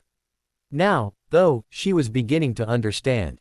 "You're worried," she said suddenly, and the others in the room frowned, not having been privy to her thoughts and for the most part concerned she was going a little crazy by sitting so quietly with a look of intense concentration on her face. "You're worried," she repeated, looking Dumbledore in the eye. "Because every time you look at him you see him doing what you never could.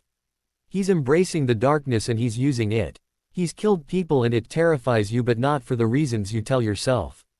It doesn't scare you because of that connection to Voldemort, it doesn't scare you because you fear the kind of dark magic he could learn. It scares you because you could never do it."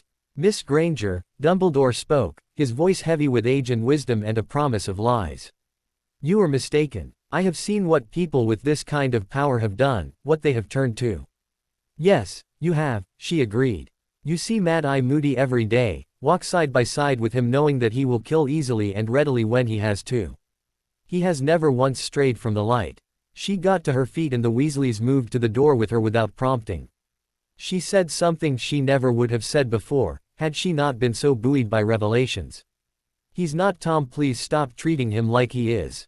She left then and made it as far as the next floor before her knees got a bit wobbly and she slid weakly to the floor.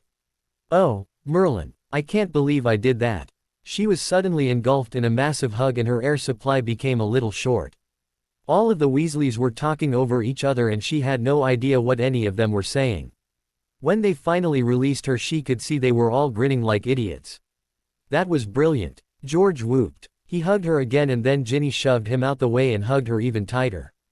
When she finally let go, Hermione said what she had been dying to say since she'd first seen the eyebrow waggle. Harry and Professor Martin. As the fastest runner in the Adata, the task fell to Emmy to make the trip up to the Adata room and back to the Hogsmeade tunnel. She took stairs 3 at a time and blasted tapestries out of her way as she took the fastest route. There wasn't a single member of the Adata that didn't know Harry was headed for a big fight. He wouldn't have disappeared in front of the entire student body for anything less than the chance to confront Voldemort in battle. And if that wasn't a terrifying thought. Emmy slid to a stop outside the Adata with a less than graceful collision with the door. She was glad no one was around to see it, even if she did have the excuse of being in a hurry. She fumbled briefly with the door handle, slipping easily through the wards on the door and made her way quickly to the huge map of Britain. It didn't take long to locate the large flaming dots that represented Harry and Ally on the map. Oh, hell. She left the room just as quickly as she'd entered, snapping the door shut behind her with a flick of her wand. She took a corner a little faster than was wise and slid a few steps before she was able to regain her grip and move again. There still weren't any students in the corridors, something she was exceptionally glad about. A mass of students was something you just couldn't sprint around. She threw herself feet first into the statue of the Humped Witch and pulled it shut as she tumbled down the stone slide.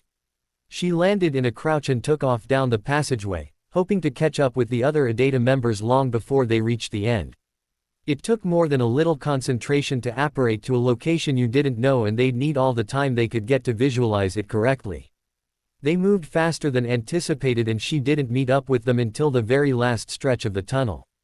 Panting really isn't the clearest and easiest way to impart travel instructions, but she made enough out-of-breath references that Abby was able to pick up what she was talking about and give a better visual. "We ready?" Sharp nods greeted her words and then in a blink they apparated soundlessly. In a move that proved they'd had far more practice than anyone could want, they arrived in a wide ring perfectly spaced and positioned to see an attack coming from almost all directions. They were stationed around the edge of a small town square. Fairy lights lit up the outdoor area and a banner welcomed everyone to the Winter Fete.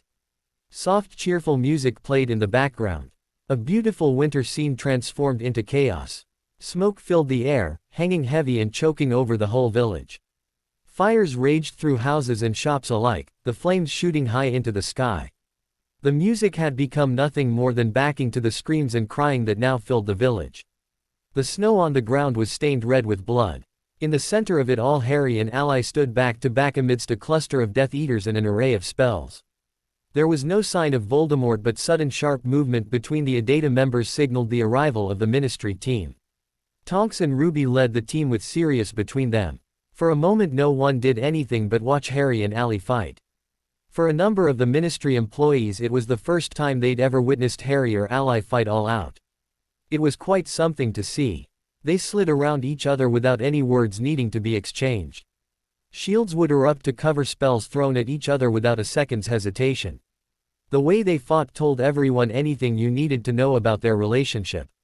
There was no way just any old partnership could fight with such fluidity, with such trust. In the blink of an eye, viewing time was over. It was Tonks that threw the first spell and then everything dissolved into chaos.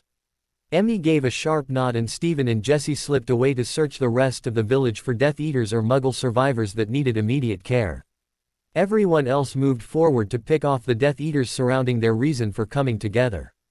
Emmy got a young witch in the back with a blinding curse and then smack in the face when she turned around with a nasty little spell Hermione had found in the Martin library that emulated the effect of a Dementor. The witch went down hard and Emmy struck her with an extremely strong binding spell that was nearly impossible to be freed from without the right phrase. No good simply binding her if one of her Death Eater friends could just free her again. A spell came out of nowhere and struck her in the side, knocking the air out of her lungs and forcing her off her feet. The snarling face of a Death Eater grinned down at her, but she erected a shield in time to block his spell and hit him with a charm to summon fire that clung to his clothing and skin. He rocked backwards, screaming and waving his wand about frantically. She got to her feet and cut him open with a cutting curse. He hit the floor dead and the flames that had been attacking him dissipated. She didn't bother waiting to watch that happen. Instead she turned and fired a purplish spell at the nearest Death Eater, who blocked it but was then hit from behind by one of the Aurors. The Death Eater shook off whatever it had been and tried to hit Emmy with a killing curse, but she got him across the throat with a crushing spell that cut off his air supply and very nearly turned some bones to powder. It wasn't a pleasant way for anyone to die, but Emmy felt no remorse. If left alive, she had no doubt the Death Eater would have performed spells even more cruel and tortuous on any number of witches, wizards or muggles. A sharp cry to her left alerted her to Luna's trouble, and the second she spent looking cost her. A powerful spell caught her in the back and she felt a number of ribs crack. She fell to her knees, unable to turn to see her attacker, and was hit again, this time with the Cruciatus curse. She screamed as the spell burned through every nerve in her body, and then abruptly it was cut off. She slumped forward, having just enough strength left to put her hands out to catch herself. Then rough but gentle hands were rolling her over and Sirius' face appeared above her. "Looks like you're out, kid." He pressed an emergency portkey into her hand and then stood back and activated it. She felt the familiar tug behind her navel, and the last glimpse she caught of the battle was that of Sirius tearing into another Death Eater with a spell that bordered on dark. The landing on the hospital bed was anything but soft, and the startled cry of pain that escaped her was what alerted Madame Pomfrey to her presence. Darkness filled her vision as Pomfrey went to work, and then she was unconscious. "We've lost Emmy," Sirius reported, when a duel brought him close enough to one of the twins. "Sent her back to Pomfrey with what looked like 4 broken ribs." Fred nodded sharply and then executed the Death Eater he was dueling with a sharp jab of his wand that stopped her heart. Dimly, he wondered why that one wasn't on the unforgivable list. It certainly had the same overall effect of deadness. A scream, much closer than those of the fleeing muggles, had Fred whipping round, a spell tumbling off his lips and striking at a Death Eater hovering over a fallen member of the MLE. Fred hurried to his side, batting away a spell and setting it on its owner. He crouched behind the fallen wizard, and a cursory glance told him it was bad but not more than halfway dead. One of his arms was broken and he had a long deep cut that stretched from his left shoulder to his left knee. "We've got one for St. Mungo's," Fred shouted as a general warning. He didn't think anyone was going to be free enough to do anything. "This is going to hurt," he warned before he pressed one of the special portkeys into the fallen man's uninjured hand. He took a step back and killed another Death Eater with the same heart-stopping spell he'd used just moments before. The witch fell to reveal a bruised and bleeding Abby, who offered him a wink before she tore off out of the square after a wizard who'd foregone the idea of apparition as was trying to run for it. He didn't get very far before she got him in the back with a blue spell that cleaved right through his shield and ripped his back open. Something wet splashed across the side of his face and Fred turned just in time to see a Death Eater that had been sneaking up on him fall. Ruby had slashed him across the side with a spell that almost cut him in half. She offered him a wink and then slid away to help out an Auror who was struggling with 2 Death Eaters. For just a moment Fred had an amusing thought about the kind of women the Adata associated with, but then he was forced to roll out of the way of a killing curse. This is going to be a long night. Something struck him in the back of the leg and Fred's world turned all wobbly and yellow. Jesse felt a bit like an animal on the prowl. He and Steven were stalking through the fire-lit streets of the village looking for any signs of more Death Eaters or injured muggles that needed help. Or, as was more and more becoming the case, those that could be helped. Giggling up ahead made them speed up, and when they got close enough to identify the source of the sound, Jesse felt what little he'd had for lunch. Rebel, a slight witch dressed in the dark robes and mask of a Death Eater, was giggling while she watched her work unfold. Standing before her with wide horrified eyes, a muggle man was frozen, unable to move more than his eyes. His frozen position ensured he could look nowhere but the crumpled form of his wife. That he was frozen meant he could not move to help her. He stood still as a statue, tears of frustration, anger, horror, tumbling down his cheeks. His wife lay crumpled on the ground, Tiny cuts littered her body, but it was a huge and gaping hole in her stomach that was bleeding slowly but surely toward her death. Stephen hit the Death Eater in the back with a spell healers sometimes used to end the suffering of extreme cases. Its use was bastardized in this situation, but an ending far too good for the tortuous Death Eater. Jesse walked straight past the falling Death Eater and the husband and went to kneel beside the sobbing and dying woman. "You're okay," he whispered soothingly. "My name's Jesse, I'm going to do what I can to stop this bleeding, all right?" The woman looked at him with frightened eyes, but she nodded slowly. Behind him he could hear Stephen talking calmly with the still frozen husband. It would be no good freeing him if he was going to fight them and prevent them from helping the woman. Stephen tore a piece of the witch's robe off and handed it to him to use as a pressure pad. While he placed as much pressure on the bigger wound as he dared, Jesse healed the minor cuts and assessed her for any further damage. With every move he made, he talked to her, trying to keep her calm and ensuring she didn't fear him like she had the witch. "Okay, I'm going to release the pressure on your stomach so I can get a better look. It might hurt you, but I need to make sure it's not cursed." "Luke," she gasped. Jesse guessed she was asking after her husband, and he quickly exchanged silent but serious conversation with Stephen, who nodded briefly before releasing the man from the body bind. Once free, he skirted nervously around Stephen, not able to trust anyone holding a wand after what he had seen. He crouched beside his wife and took her hand, dotting her temple gently and whispering words of comfort. While he kept her distracted, Jesse checked the wound. A good look at it showed him that the witch had in fact applied a spell to slow the bleeding. Her plan to torture the husband and wife at the same time had actually worked in the woman's favor. If he removed the spell, the woman would easily bleed out in a matter of minutes. It wasn't near enough time to get her anywhere that would be able to provide help. For one long, seemingly endless, moment Jesse locked eyes with the husband.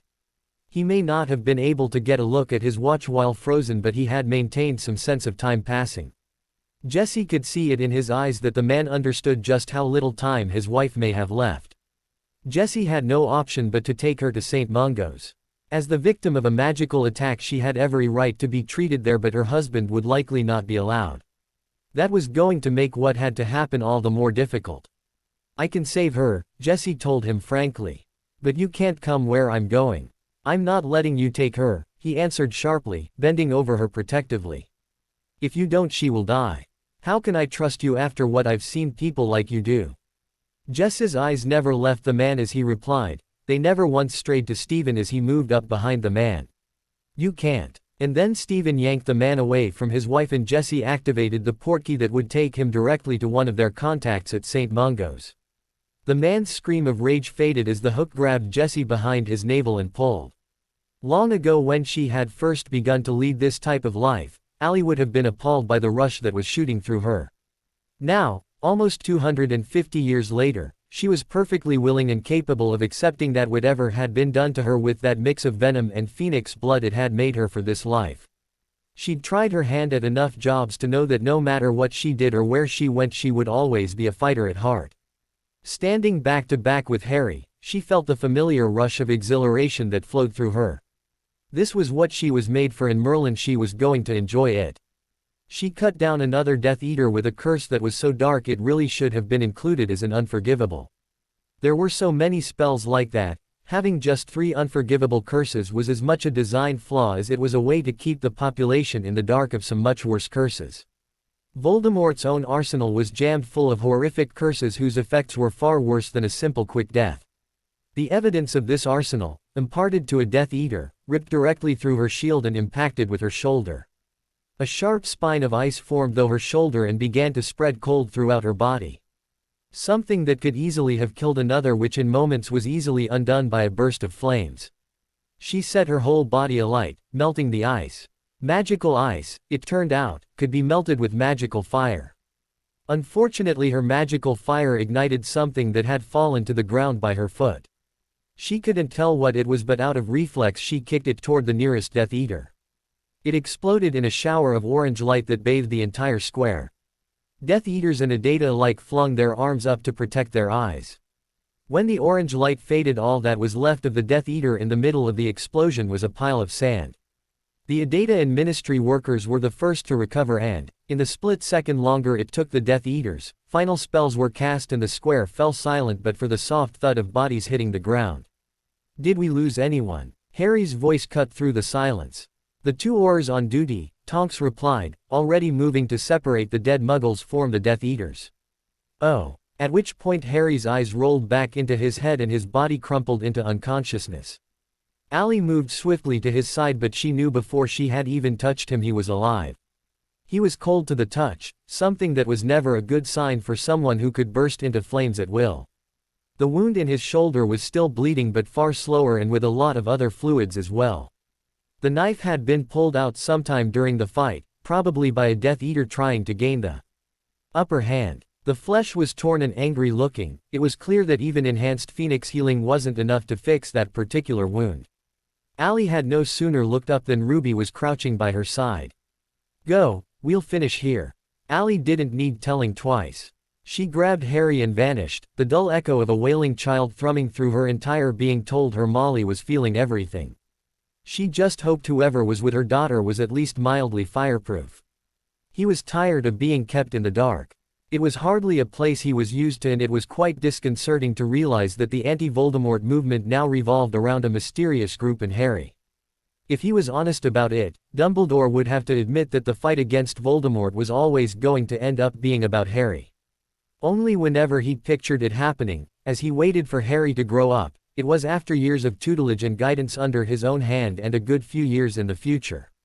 Somewhere, somehow, he had changed the picture. Not Harry. Somewhere along the way he'd made the decision to let the boy have his childhood. After that it was a few more months then a few more years until the choice had been taken from him.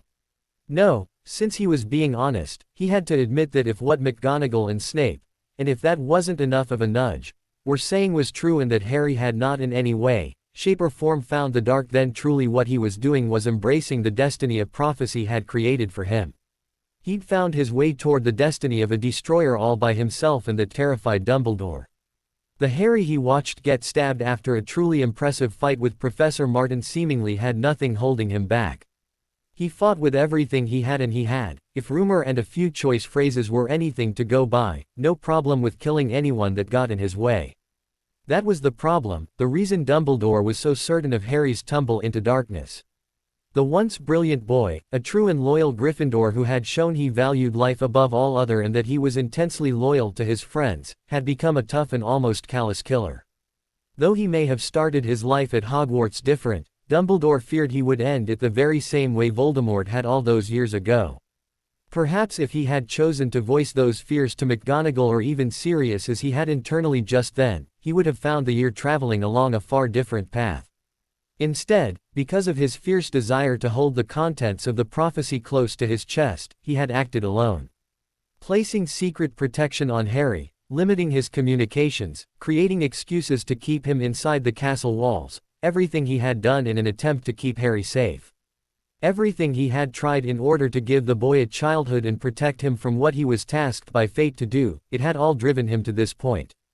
The Order was crumbling around him, half of them aligning themselves with the mystery group, the other half carrying out his orders without having any true belief in them. Harry was completely out of his control. If he looked closely enough, the school was out of his control as well. So wrapped up had he been in the decline of his order, Harry and Voldemort, that he hadn't even noticed McGonagall swiftly taking the reins.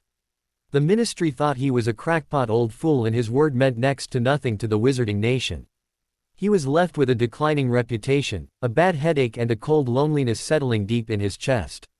Perhaps it was time he sat down and did nothing more than listen to what Harry had to say.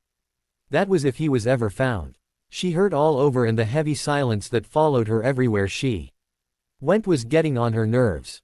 It wasn't that her ribs were still heavily bandaged after 3 days and it wasn't that she'd taken to erecting a barrier around her to prevent people bumping her in the halls. No. Quite simply, it was because she was a member of the Adata. George was getting the same weird silent treatment and he wasn't even the Weasley twin who had made it to the battle. The weighty silences had very little to do with being injured, they even had little to do with the tournament on Saturday. They had everything to do with the disappearance of Harry Potter and his possible, though some were saying probable, death. It was stupid, and walking into the Great Hall and having the entire student body stop talking was the final straw. For days Dumbledore had been following the ADA's every move, and at every meal he had made the same speech about coming forward if you had any information that could be useful in discovering where Professor Martin had taken Harry. Emmy was ready to have it out right then and there, and probably would have confronted Dumbledore if Susan hadn't spotted the warning signs and latched onto her arm at the last minute. "Not now," she hissed, dragging Emmy off toward the section of the Gryffindor table the Adata had commandeered. A little put off that Susan had just reached right through her barrier, Emmy had to concede that maybe she was also a bit tired, and that was making her especially irritable. "Then when has anyone heard from him?" Susan asked the group at large. They all shook their heads. Apart from seeing him at the battle, no one had actually seen or heard from Harry since Ali had disappeared with him after he'd collapsed. Daphne and Madame Pomfrey had only then seen Ali briefly as she'd come to collect Molly from their care. Tired and burnt right up the side of her neck and face, Daphne had been all too happy to hand Molly over to her mother without asking questions. It was only now, after 3 days of not knowing, that she was beginning to wish she'd bothered to ask. "Found him," Stephanie hissed, throwing herself down beside Emmy and sliding a few inches along the bench when she accidentally came in contact with her barrier spell. "Ruby just reported in. He spent Saturday night and most of Sunday at Martin Manor, and then the 4 of them, that's Harry, Ali, Ruby and Sirius, went abroad to do something I'm not all clear on that Charlie learned about. Molly's with Tonks." She said it all in a rushed whisper so that some of the Adata members not close enough had to have the story repeated to them before they were up on events. "Well, great," Emmy griped. "Will he be back anytime soon? Only I'm this close to killing Dumbledore." She held her fingers a hair's breadth apart to demonstrate how close she was to snapping at the headmaster. Because, when Emmy's temper gave way, Death Eaters generally ended up dead. Abby and Susan joined forces to drag her out of the Great Hall and off to her first class. She wasn't happy about being dragged around, and her ribs were certainly putting up a protest, but that was okay because they got no further than the entrance hall before an opportunity was presented to her to relieve some of her tension. Draco Malfoy was reclining lazily against a wall, smirking in a decidedly unpleasant and smug fashion. Crabbe and Goyle leaned against the wall beside him but failed to emulate his casual pose and nasty smirk. "Do you really think he's still alive?" Malfoy's voice was loud enough to draw the attention of everyone in the entrance hall and quite a few who were seated at the very ends of the house tables. It was remarkable how he could pull that kind of volume off without appearing to shout. "That whore Martin probably dumped his body in a ditch. Emmy hit him in the face with a stinging hex and then jabbed him in the stomach with a simple spell that mirrored the effects of a good punch. It all happened in a flash, far too fast for Malfoy's goons to comprehend, and by the time they had drawn their wands, Malfoy was already slumped on the ground gasping for air. "Harry isn't dead," Emmy assured Malfoy, stalking rather nastily toward him. "And Professor Martin is not a whore." She shot 2 body binds at Crabbe and Goyle and then stalked off to class before someone could pin it on her and give her a detention. Or 3. Susan rolled her eyes at Malfoy and followed Emmy while Abby crouched on the floor in front of him. She made sure his attention was completely on her before she punched him in the face. "Ask your father where your mother is." Parting shot nicely delivered, she returned to the Great Hall for a little more breakfast and to wait for Ginny and Luna. Unlike Emmy, she wasn't lucky enough to get off punishment-free, and she'd just gotten her hands on a nice piece of toast and jam when Professor Sprout swooped down on her and gave her a detention for breaking another student's nose. She didn't bother to argue, just promised to be in Greenhouse 1 at 7 o'clock that night. And so the day progressed. There was still no sign of Harry or Ali, and Dumbledore got more and more frustrated as the day wore on. At one point, Anadina Smith slipped into a painting outside the girls' bathroom on the 2nd floor to give Hermione a bit of news that Dumbledore now had the Order out looking for Harry in some known Death Eater haunts. Hermione felt a small twinge of guilt that Order members were being placed in unnecessary danger, but she wasn't sure what she could safely tell Dumbledore without falling out with Harry and the Adata. She knew it wasn't right to keep him so in the dark, especially under such circumstances where he was so clearly terrified for Harry. There was nothing she was prepared to do, however, and she took comfort in knowing that those going on these trips were well-qualified Aurors. Dumbledore himself took the day's Dada classes. There was no doubt in anyone's mind that he was taking them on the off chance they would reveal something about Professor Martin that could help them find Harry. His first class consisted of those 7th years who had determined to continue on with Dada. Dumbledore picked up a copy of the textbook sitting on Ali's desk and opened it to a page approximately where he felt they should have completed by this point in the term. He called on one of the students not from the Adata to demonstrate the spell he'd chosen roughly at random and felt more than a little irked when she performed the spell perfectly and without hesitation. "Miss Spinnet, please describe to me the topics you have covered this year so far." Alicia launched into a quick but thorough description of relearning all of the spells they should have known from their 1st through 6th years before admitting that they'd already finished the 7th year portion of the textbook and were now focusing on combining all of the material to be a highly effective and skilled defender. "We just did another bit on healing spells and ministry regulations," she finished helpfully. "What sort of ministry regulations were you learning?" Dumbledore questioned. He was more than a little troubled to discover that his defense professor was far from the murderess which he had turned her into since her disappearance. Ali Martin was greatly adored by all of her students and appeared, by all accounts, to be a highly competent teacher. For the first time in years Dumbledore felt sure his students would ace the defense against the dark arts newts on both the written and practical exams. He didn't like thinking good thoughts about her when there was still no sign of Harry. "Oh, she just taught us what to do once you've incapacitated or killed any Death Eaters." Ah. For Dumbledore, taking Dada turned out to be an altogether unpleasant experience. "No one's seen him, Albus," Moody announced Thursday night at Order headquarters. "We've looked everywhere," Dungs asked, around all the usual and some not-so-usual places. "It's like he's vanished," Hestia added. Molly Weasley gave a strangled sound and tried not to show just how much Harry's disappearance was affecting her. They were all feeling it, the whole Order carrying the uncertain feeling that came with losing the man, all right boy, that had been their one hope that one day Voldemort could be defeated. In fact, the only ones who seemed completely unaffected by Harry's disappearance were Snape and Tonks. Snape because he never looked like anything affected him, and Tonks because, well, Mrs. Weasley wasn't too sure why Tonks didn't look concerned. It drew her attention to Tonks like a moth to a flame, and she studied the young Auror intensely for any sign to explain her calm behavior. She wasn't the only one studying Tonks. Lupin had noticed Tonks, calm the moment she'd entered the basement kitchen from the room she'd commandeered as her own upstairs. He didn't dwell on the reason for her move out of her small apartment and into a spare room just down the hall from Sirius. He put it up to liking the company and having free room. Still, a free room in headquarters did not give her a reason to be so sure Harry was fine. If it weren't for the fact that Sirius too was missing, a fact Dumbledore and the rest of the Order had yet to notice, Lupin would have been more concerned himself.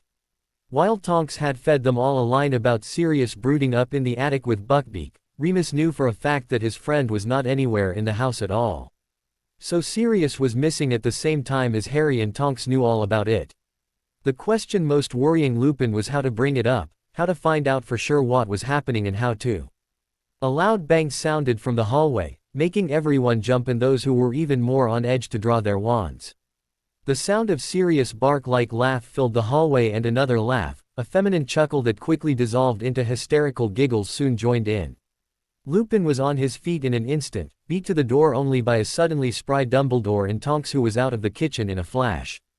Out in the hallway, Sirius was doubled over and laughing wholeheartedly while leaning against a owned woman Lupin had never met but had heard a great deal about over the last few months.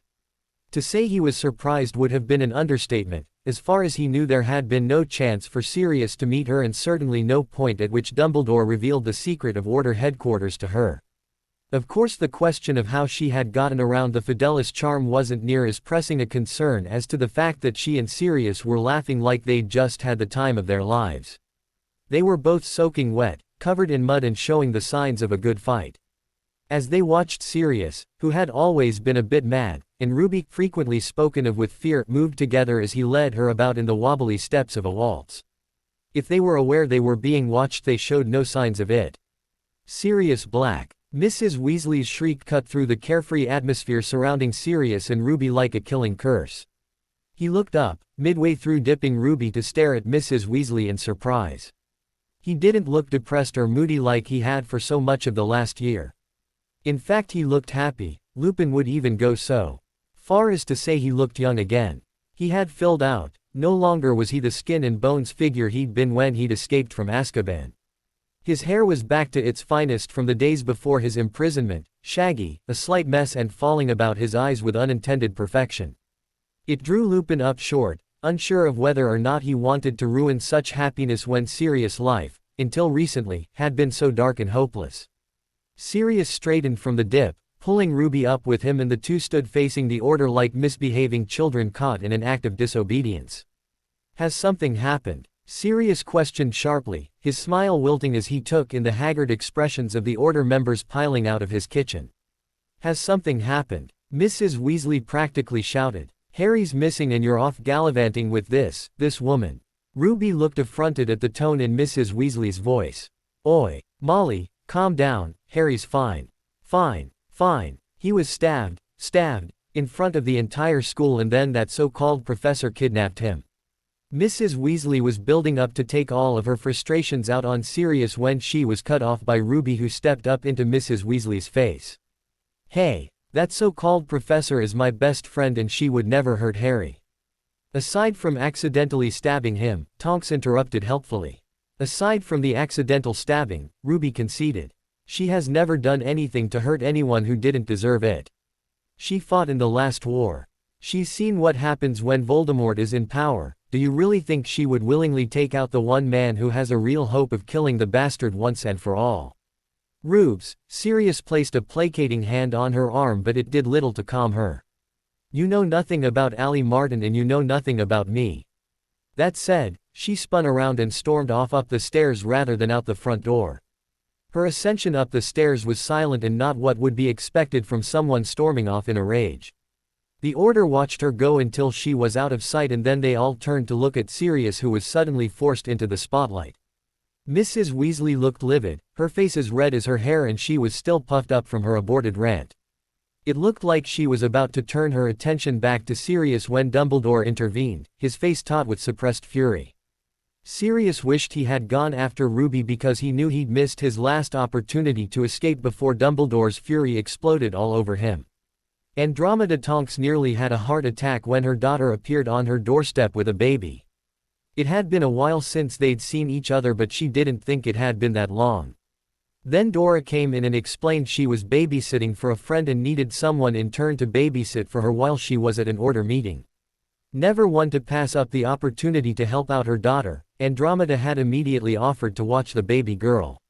She'd held her hands out to take the bundle and had been just as surprised when Dora hesitated. There was something in the way she hesitated that made Andromeda suspicious.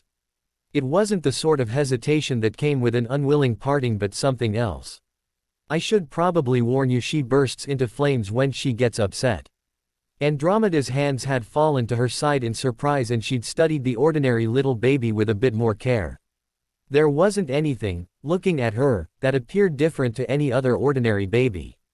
That said, not 15 minutes after Dora left, the small girl burst into flames for an entirely different reason. Happiness, Andromeda discovered, also caused flames. She'd just been playing peek-a-boo. And up went the sofa in flames. After she'd put out the sofa and properly fireproofed what she could, she and little Molly had quite the enjoyable evening. Aside from the rather destructive flaming, she was a perfectly ordinary child. A perfectly ordinary child with a very famous father, it turned out. Dora had left a list of instructions and warnings that gave Andromeda reason to believe Molly was in danger, but she hadn't gone into any detail to explain what that danger was, and it was only when the doorbell rang that she figured it out. She'd never met him in person, but anyone would be a fool not to recognize Harry Potter. Even if she hadn't seen his picture frequently splashed across the pages of the Daily Prophet, in which weekly Dora had certainly spoken of him often enough. She'd recognize the messy black hair and green eyes anywhere. She doubted people even needed the scar to confirm who he was these days. "Hello, Mrs. Tonks," Harry greeted her with a smile. His right arm was in a sling and secured tightly to his chest. His face was pale and he was covered in scratches, but he seemed healthy enough. With him was a B-owned woman Andromeda didn't know. She was also covered in scratches but had no other injuries. It was easier to see, looking at the two on her doorstep, exactly where Molly got her looks from. She looked just like her mother, but her eyes were those of her father. Blimey, Andromeda exhaled in response. Dora definitely hadn't prepared her for this. The bee-owned woman grinned. I'm Allie Martin, Molly's mother. She was just about to step aside and let them in when she remembered Dora's warning about things like this. She was a little embarrassed, but she knew her daughter would have only mentioned it if it was serious. I'm sorry, but I was told to ask you a question before I let you in. She smiled a bit sheepishly, but both Harry and Allie just laughed. Go ahead and ask, it's all right, Harry assured her. We sort of expected Tonks to do something like this. The mention of her daughter so casually and with affection strengthened the belief that the people on her doorstep were genuine, but she still felt she should ask. What was it that gave you away? Harry laughed again, but Allie merely rolled her eyes. It was a photograph on the mantel. It was the correct answer, and Andromeda would love to understand what exactly the question and answer meant, but she thought she would be told in her own time. It didn't mean she wasn't curious, of course, but she led the pair inside and over to their daughter without asking. She's a beautiful little girl, she complimented as Allie reached into the little bassinet Dora had brought with her. Thank you for watching her, Harry responded. She can be a little difficult sometimes. Yes, I nearly lost the sofa, Andromeda agreed with a laugh. It's all right, though, Dora did warn me. Harry winced and started to apologize, but she waved him off. Anytime you need someone to babysit, you can call on me. It was fun. As she talked, Harry sent the bassinet away with a wave of his wand. Once that was done, he pocketed his wand before he turned and lightly touched Allie's elbow. Thank you for the offer, Allie smiled. We just might take you up on that. Then, in a move she really should have been expecting, Harry and Allie vanished in a pillar of flames with their daughter. It was a delightful thing to watch, very dramatic, and it gave Andromeda a bit of a thrill to know something like that existed. Perhaps it was time she took more of an active role in the fight against Voldemort. She'd have to broach the topic with Dora the next time she saw her. Most of the Order left when it became obvious he was about to have it out with Dumbledore. Only Molly and Arthur stayed because they were extremely invested in Harry, and Tonks stayed because she was living with him and didn't see why she should be made to leave. Sirius could see that Remus had wanted to stay but hadn't been comfortable challenging Dumbledore so openly. Sirius couldn't blame him. Remus owed more to Dumbledore than most. It was always going to be difficult for him to challenge Dumbledore's word with that kind of debt hanging on his shoulders. With the Order gone, the basement kitchen looked large and unforgiving. Dumbledore stood at one end of the table, a cold fury seeping off him, while Molly and Arthur sat along one side. Sirius took the end opposite from Dumbledore, and Tonks happily settled into the chair beside him. It left no question to who she was siding with when everything hit the ceiling. He was starting to feel a little cold, and Sirius wasn't happy that this discussion would be taking place while he was filthy. He was soaked and muddy, and he was sure there was blood all over him. It was a wonder Remus hadn't been able to smell it earlier. Seeing him shiver slightly, Tonks hit him with a drying charm and a quick warming charm. She wasn't going to try to hit him with Scourgify while Dumbledore glared down at them. No one seemed about to speak the first words, and Tonks wasn't going to force anyone's hand. Not that she had to. Dumbledore sank into the chair at the end and gave Sirius a deeply disappointed look. It might have worked on him in the old days when he and James had accidentally, on purpose, exploded the potions room, but it had no effect now. Sirius had seen things far worse than a disappointed Dumbledore. He'd seen the ruin of his best friend and brother's house. He'd seen his broken but untouched body. He'd spent 12 years in Azkaban for a crime he didn't commit. Most importantly, he'd met Allie Martin and Ruby Reed. He'd been secretly pardoned by Madame Bones herself. He'd seen the kind of man Harry was becoming, and he was proud to have a hand in it. He was proud to fight alongside his godson, and he was proud to call him a son, a brother, in all but blood. He had nothing to be ashamed of, and he was not going to let Albus Dumbledore make him feel something he shouldn't. You are putting yourself at great risk every time you leave this house, Dumbledore began. Every time you leave this house and the protections I have placed on it, you risk death or capture. Whether by Death Eaters or Aurors does not matter. What you are doing is dangerous for every member of the Order. With every step you take outside of this house, you put Harry at risk. Harry is always at risk, Sirius replied evenly. That may be the case, but I have done everything possible to minimize the chances of his capture. You risk leading Voldemort to this very doorstep every time you leave, and that puts Harry at unnecessary risk. Even if I were to stay here and never leave, there are plenty of other people who come and go from this house that pose the same threat. Snape, even if he does it via 8 different places, still travels here frequently for meetings with Death Eaters. He poses more of a threat than I do. Sirius kept his words simple, stating only facts as he saw them so as to not be accused of being emotionally invested. Even though he was, Dumbledore could hardly argue with the facts, and so far there was nothing Sirius had said that wasn't 100% true.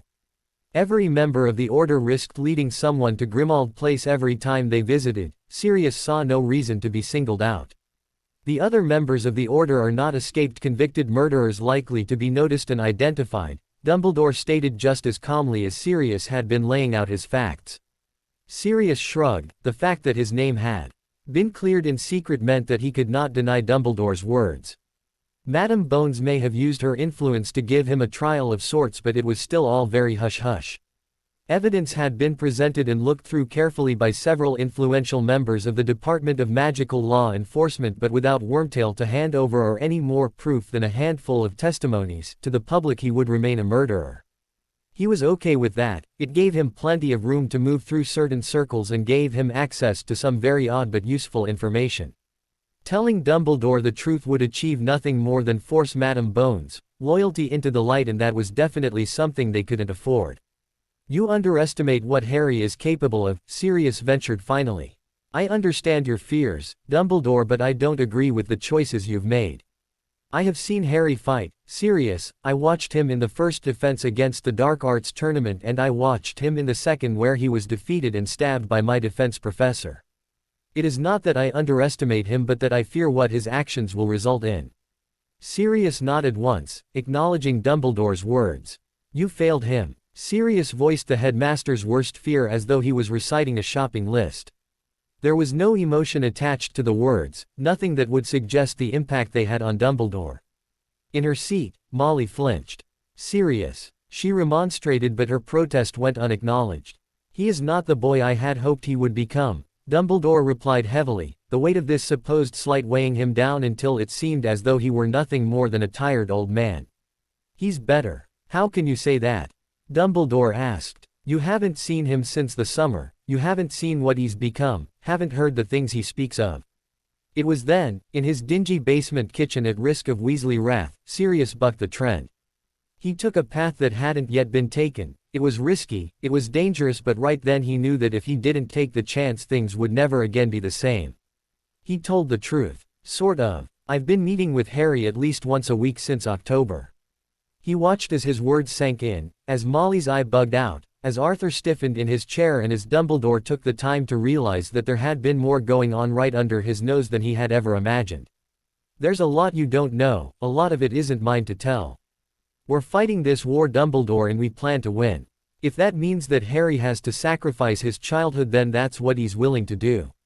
You sent him home last year, angry, scared and alone, and you cut him off from his friends.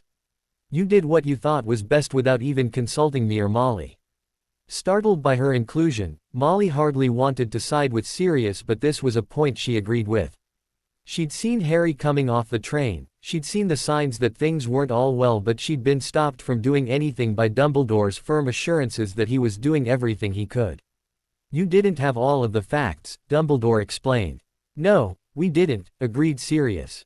We didn't know anything. You kept us in the dark and told us to trust you, and we did. That was our mistake. We were blinded by what we wanted to see, Tonks spoke up.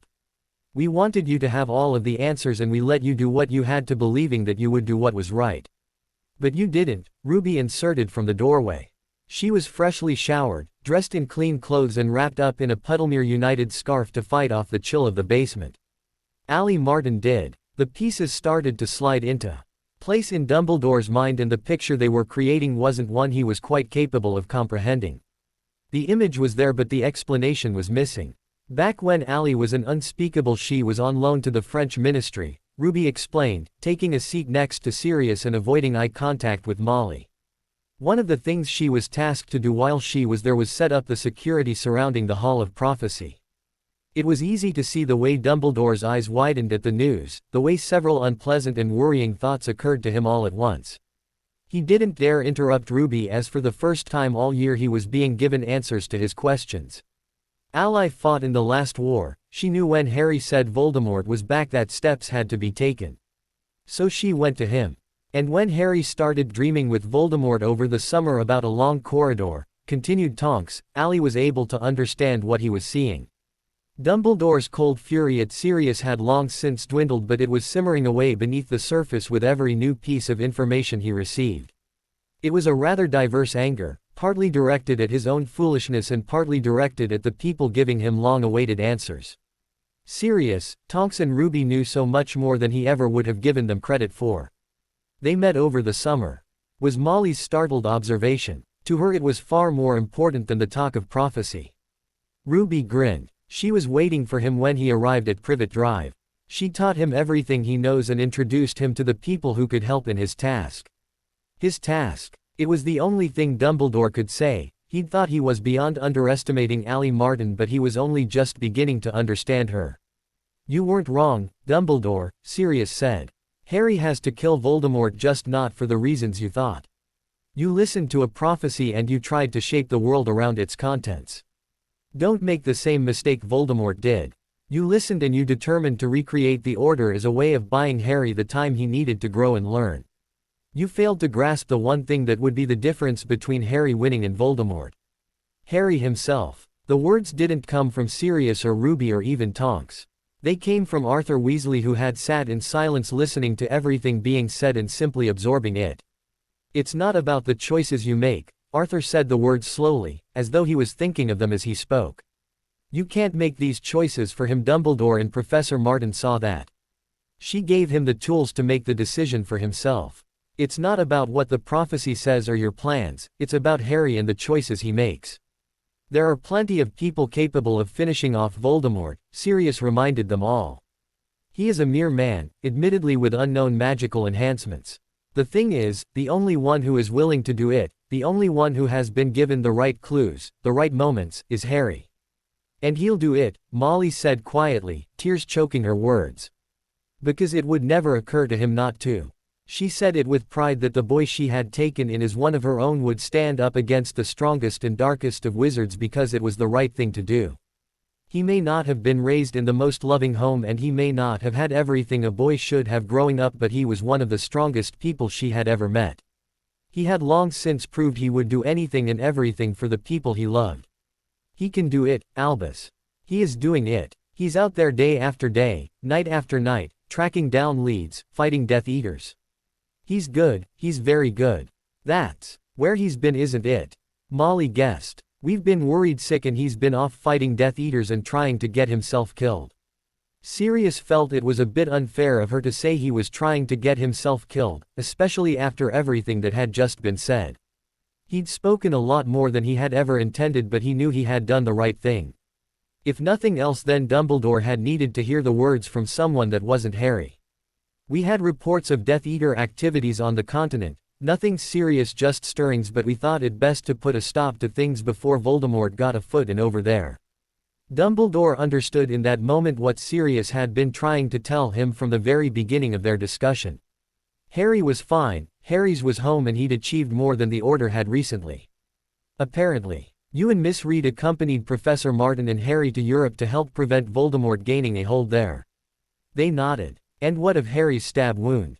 Not as bad as it looked, Sirius dismissed. Practically healed already. After long moments of silence, Dumbledore stood back from the table, a sad look on his face. I need time to think about everything that has been uncovered here. Sirius waved him away, not really caring if Dumbledore gave the information time to sink in or not. What mattered to him was that for the first time since his escape he had told Dumbledore how it was and not simply followed his orders. It felt good to be free of the restrictions Dumbledore had placed on him, even if the old man still disapproved. He just hoped he hadn't made things worse for Harry. Against all expectations, the last week of term leading up to the Christmas holidays was perfectly ordinary. There were a few small exceptions, but they were hardly enough to take notice of. Harry went down to breakfast the day after he returned to Hogwarts as though he hadn't been gone at all.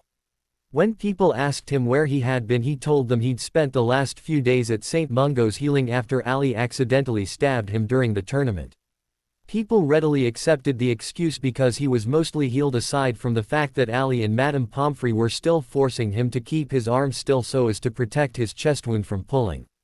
It was a small annoyance but nothing really to worry about, as he'd been assured the sling could be removed before the Christmas holidays began. Similarly, Emmy's ribs were healing well enough with the constant care from Madame Pomfrey that she was able to remove the barrier spell around her. She was still sore but was well enough to go back to doing what she did best, mostly annoying people but occasionally stalking Death Eaters. Aside from the occasional aches and pains suffered from the Adata, which really weren't unusual given what they got themselves up to, school was much the same. At least it was if you chose not to notice that Dumbledore never once came down for a meal. According to McGonagall and Snape, after his confrontation with Sirius, he'd locked himself up in his office and not come out. Given that this worked out well in Harry's favor, he wasn't too worried. He went to classes and Adata meetings, froze to his broomstick out on the Quidditch pitch at least once, and spent plenty of time playing with Molly. He spent time with Ali and his friends and didn't focus once on what was going to happen when Dumbledore finally came down from his office and decided it was time he and Harry had it out properly. Having it out properly with Hermione was something completely unavoidable. She grabbed him by the ear as soon as he was done with breakfast that first day back and dragged him up to the Adata room. When he warned her she was going to be late for class, she told him to shut it and then turned on him. "How could you not tell me?" she demanded. "I thought you trusted me, and then I find out that this whole time you've been having a relationship with Professor Martin." "She's a teacher, Harry. But no, it's all right because really you actually met over the summer and trapped yourselves in a box and learnt lots of things and fell in love and got her pregnant." "Pregnant? And at what point did you decide to keep this from me? How dare you? I was worried sick about you, but I shouldn't have been because you were off shagging our Dada professor and killing bad guys. And then Ron and Ginny tell me all about the Adata and the kind of people you're aligned with, and it turns out that you're keeping all of this from Dumbledore is some sort of stupid payback for him keeping you in the dark, and it's dangerous and you're going to get yourself killed, and you have a daughter." "A daughter? You're a father, Harry James Potter, and you didn't even tell me." And as if that isn't bad enough, I finally found what I've been looking for tucked away in a class registry, saying that Professor Martin is actually Alexandria Leah Martin, who graduated from Hogwarts in 1714, which is impossible, but not if you ask any of the Adata members, who just tell me that sounds about right, though they've never bothered to do the math properly. 1714 Harry. 1714. Harry drew breath to get a word in, but it turned out she wasn't done yet, so he settled for gaping at her open-mouthed. "And no one will tell me how it is she's 300 years old, but I looked into it and I ruled out every possibility I could possibly think of, and I know Dumbledore isn't aware of her true age, but that you must be, because you've told me before that she fought in the last war and that she's seen and done a lot of things. And you weren't kidding, but I don't know what can possibly explain everything, and you are going to tell me right this moment, Harry James Potter, or you will never walk properly again." She thumped him on the shoulder, the uninjured side, several times with her potions textbook to enforce her point.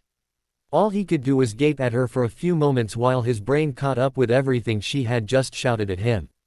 She was breathing heavy and her face was bright red, as though she was embarrassed by what she had just done. She sure as hell wasn't standing down, though. When her mother was pregnant with her, she was killed by the killing curse. Her aunt saved her life by cutting her from her dead mother.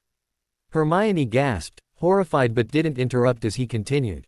When she was 10, her aunt was killed by a basilisk and she was bitten as well. She was saved by the tears of a phoenix, but when the phoenix healed her, it mixed some of its blood with hers. She became a human phoenix. It was Hermione's turn to gape at him in astonishment. She was a lot quicker than most and had immediately made the connection between what had happened to Ali and what had happened to him down in the Chamber of Secrets. "But Harry, that means that I'm going to live a bloody long time, yeah." Hermione took a moment to let his words sink in, and then after some serious thought told him she was late for class but that she still had a lot of questions. He followed her to class and tried not to fidget when he felt her gaze moving constantly from Ali to him. Holiday assignments, Ali informed the fifth years on the last day of the term, revision and lots of it. "I understand the restriction on underage magic means you can't practice everything, but you can practice wand movements, simple first aid, the Muggle fighting techniques you've all become so fond of. You'll keep a journal. Write down everything you do during your day, starting from when you get up in the morning to when you go to bed. What exercises are you doing to make sure you can run like hell if there are anti-apparition wards? What homework are you doing for other subjects? If you are doing other homework, how can what you're studying be employed in defense against the dark arts? Reread your textbook. There were general unhappy sounds at her unfortunately long list of things to be done, but she merely smiled grimly. Last Sunday, tucked away in a small corner to cover it up, the Daily Prophet ran an article about an attack on a Muggle town. 21 people were killed, including a Ministry of Magic Auror who responded to the scene. A further 80 people were taken to both Muggle hospitals and St. Mungo's for treatment, and 18 people were arrested for Death Eater activities. Do your homework. No one complained after that, and once the news spread to other years, she had no more complaints about the level of homework she was giving out. If the other students had any idea the type of holiday homework the Adata was getting, they wouldn't have been complaining so much. It was around 9 o'clock when the Adata gathered for their final meeting. It was a little later than normal, but it had taken some time for them to organize their desks and a lot longer for them to pack than the other students. When they arrived back for the last meeting, they all found large boxes sitting on their desks. Each box had a thick parchment envelope sitting on top. The Adata eyed them warily. In your boxes are your assignments for the holidays. Fred, George, you have a list of potions that need making in a lengthy order from the MLE for some of your newer specialist items. The twins grinned at each other. That kind of thing was generally written off as an expense, which meant they were definitely getting paid for every item they made. Plans for their joke shop next year were looking more and more promising. Abby, Emmy, your boxes contain every piece of information we have on Peter Pettigrew. It's time he was brought in and Sirius' name publicly cleared. Find him, kill him if you have to, but try and bring him in alive. There were no happy smiles on Abby or Emmy's faces, they merely nodded. Their task was going to be a lot harder than the twins, who would get to spend the holidays locked away making weapons and joke products for the MLE. Sirius' future was riding on their finding Wormtail. Luna, you have the holidays to learn how to read the written form of Parseltongue and to compile a list of other possible languages being used on the artifacts Voldemort has been stealing.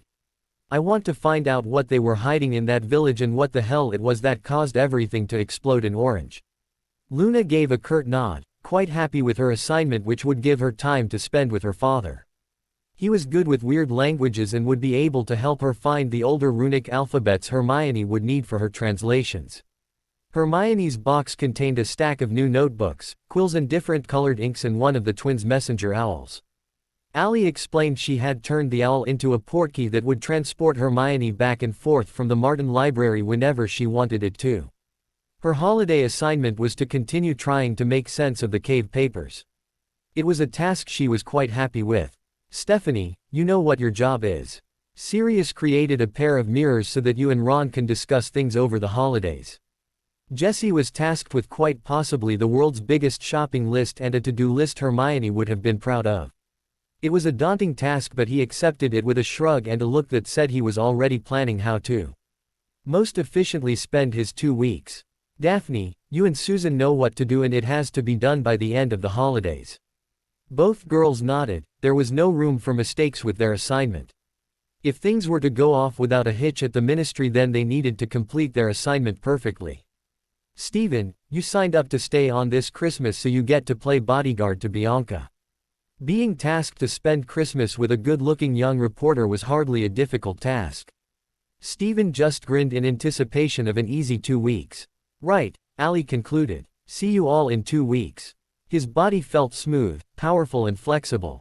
He was gliding between shining metal bars. At first glance the corridor was empty. A man was sitting on the floor, sitting in front of a door at the end of the corridor. He reared high from the floor and struck. The man was yelling in pain. Blood was splattering onto the floor. The sound of his daughter crying snapped Harry out of the dream, and he was moving before conscious thought had caught up. He threw himself out of bed and rammed his feet into the nearest pair of shoes. Behind him Allie stirred and sat up, holding her head. Oh, Merlin, she moaned. What were you dreaming? We have to move. Now. She didn't question him. She snapped up her wand, shoved on a pair of dragon hide boots that she'd left by the bed, and snatched Molly out of her crib. She didn't stop to think how funny they looked, her in a pair of flannel pajamas with stars all over them, feet shoved into black dragon hide boots, Harry dressed only in a pair of flannel pajama bottoms, the ones from Sirius covered in big black dogs, and a similar pair of dragon hide boots. Grimmauld Place, go, I'll meet you there. She nodded once and vanished in flames. Harry gave it barely a second before he vanished in flames, appearing in the corridor outside the Department of Mysteries where Dumbledore had stationed members of the Order to protect the prophecy. He'd been here plenty of times before, sometimes in Voldemort's dreams, others when he was with Ruby or Allie and they were looking for something. He'd never been there for such a horrible reason. The dream had left him shaken. No matter what he had seen, there was never a time when watching someone you cared for get hurt didn't cause a stir of panic. The closer he got to the door, the more blood there was on the floor. Harry could remember the dream perfectly, what it felt like to be forced to ride along with Voldemort while the Dark Lord took joy from the pain and suffering of others. He could remember what it felt like sinking his teeth into a man's flesh. It made him cold all over. Arthur Weasley was slumped on the floor, unconscious and bleeding heavily. Harry didn't bother to check for any signs of Death Eaters. This had been Nagini's doing and she seldom went anywhere in the company of anyone that wasn't Voldemort. There wasn't a bit of Mr. Weasley that wasn't soaked in blood. He'd never even had the chance to reach for his wand before Nagini was on him. Harry crouched beside the man who so often treated him like another son and gripped his shoulder tightly. In a whoosh of flames they were gone, leaving behind a large puddle of blood. It was the slamming of doors and the startled yelp as, by the sound of it, Sirius was unceremoniously dumped out of bed, that woke Remus. The sounds of urgent voices had him out of bed in a moment. He could hear Tonks and Sirius exchanging quick and hurried words with a woman whose voice he didn't recognize. He could also, strangest of all, hear an infant screaming. Feet pounded downstairs and then past the room he'd taken to using whenever he stayed over. Remus dressed quickly and hurried from his room. Down the stairs and toward the sound of urgent voices. In the basement kitchen, Tonks and Sirius, both still dressed in their pajamas, were talking quickly with a bee-owned woman, also in pajamas, as she paced back and forth trying to calm the baby in her arms. "What's going on?" he asked, stepping into the kitchen and frowning when Tonks jumped. "Remus," she startled. "When did you get here?" "Just a few hours ago," he explained. "What has happened?" Before anyone could say anything more, the kitchen table erupted in flames and Harry appeared on it, crouched over the crumpled form of Arthur Weasley. While his mouth dropped open and he let out a startled yelp of surprise, Sirius and Tonks moved forward completely unperturbed by Harry's sudden appearance. Harry jumped down from the table and Remus could see he was beefy from the waist up and that his bare chest and arms were covered in blood. Looking at Arthur, it was easy to see where all of the blood had come from. "Nagini got him," he snapped out as Sirius and Tonks began to strip away the clothes from around the bite. "I got to him as quickly as I could. He needs to go to St. Mungo's," Tonks responded quickly. "He's lost too much blood and there's nothing we can do for that kind of bite. I don't even know if Nagini carries venom. It's no good, he needs help now," Sirius contradicted. "We need Phoenix tears." For some reason Sirius and Tonks turned to look at Harry and the bee-owned woman. Harry held up his hands and shook his head. "Don't look at me, I still haven't been able to heal scratches."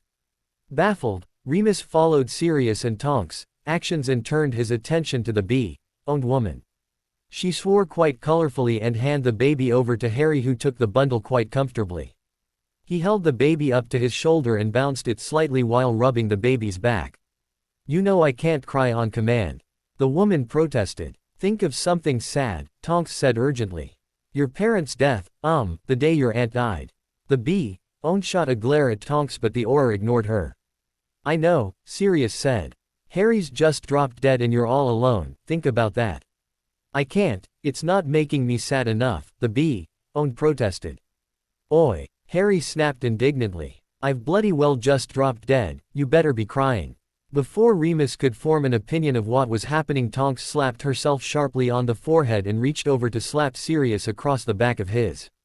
"Hey, stupid, stupid," she muttered. "Molly, we use Molly.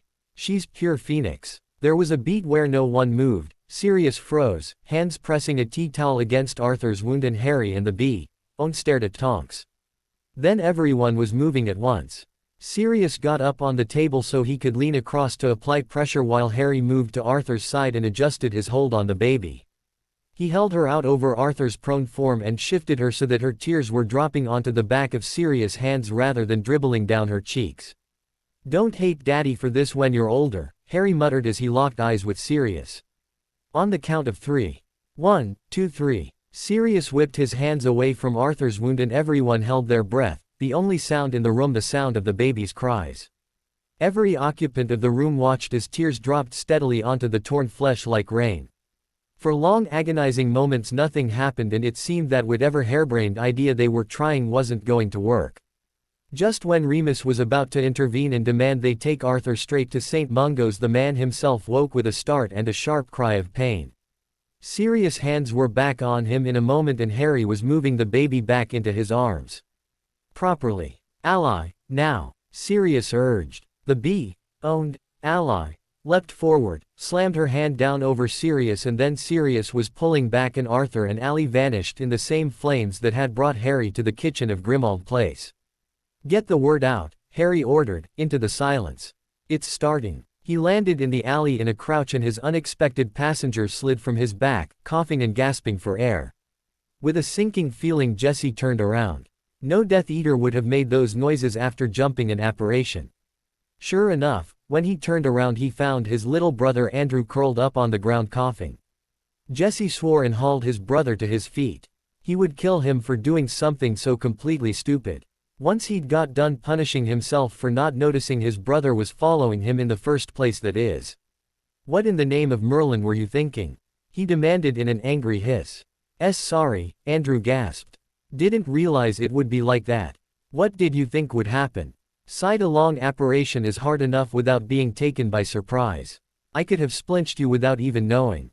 Andrew frowned at the unfamiliar words and Jessie had to fight the urge to smack him. Sometimes, when he was at Hogwarts and the world was on the brink of war, it was easy to forget what was waiting at home. It was easy to forget that he was the black sheep of the family, the one that no one talked about in specifics, just general offhand comments. It made the fact that Andrew had just jumped his apparition all the more dangerous. He had no way to defend himself and his parents would never forgive him if he got his little brother maimed or killed. "Go home," Jessie ordered. "No," Andrew informed him with all of the stubbornness his 14-year-old self could muster. "That wasn't a request. You can't boss me around," Andrew insisted stubbornly. "I'll tell Mum and Dad you snuck out." "It's the middle of the day," Jessie responded, exasperated. "It's not sneaking out in the middle of the day. It is when you're dressed like that and have a pocket full of gold." Jessie narrowed his eyes, but any further demands to know just what his brother had been doing going through his things were cut short by voices entering the alley. He acted without thinking. He shoved Andrew back into an alcove, boarded the area and then sank back into the shadows just as two hulking figures entered the alley. They were early and with the distraction Andrew had caused he hadn't had time to set any traps. He was going to have to do this on his own with his little brother watching. He couldn't even tell him not to watch because that would draw attention to Andrew's hiding place. He waited until they passed his hiding place and then warded both ends of the alley with anti-apparition jinxes. They didn't notice anything was wrong until Jessie hit them in the back with a couple of stunners. The huge bulky form of Crabbe Sr. froze and fell face first, but Goyle had been protected by his friend's bulk. He turned sharply and fired a spell at Jessie, but Jessie was faster. From the alcove, Andrew watched the whole thing with his mouth open in horror as his big brother used magic to take down two men. From his point of view, the men hadn't done anything to anyone, but the thought that his brother could hurt anyone just didn't sit well. There was a lot of flashing light and then abruptly the second hulking figure dropped. Jessie hadn't even broken a sweat. He removed the wards from the alcove to release his brother, but Andrew didn't move. In fact, he shrank away from his brother, pressing hard against the wall behind him. "What have you done?" His horrified whisper hardly seemed to reach Jessie, but he stiffened at the words. "You killed them. They're not dead," Jessie said calmly. "I told you to go home. I didn't think you were going to attack anyone." The disgust in Andrew's voice didn't even give Jessie pause. "These men have killed a lot of people. I hope you never have to understand what I just did."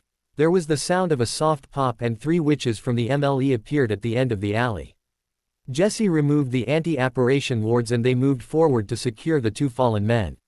Aside from a cursory hello and a little ribbing about the cut to Jess's cheek, they didn't say much. "You done for the day?" one of the witches asked just before they were scheduled to leave. "Got some supplies to get. Don't worry, I'll keep out of trouble." "Good." The three witches disappeared and Jesse was left standing with a little brother that would never look at him the same way again. He'd been the black sheep for so long now he would have thought it would stop hurting. 11 days to go. Their breathing was heavy, making the glass of the small window fog up. It was probably a good thing no one was paying any attention to the little storage cupboard, because even with the silencing charms and wards in place it wasn't hard to imagine what was going on in there. Allie was perched atop a stack of upturned crates, her face was buried in Harry's shoulder and she was biting onto his jacket to keep from screaming.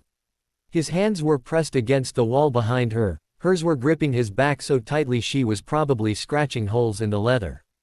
He really didn't care. It was fast, it was dirty, and it was probably the best say either of them had had since Molly was born. Harry's legs gave out under the force of his and Allie's pleasure and he tumbled to the floor, tugging Allie down with him. She collapsed on top of him with a giggle and he struggled to catch his breath. "We're so doing that again," he murmured, running his hands up and down her back. "Maybe not in a storage cupboard," he added as an afterthought. Allie's only response was a moan. Possibly it was agreement, possibly it was merely an expression of being unable to move for sheer jelly-like quality to the legs. Harry would like to have believed it was both, but further pondering was interrupted when the alarm on his watch went off. "Shit," Allie mumbled. They were both still for a moment before leaping into action. Allie hopped around on one foot trying to tug her pants back on while Harry struggled to find her left shoe. "Shit, shit, shit," she cursed as she lost balance and tumbled back onto a crate. 2 minutes later, and with all clothes appropriately repositioned, they slipped out of the cupboard and into the main hall of the DMLE. Avoiding the two wizards on duty was relatively easy and they managed to slip into the appropriate cubicles and set the little traps the twins had designed without trouble. One department down, just a dozen more to go. In the department for control of magical creatures, Harry took great pleasure in attaching one of the nastier traps to McNair's little spindly chair. Allie, on the other hand, got great enjoyment out of plastering another nasty one to the underside of the desk of a witch in the Department of Records who had caused her numerous troubles over the years by trying, of all things, to compile a complete and true account of Allie's birth, addresses and occupations. The fact that she'd joined Voldemort just gave Allie an excuse to do something she'd wanted to do for 40 years. All up it took them 5 hours to litter the traps throughout the Ministry. Several times, they only just avoided being seen, and one more time they stopped for a bit of fun in another cupboard. 10 days to go. Stephanie's bedroom was covered beneath a soft layer of maps and charts. If she so much as twitched her leg, an avalanche of parchment was likely to bury Ron. They hadn't seen her cat, Whisper, a few hours, and with the bedroom door shut it was unlikely he'd gotten out. There was an order to the chaos, but if either tried to explain it to someone else it wouldn't have made an iota of sense. They'd already tried once to explain the system to Hermione, but she just waved them off and told them it wasn't worth the cross-eyed feeling she got. There were maps of the Ministry of Magic, lists of people they had working with them. There was a blueprint for each of the twins' little traps, a few of Death Eater homes, and even a star chart that had been worked into one of the plans somehow and had long since been forgotten about.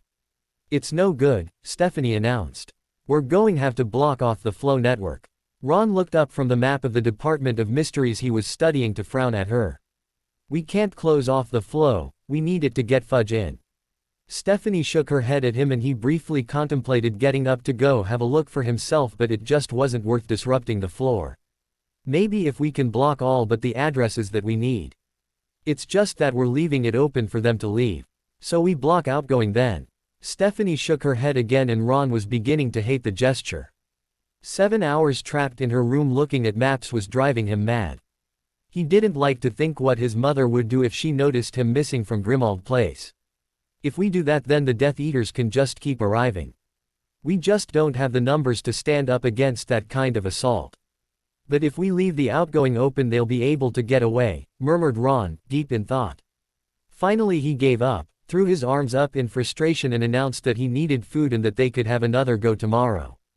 They dislodged quite a few maps and charts when they scrambled out of the room. They did rescue Whisper from suffocation under the missing star chart, though. 9 days to go. There were only so many times you could play word association games with yourself before you started to go insane. For Ginny, it turned out that 2 times was the limit to which her attention could hold onto the game. How she continued to pull this duty was beyond her.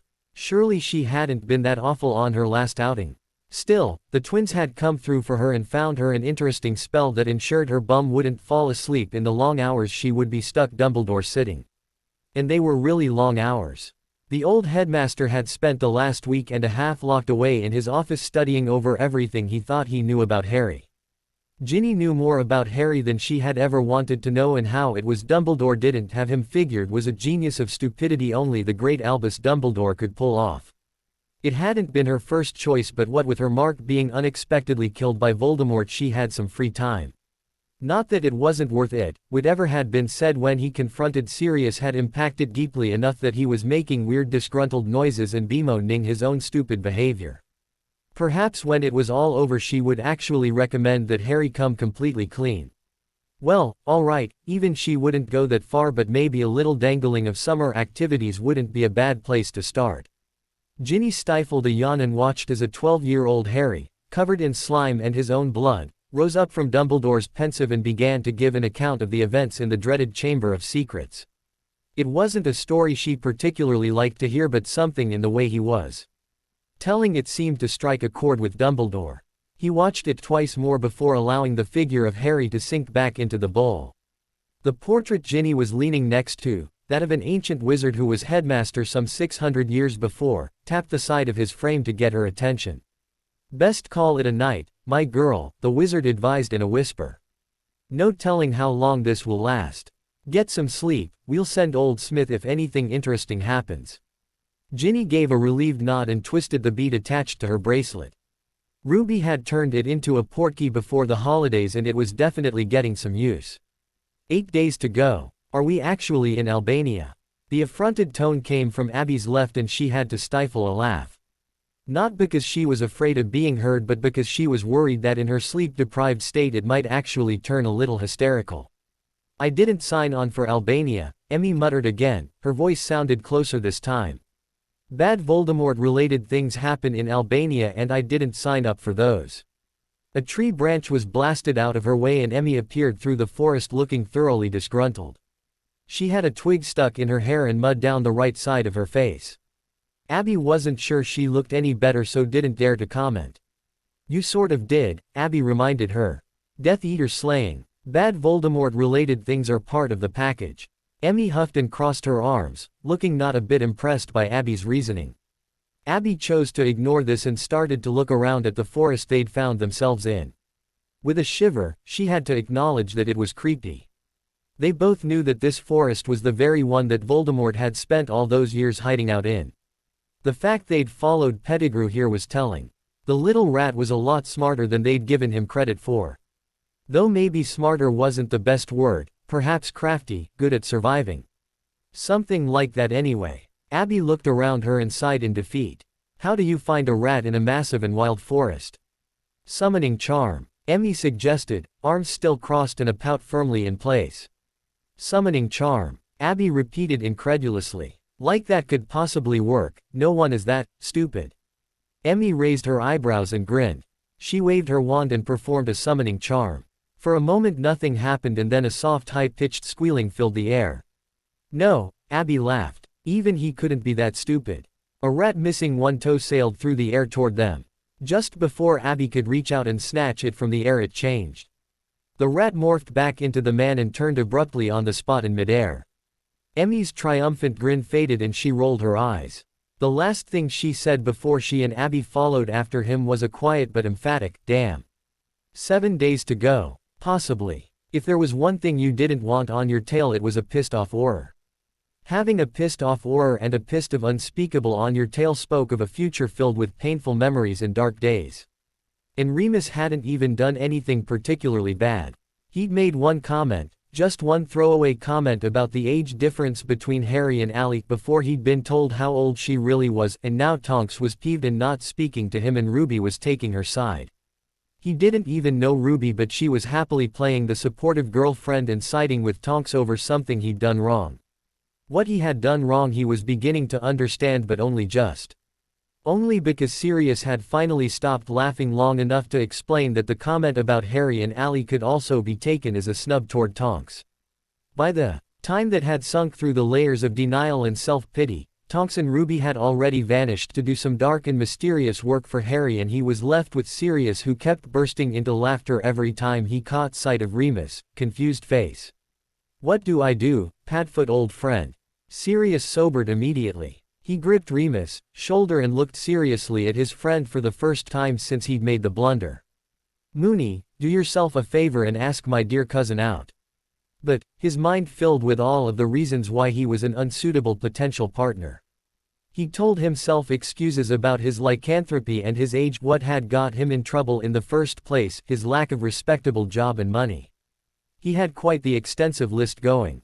"Ow, stop overthinking it." Sirius smirked and Remus glared, rubbing the back of his head where his friend had got him quite hard with a book. "Just ask her out, Moony. 6 days to go." He had been such a fool. Sirius' words kept repeating in his head, and no matter how he twisted them they would not reshape into the form he had created for them. He had spent so much of the last few years concerned for Harry's innocence and his youth that he hadn't been able to see the truth. It was something everyone else had already known, but now he was able to see it for himself. He had made mistakes that he worried couldn't be reversed. Mistakes he feared could lead to Harry's death even if he had become an incredibly skilled fighter. He might stand a great chance against Voldemort's forces now, but through his fear Dumbledore had neglected to share much which could help bring Voldemort to his final destruction. There were many fences that needed mending before he could share the information, and he feared that with Harry's new attitude that offense was the best defense, Dumbledore feared there wouldn't be time. Fear. There were so many fears he constantly worried over. Fear for Harry, fear for the wizarding world. Fear for himself that one day he would fall and there would be no one with the knowledge to prevent it. He had tried so hard for years to be the one who could stop Voldemort, but perhaps now it was time to take a step back and acknowledge what he had always known. The end couldn't be dictated by anyone but Harry, and if what he had heard in rumor and seen for himself at the Defense Against the Dark Arts tournaments was anything to judge by, it was going to be soon. Unaware of any sort of important countdown, but nevertheless feeling some sort of impending doom. Harry was furious, and it was that which was keeping Molly from settling down. No matter how he rocked or soothed her, she refused to calm down, and in the end he had to hand her over to Sirius while he tried to calm down. Voldemort had been the source of a great deal of pain in Harry's life. He was the reason he'd lost his parents and his whole family at such an early age. He was the reason Ginny had to suffer so much in her first year. He was the source of a great deal of pain across the wizarding world, but this, almost killing Arthur Weasley, was the final straw. Not only was he furious that Voldemort had even gotten so close to Mr. Weasley, albeit in the guise of Nagini, but he was furious that the kick-off of their plans had been taken out of their hands. There was no way Voldemort hadn't felt Harry's reaction, even if he had been training to block it. He'd been asleep and his defenses were naturally down. They just had to hope that Voldemort wouldn't try and make a move until everything was in place. Judging by the way he had been taking his time with his plots, they would have at least until Christmas before he started to make his move. They'd just have to use the time as wisely as possible. Unable to do anything now, he took a deep breath and tried to calm his emotions. Molly didn't need his anger and worry tainting her, not when she was watching Sirius with such wide eyes. Harry grinned and felt his anger slip away as he watched the last member of his old family bond with the beginning of his new one. Remus didn't know what to think. Tonks was by his side trying and failing to make him understand what was happening before him, but no matter what she said it just didn't make sense. He could see perfectly well for himself that Sirius, Harry and a baby were involved, but when she tried to explain the connection between the three things became a little difficult for him to accept. What it came down to was that Harry had a daughter and that Sirius was embracing the role of grandfather. Then his brain stopped comprehending and Tonks had to explain it all again because what she was saying just didn't mesh with the stories and rumors he had been hearing since the end of summer. The picture that had been painted by Dumbledore's fear in his words was that of an angry, mass-murdering teenage boy with far too much power and far too little conscience. He implored the Order to help him prevent Harry from further traveling down such a dark path. Then, to be presented with the evidence that Harry had in fact spent his summer shacked up with his future defense professor, it was mind-boggling. Here was a Harry who was young and happy. He may not have been as innocent and naive as Dumbledore wished, but he was happy. For the first time in his life he had both friends and a family. The way Tonks told it, Harry actually enjoyed the chance to kick a little Death Eater behind. He enjoyed taking an active part in bringing down Voldemort. He enjoyed being a part of the fight for the future, and it wasn't in any way turning him dark like Dumbledore had worried. There was no dark Harry, that Remus could see with his own eyes. There was a boy worried for one of his family, a father concerned for his daughter's happiness, and a godson who had done everything he could to save his godfather, not from Voldemort but from himself. Here was an incredible boy who had been through so much but had created something better from it. "What's her name?" Remus asked Tonks eventually, watching Sirius spin a giggling baby around the kitchen with a huge smile on his face. "Molly," Tonks answered. "Molly Alexandria Potter. She's beautiful. Looks just like her mother, but she's got Harry's eyes." "James would have loved that," Remus laughed. "He always loved Lily's eyes." Tonks didn't say anything, but Remus didn't blame her. She'd never really known James.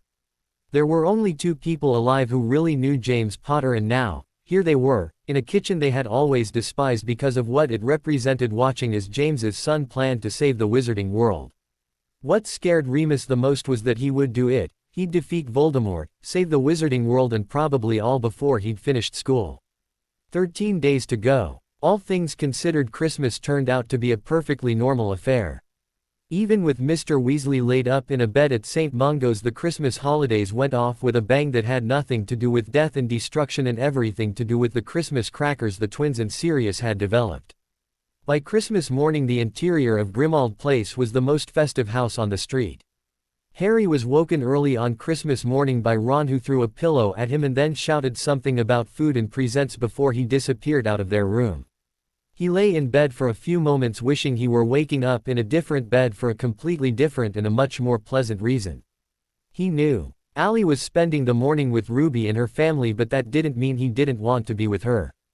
It was Molly's first Christmas and he wanted to spend it with her, not locked away at Grimmauld Place pretending he didn't have anywhere else he wanted to be. "Oi!" a voice snapped at him from the doorway. He turned in surprise to see Ruby sticking her head around his door. She was wearing a goofy Santa hat that flashed different colors and had a big bell on the tip. She rolled her eyes at his shocked but happy expression. "She's downstairs, stupid, we're all waiting on you." Harry leapt out of bed, threw on a pair of thick mismatched socks, a gift from Dobby, and his Gryffindor hoodie and ran after her. He skidded around the corner and into the drawing room where they had set up the tree. He nearly collided with Ruby, but she seemed unfazed by his lack of grace. His whole family was there. Sirius crouched by the tree waiting to hand out presents. A freshly released Arthur sat wrapped in a blanket on a chair with his wife beside him. The rest of the Weasleys were scattered about the room in various states of dress, all eagerly awaiting their presents and talking happily. Remus was leaning against the wall, surveying the room around him with a look of wonder. Tonks was crouched in front of the couch deep in conversation with her mother. And then there was Ally, seated beside Andromeda with Molly spread across her knees. She smiled at him and threw him a wink that had his insides melting. His whole family was together in one room on Christmas Day, and not even Voldemort could spoil his mood. Finally, Sirius cried, "Took you long enough, we've been waiting hours." "It's been 10 minutes, Padfoot," Remus laughed, enjoying Sirius' youthful enthusiasm. "Presents." Sirius cried happily and snatched the first one he could reach from under the tree. "Ginny," he read off the tag. He shook the present lightly, judged it to be nothing breakable, and then threw it to her. She snatched it out of the air and tore the paper away to reveal a simple brown box. She removed the lid and found a delicate gold chain inside. Hanging from the chain was a beautifully carved G. She lifted it out of the box to admire it, and her mother drew in a sharp breath. "Oh Ginny, it's beautiful. Who sent it to you?"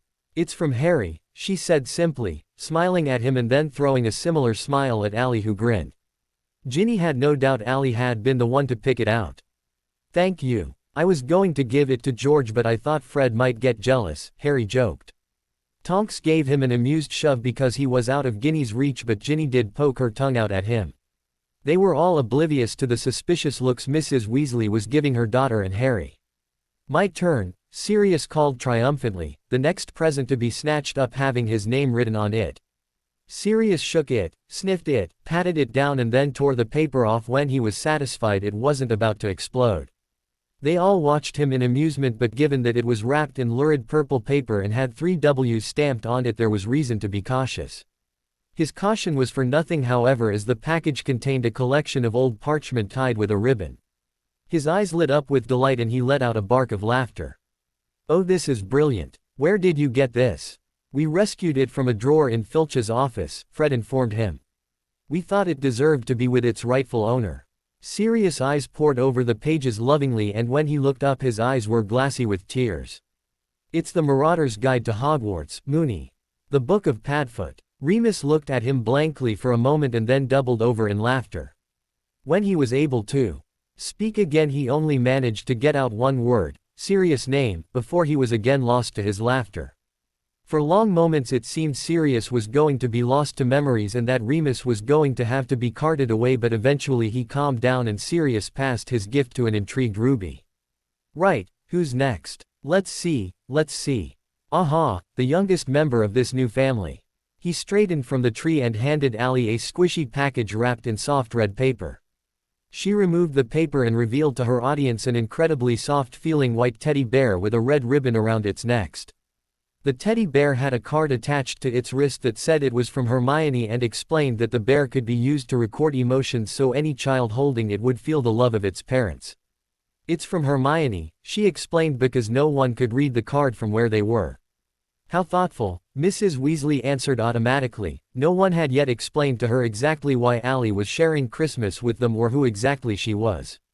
On some level she understood that Allie was the one who had taken Harry's mess of a life and fixed some of it, but that didn't explain anything to her satisfaction.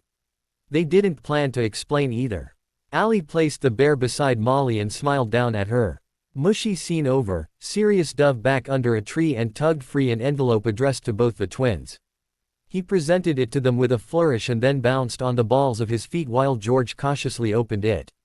His eyes bugged out and Fred snatched it out of his hands. Fred's mouth fell open and they both stared at the envelope for long silent moments before leaping to their feet and converging on Allie. Molly was scooped up and gently handed off to Andromeda before the twins fell to their knees before Allie and pretended to worship her. Mrs. Weasley snatched up the fallen envelope in hopes that it would explain her son's bizarre behavior. Inside was a contract giving them full rights to a property in Diagon Alley at an incredibly low rent and with a small stipulation that a small, practically tiny, portion of their profits be put toward an account for MAP.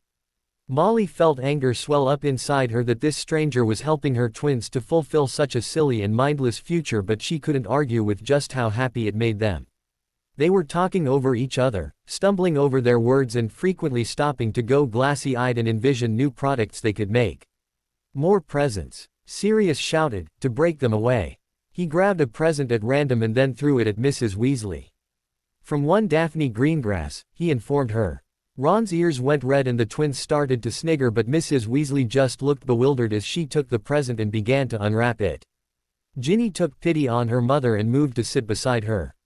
"She's Ron's girlfriend, Mum. She should get you something."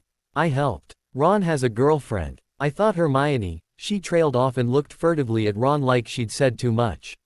Ron looked more amused than anything and just waved her concerns away and told her to open what turned out to be a collection of her own recipes with amusing pictures beside them. The one of her special chocolate cake had a picture of the twins, aged 7, covered from head to toe in icing and fighting over the last piece of cake. The whole book was filled with recipes, some had pictures, others were left blank for Mrs. Weasley to add her own later. "Oh, Ron," she gasped, eyes welling up. "I don't know what to say. And I didn't get her anything. Why didn't you tell me you had a girlfriend?" She smothered him in a hug and everyone just assumed his explanation was muffled into her shoulder. Because Sirius started throwing presents again and their attention wavered. There were the usual Weasley jumpers and homemade fudge from Mr. and Mrs. Weasley. Several books from Hermione and lots of presents from the Weasley kids for their new niece were dug up and handed out. Harry even received a gift from his aunt which surprised the hell out of him and mostly consisted of a card and her thanks for keeping Dudley safe. The biggest gift handed out was to Mr. Weasley. Harry and Ally joined forces with his children to present him with a large collection of Muggle tools and bits and pieces to keep him amused for months. Most of it had been purchased through Hermione's parents, who had been happy to help educate Mr. Weasley. Harry's best gift wasn't the mountain of toys for Molly, the jumper from Mrs. Weasley, or even the complete set of proper Quidditch gear he got from Sirius. His best gift was getting to experience what Christmas was supposed to be for the very first time in his life. They ate down in the basement kitchen, transformed with decorations and a huge roaring fire to be warm and homey. Through some fluke of the seating arrangement, Harry ended up sitting beside Ally, and the two spent much of the meal with their legs twined together and his arm across the back of her chair. He was so happy he wasn't even worried about putting on a show for Mrs. Weasley. Her eyes strayed in his direction a few times and she frowned, but it seemed her frown wasn't because of what he was doing but what he wasn't doing. She kept glancing from him to where Ginny sat on his other side with furrowed brows. "I'm glad you're here," he leant forward to whisper in Ally's ear. "Where else would I be?" They shared a grin and turned back to the table as Sirius got to his feet and raised his glass. "I'd like to propose a toast," he announced. "To many future Christmas spent with family and a short sharp death to Voldemort." Laughter spread along the table as glasses were raised in toast. They remained in a world untouched by the war beginning to rage outside. They spent the afternoon playing games and telling jokes. Sirius let them all in on the story behind the Book of Padfoot and the book it was supposed to become part of. He had them all in stitches talking about his exploits at Hogwarts with James and Remus. Andromeda shared a few stories of her own that she could remember of the Marauders in their very first year. "The letters I used to get." She laughed. Eventually it grew late. One by one the occupants drifted off to their beds and the house grew quiet once more. "Did it work?" Ally asked when only she and Harry remained in the drawing room, still surrounded by brightly colored wrapping paper. Harry shrugged, shuffling closer to her on the rug so that they sat facing each other, knees touching. "I don't know. Snape's potion knocked me out. The only thing I remember is going to bed and then Ron throwing his pillow at me." "Do you trust him?" "I don't have a choice." She shuffled even closer, draping her legs over his so she was very nearly straddling his lap. He took one of her hands in his and began to fiddle with the ring she frequently wore on her index finger. She'd told him once, back when they first met and she'd taken to rambling on to fill the horrible and oppressive silences that always filled the Dursleys' house when he was around, that the ring had belonged to her aunt and that she'd been wearing it the day she died. Sometimes he wished Ally's life wasn't marked with death, but then if his weren't marked the same way, they never would have found each other. Really, when it came to it, he would much prefer to have suffered so much loss than leave her alone. He knew, if it were the other way around, she'd choose the loss to save him from loneliness as well. "Did you know about me before?" he asked her into the quiet. "Did you know you would find me someday, or did you always think you would be alone?" Ally was quiet for some time and he continued to play with her fingers, a constant reminder that she wasn't alone anymore. He didn't want her to look back on that time and think of her loneliness because he knew, for the most part, she'd never been alone. She'd always had friends when she didn't have family. "Are you thinking about what's coming? What you have to do?" she finally asked. Her words were heavy with emotion. She didn't want to think on what was to come, not when the day had been so light and full of laughter. "No," answered Harry. "I'm thinking about Molly." Ally didn't say anything but lifted his hand to her mouth, pressing keys to his palm. "I don't ever want her to know what we felt, that loneliness," he shuddered. "I don't ever want to leave her alone like our parents did to us." She touched the side of his face and pulled him around so he was facing her and not staring blankly into the fire. "She won't ever be alone, Harry. She has more than we ever had. Every one of these people here today will be there for her every step of the way. If we die, if we fail, they will never let her be alone. They'll have children, grandchildren, great-grandchildren. Always someone by her side," she assured him. "I'm being stupid." "Yeah, 'cause we're not going to fail." She grinned at him cheekily. "This will work, Harry. We'll bring him down and we'll raise our daughter and we will stand together and protect this family and all that come after with all that we have. She'll never know the loneliness we knew." "Yeah," he murmured, still not really seeing her but seeing a future filled with happiness and bedtime stories. All the things he missed growing up that he would shower on Molly. Good, she said simply. She got to her feet and pulled him up with her. Now let's go feed you a potion and set a trap for Voldemort. 4 days and roughly 6 hours of sleep was hardly the best way to go into such an important fight, but they had little choice. Things never go the way you plan, and what with one thing or another, sleep just hadn't been possible. Just this once they hoped everything went according to plan so that maybe, just maybe, they'd catch the stupid rat and be done with it. After days spent tracking him through forests, cities and once or twice the occasionally sea, Abby was truly fed up with Peter Pettigrew.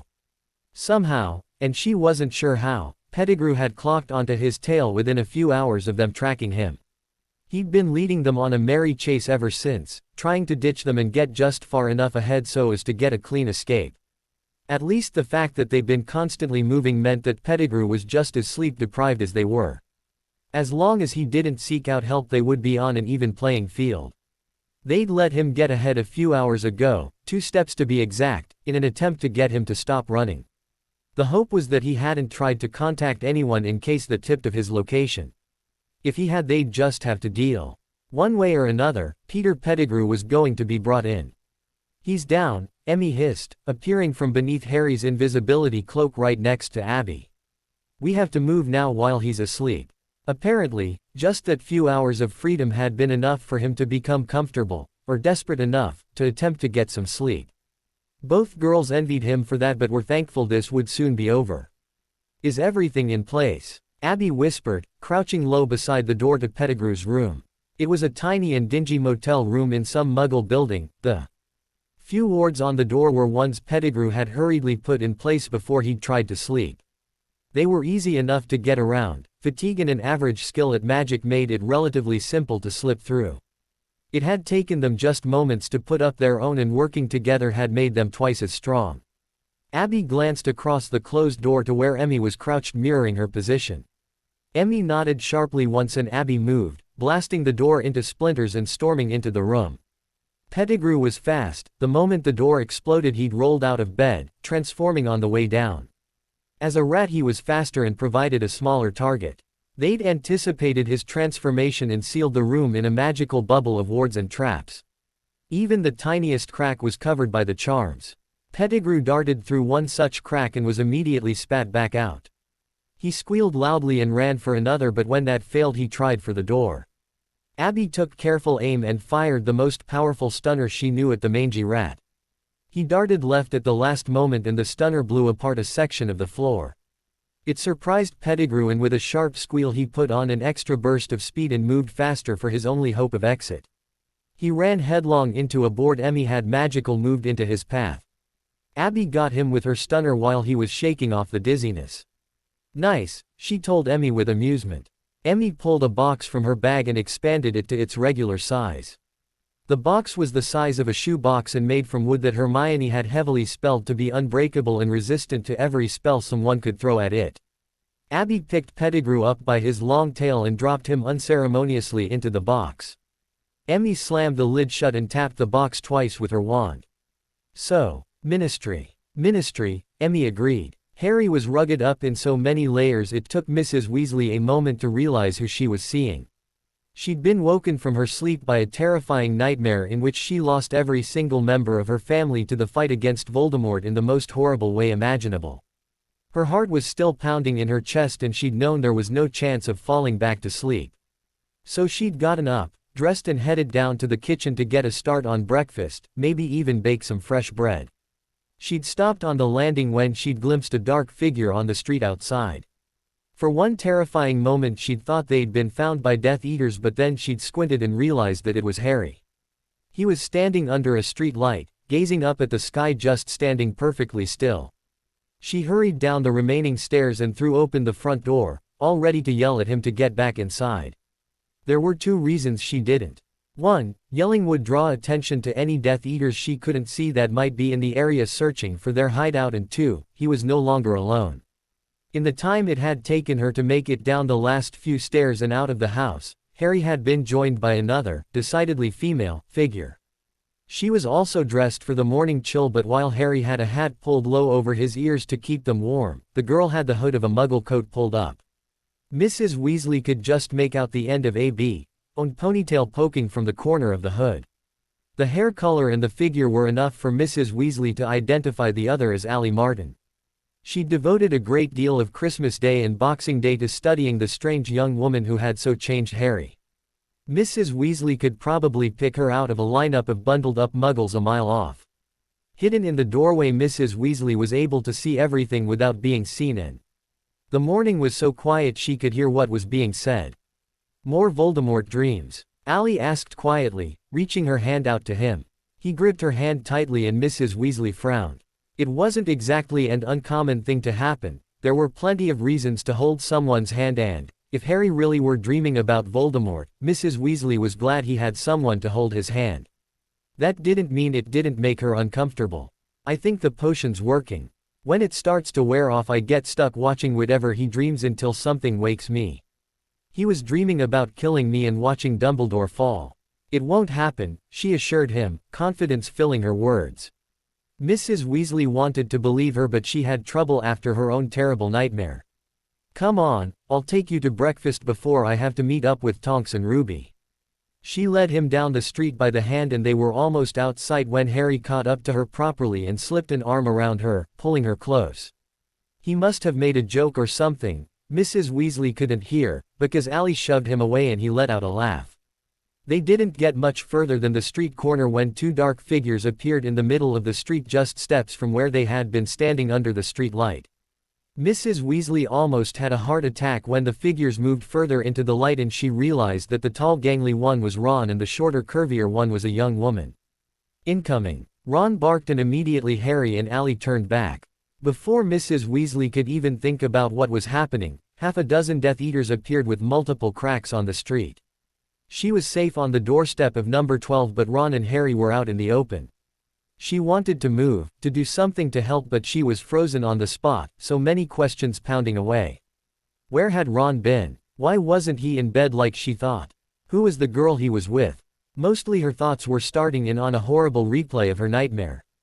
Unable to move through fear, all she could do was watch with horrified fascination as the scene unfolded before her. Mere moments after the Death Eaters appeared, Ron and the girl leapt into action. He darted forward, casting spell after spell and moving with a confidence he should not have had. His first two spells slammed into a stooped Death Eater and the already wounded witch crumpled with a cry. Mrs. Weasley gasped, hand clasped to her mouth. Ron never even looked back. The girl pounced on a wizard, knocking him in the face with a powerful punch, surprising him before she got him in the face with a bludgeoning curse that obliterated his features. He dropped to the ground and the girl was hit in the back by a sickly yellow-looking spell. It bounced harmlessly off a shield of some sorts and bounced back into the garden wall of one of the houses. Clumps of dirt and chunks of brick sprayed into the air, but the girl was already turning and shooting off curses. Mrs. Weasley watched Harry enter the fray, his movements almost too fast for her to comprehend. He downed two Death Eaters at once with the same spell. Allie snuck up behind another and with a sharp twist she broke his neck. It was carnage, spells flying, bodies falling to the road, and the whole time Ron and Harry danced through the destruction as though it were perfectly natural. It happened in a blink, and then just as suddenly the street fell quiet and the four of them stood amongst the fallen bodies of all 6 Death Eaters. Mrs. Weasley wanted to scream. She wanted to run to Ron and check that he was all right and then lock him up so he could never leave the house again. She didn't move, though, her feet were glued to the front step out of more than just fear. "That was fun," Ron announced, breaking the silence with heavy sarcasm. "We were about to have breakfast," Harry informed his friend, stepping over the well and truly broken body of a witch. "You want to come?" Ron seemed to consider it for a moment, and Mrs. Weasley added something else of concern to her ever-expanding list. "Nah, someone's got to wait for the ministry. Go, Daff and I will deal with this." They might have exchanged a few more words before Harry and Allie left, but Mrs. Weasley couldn't hear them over the blood pounding in her ears. Never in all of her terrified wonderings had it occurred to her that Harry might not have been the only one to have changed. She'd been so focused on worrying about Harry that it hadn't occurred to her what else she had been seeing lately. She didn't stay around to watch Ron and the girl meet with the ministry, she had too many things on her mind. Unlike back in September, Platform 9 3/4 showed signs that war was brewing. In September few people had been willing to believe that Voldemort had risen again, that soon war would be reaching out to their world. The air had been filled with laughter and games, bright colors and giggles. Now, though the majority of the wizarding world was still firmly denying it, there were little signs that couldn't be ignored. People were going missing, attacks on Muggle villages, little things like signs that were easily recognizable to those who had lived through the terror once before. There was an ominous feeling hanging over the platform and the atmosphere was strained even as students laughed and joked and said goodbyes to their families. Harry watched it all from behind a pillar. Out of sight he was able to observe the subtle changes he had worked so hard to bring about. The way Neville Longbottom warily eyed the platform and the way his grandmother repeatedly asked him in hushed tones if he was carrying his wand. It was evident in the way most parents were holding on extra tight when they hugged their children goodbye. Mrs. Weasley nearly suffocated each and every one of her children when she bid them farewell for the term. So far Harry had avoided such a display by hiding in the shadows and just observing, but soon it would be time to board the train and he wouldn't be able to avoid it. Soon his plan would go into action and she may never want to hug him again. Allie slipped up behind him and rested her chin on his shoulder. She had to stand on her toes to pull it off and she ended up putting most of her weight on Harry in an attempt to keep her balance. "They're starting to take notice," she observed. "No more living in the dark. It a good thing, yeah. Forcing them to face what's happening." Allie shrugged, the movement feeling weird against his back. "What choice do we have? They can't fight if they don't see. They shouldn't have to fight." Harry could feel the way Allie rolled her eyes. It was a sensation of exasperation that spread through him like warmth. It was love and it was a little feeling of his own stupidity and it was wholly Allie. "You can't do it on your own, Harry." "I know." He did know, but that didn't mean he couldn't wish to shoulder the burden alone. That he didn't wish that he could end it all as quickly as possible and spare them the pain and suffering and death. "You're depressing me and I don't like it," she informed him smartly. "It's like being back at Privet Drive all over again. I don't have the time to talk at you for hours to cheer you up today, but I can snog you silly." He turned to face her with a bit of a grin and she smiled at him winningly. She reclaimed the space he'd created between them when he'd turned around and pressed up close to him. There was hardly room for a sheet of parchment between them and she kept on moving until his back hit the pillar with a soft thump. She placed a gentle key on the underside of his jaw and then moved her way up, planting light key all the way along his jaw until she was standing on her toes and teasing him with whisper light key against his lips. His hands tightened on her, gripping the heavy material of her jacket as he took control of the key. She all but melted against him, hands gripping his collar.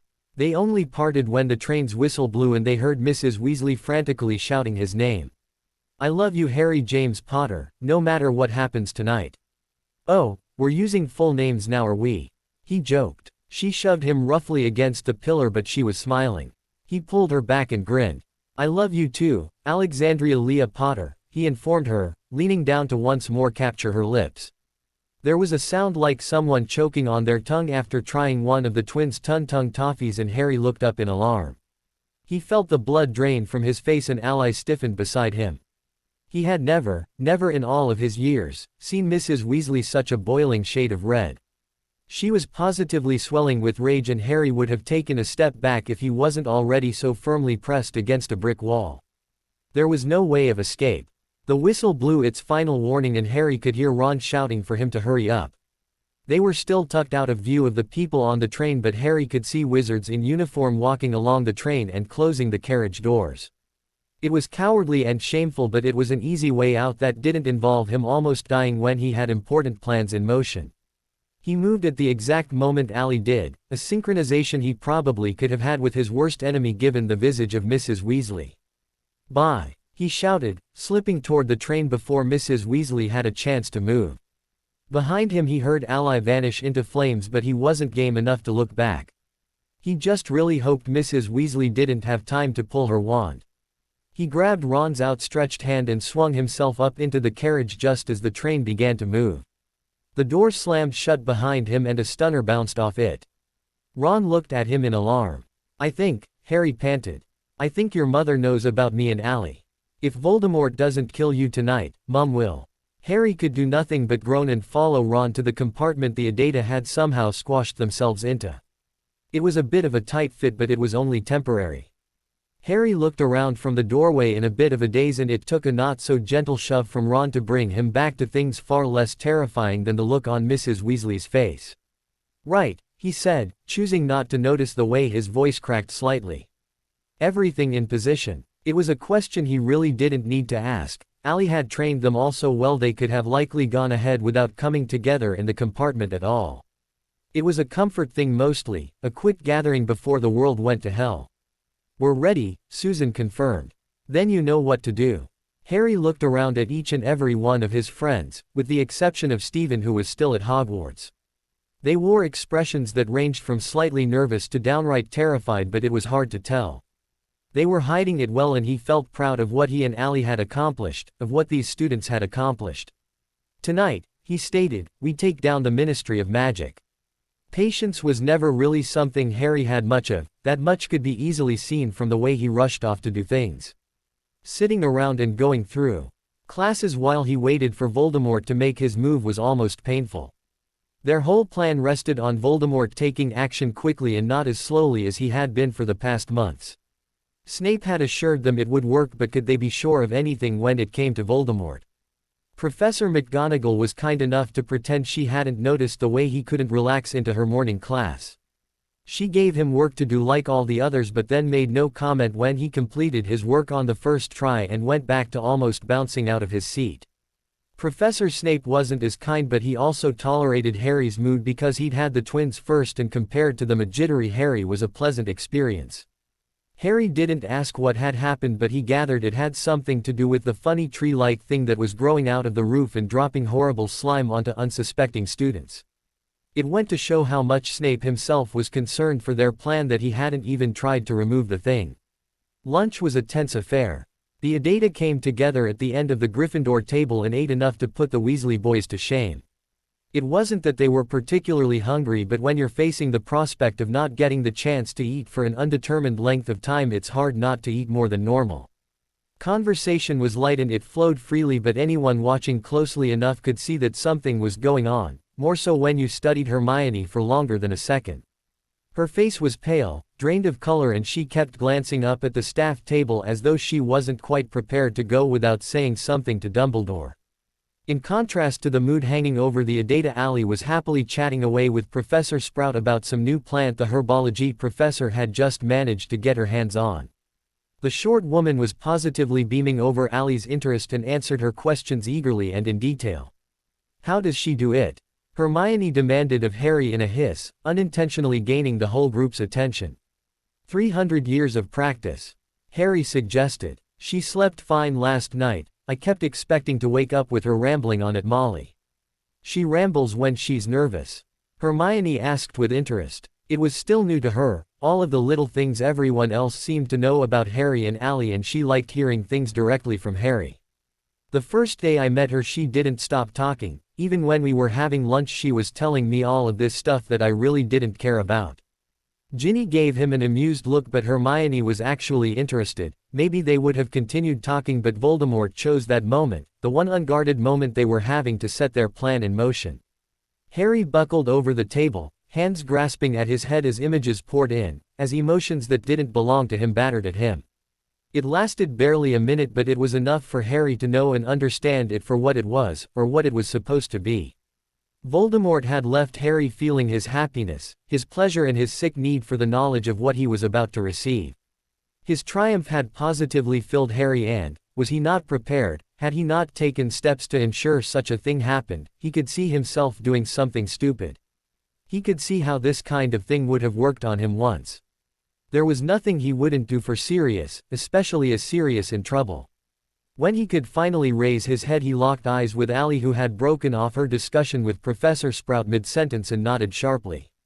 He didn't keep watching, he didn't need to, as he already knew what she would do. Instead he turned to the Adata, who were looking at him with concern but were all sitting upright and looked ready for battle. "Go," he ordered. He didn't even get a nod to acknowledge his orders, but he knew they would do what was needed. They'd been planning this assault on the Ministry and Voldemort's forces for months. Only Hermione stayed at the table with him, too new to the Adata to be joining the fight or to leave without first making sure Harry was okay.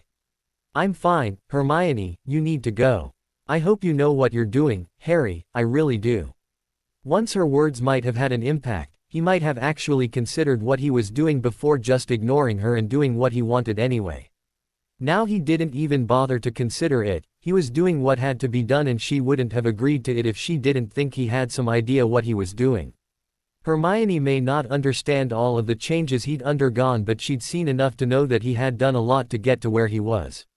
He waited until she was gone before he stood from the table. He had places to be. Ron took control of the situation immediately after everyone reported to the Adata room. It wasn't just the students, McGonagall, Snape, Madame Pomfrey and even a few house elves had turned up for this particular meeting. Other members would be receiving word shortly and making their own arrangements as per the plans they'd already set in motion. Each and every one of you should have one of the twins' kits. I want you outfitted properly with everything we have. Spell grenades, healing potions, emergency portkeys. If you don't have one piece of equipment from my list, you are not leaving this room. Ron didn't pace as he gave out instructions. He didn't show any sign that he was doing anything more important than addressing a house Quidditch team before their first game. He stood before them, gazing at each and every one of them with fierce determination. They would win, his look said, and they were bloody well going to do it properly. Now Voldemort won't make his move until tonight, and by then it will be too late, so we get in position before he arrives with his Death Eaters and we wait. It's going to be long and boring, but you will not give away your position, understood? Ginny rolled her eyes. We know all of this, Ron. We know. He didn't even falter when he glared at her and said, just go. They came forward one or two at a time to grab the pre-prepared kits. They took knives off the weapons wall and made sure that their wand holsters were adjusted properly. One or two added something extra because they would be entering the ministry in a slightly more open manner. Stephen was decked out like Mundungus Fletcher on one of his better, cleaner days, wearing all of his Adata gear underneath the getup that was ready and easy to be stripped away. Good luck. Ron knew, whether they liked it or not, they were going to need all the luck they could get. He gave a final look around the Adata room before he headed out after the others. Hermione offered him a weak smile as he left, but he wasn't sure he responded. It was entirely possible he was walking to his death and he didn't even care. He was doing what needed to be done, and as long as Voldemort was defeated, what did it matter in the end if a few of them didn't make it? Daphne was waiting for him in the Hogsmeade tunnel, the others already having gone ahead. She offered him a light grin that didn't quite meet her eyes and stepped up close into him, pressing against him as best she could. They didn't speak, just stood looking at each other for longer than was probably necessary. She gave him a quick but fierce key, and then darted off into the tunnel. I am not dying today, he said fiercely. Not at Voldemort's hands anyway, he added as an afterthought. He shot off down the tunnel, Daphne just a slight dark figure jogging ahead. He watched her reach the point just outside the Hogwarts wards and vanish without a sound. He reached it moments after, and with a quick, steadying breath he disapparated. Geraldine House was having one of those days. She'd got up early after a late night spent raiding a Muggle village to come into work and fill out all of the paperwork she'd been neglecting for the last week. Leading a double life, devoting her free time and her nights to the Dark Lord was wearing on her very nerve. She longed for the old days when just being a Death Eater was job enough.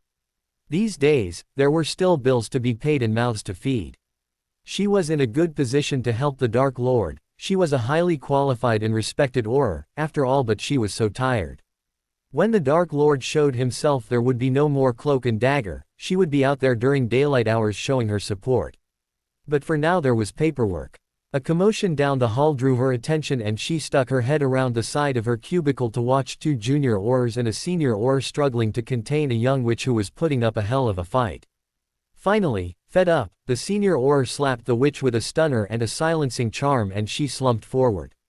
Geraldine shrugged and went back to work.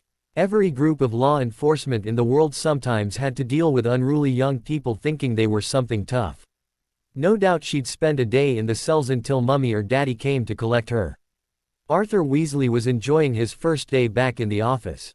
He was taking it easy as per his wife's instructions, but he was still enjoying being out of the house. He had some paperwork to do, and if he was lucky, something would come up around lunchtime that would occupy his afternoon and quite possibly make him late for dinner so he didn't have to go home. Things were volatile at the moment. Molly was likely to blow at any moment, the slightest thing could set her off, and he'd spent the majority of the day before trying to calm her down after what she had seen.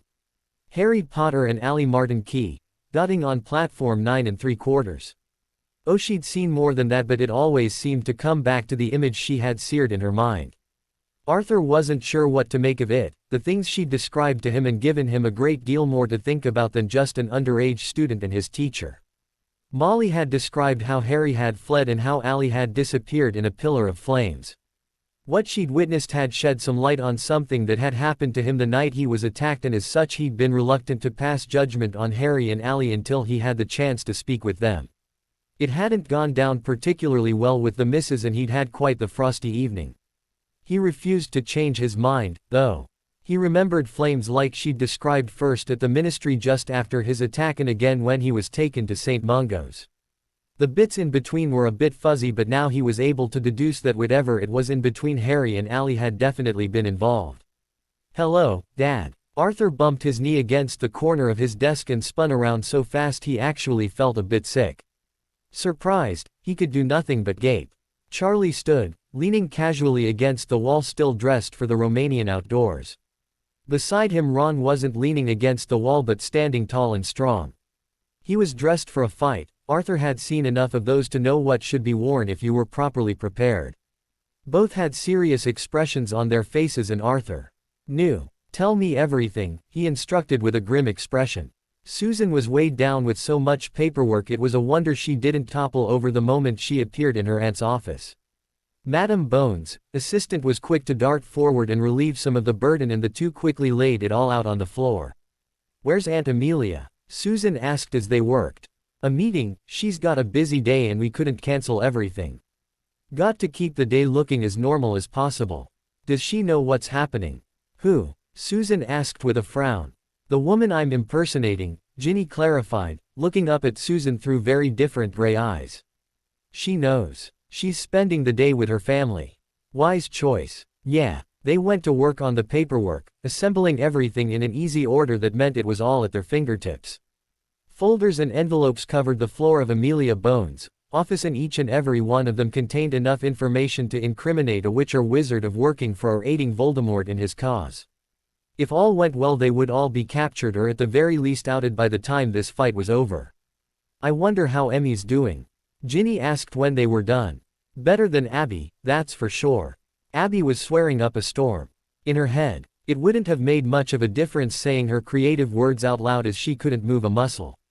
When the idea had come up, she'd been one of the ones who thought it was a great idea. Actually having to be the one to do it made it a whole lot less funny. She wished she could have taken Emmy's place. Spending the afternoon in a cell was preferable to this. Anything was preferable to spending a day pretending to be a statue. And all right, it wasn't going to be a whole day, but anything was too long when you weren't allowed to move and you really wanted to scratch your knee.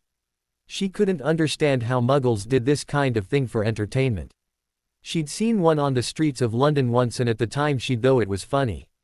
It wasn't. Sure, she was in the perfect spot to see everyone come and go, and yeah, she was going to be the first point of warning that Voldemort and his Death Eaters were coming, but a statue. A statue. They could have made one of the house elves do it, or even Luna. Luna probably would have made a great statue. Instead, Luna was downstairs with one of the Hogwarts elves, lying her way through to see someone in the Department of Magical Creatures. "Stupid lucky Luna," Abby grumbled. It was unfortunate that the majority of people they were meeting with weren't able to access Grimmauld Place. It would have made things so much easier, but Sirius had yet to work around the Fidelis charm as effectively as Ally and Ruby had by ignoring it altogether. He wasn't quite sure how Ruby had gotten around it, but Ally had given some explanation about being unable to keep magical secrets between mated phoenixes. He hadn't really been listening, but the point was they were trying to have a huge stealthy meeting in a not-so-stealthy place. Anyone could see them coming and going, they just had to hope that they were all good enough to avoid detection. Still, there shouldn't be anyone watching Xenophilius Lovegood, so he was an ideal candidate to host a meeting of the minds. Throughout the day, Dozens of witches and wizards of various ages, occupations and affiliations had wandered in and out of the Lovegood home. Now with the sun setting and the day winding down, there was a feeling of dread and anticipation building that was almost palpable. It seemed that each second carried an hour of time as they waited, trying not to clock watch, for the signal. Zeno offered everyone food, but no one really ate more than a nibble. If things went wrong, they wouldn't just be going wrong, they'd be going to hell. Sirius took a shot of fire whiskey that was offered, and as he threw it back, a puff of fake feathers exploded in the middle of the room. Fleur Delacour was the one to reach forward and snatch the fuzzy owl out of the air. She tugged off the note attached to it and skimmed it with nervous eyes. She took a deep breath before she looked up at those gathered. It is time. In London, in the Ministry of Magic, Death Eaters entered the Department of Mysteries and took up the positions their master had ordered. They settled in to wait for Potter to come to the rescue. In a cell in the Department of Magical Law Enforcement, Emmy blasted her door off its hinges and stepped out into a poorly lit corridor. She made her way back to the Auror offices where she knew Geraldine House would be waiting. Abby threw off the spell that had given her the appearance of a golden statue and stepped down onto the marble floor of the atrium. Wand at the ready, she set off. She had Death Eaters to trap. Ginny let the polyjuice potion wear off. Stephen stripped off his dung gear. Amelia Bones sent a signal to all those in the organization, and in a small office that made up the misuse of Muggle artifacts, 3 Weasley men prepared to fight. The Ministry was about to fall. If Lucius Malfoy had ever had the chance to tell the tale of the battle at the Ministry of Magic, he would have made sure to begin with his entrance into the Hall of Prophecy. The much-edited version. The group of 5 Death Eaters were well hidden beneath stealth charms when they entered the Department of Mysteries and made their way unerringly toward the Hall of Prophecy. Voldemort had assured them Harry Potter would soon arrive, desperate and afraid but ready to rescue a godfather who had never been at risk. If there was something a little off about the way the door swung shut behind them, it was brushed off as an oddity that was merely part of the dom. With silent but aggressive hand motions, Malfoy directed his men to where they were needed. They'd received the same instruction as he had, but it gave him a great deal of pleasure to treat them all as inferior.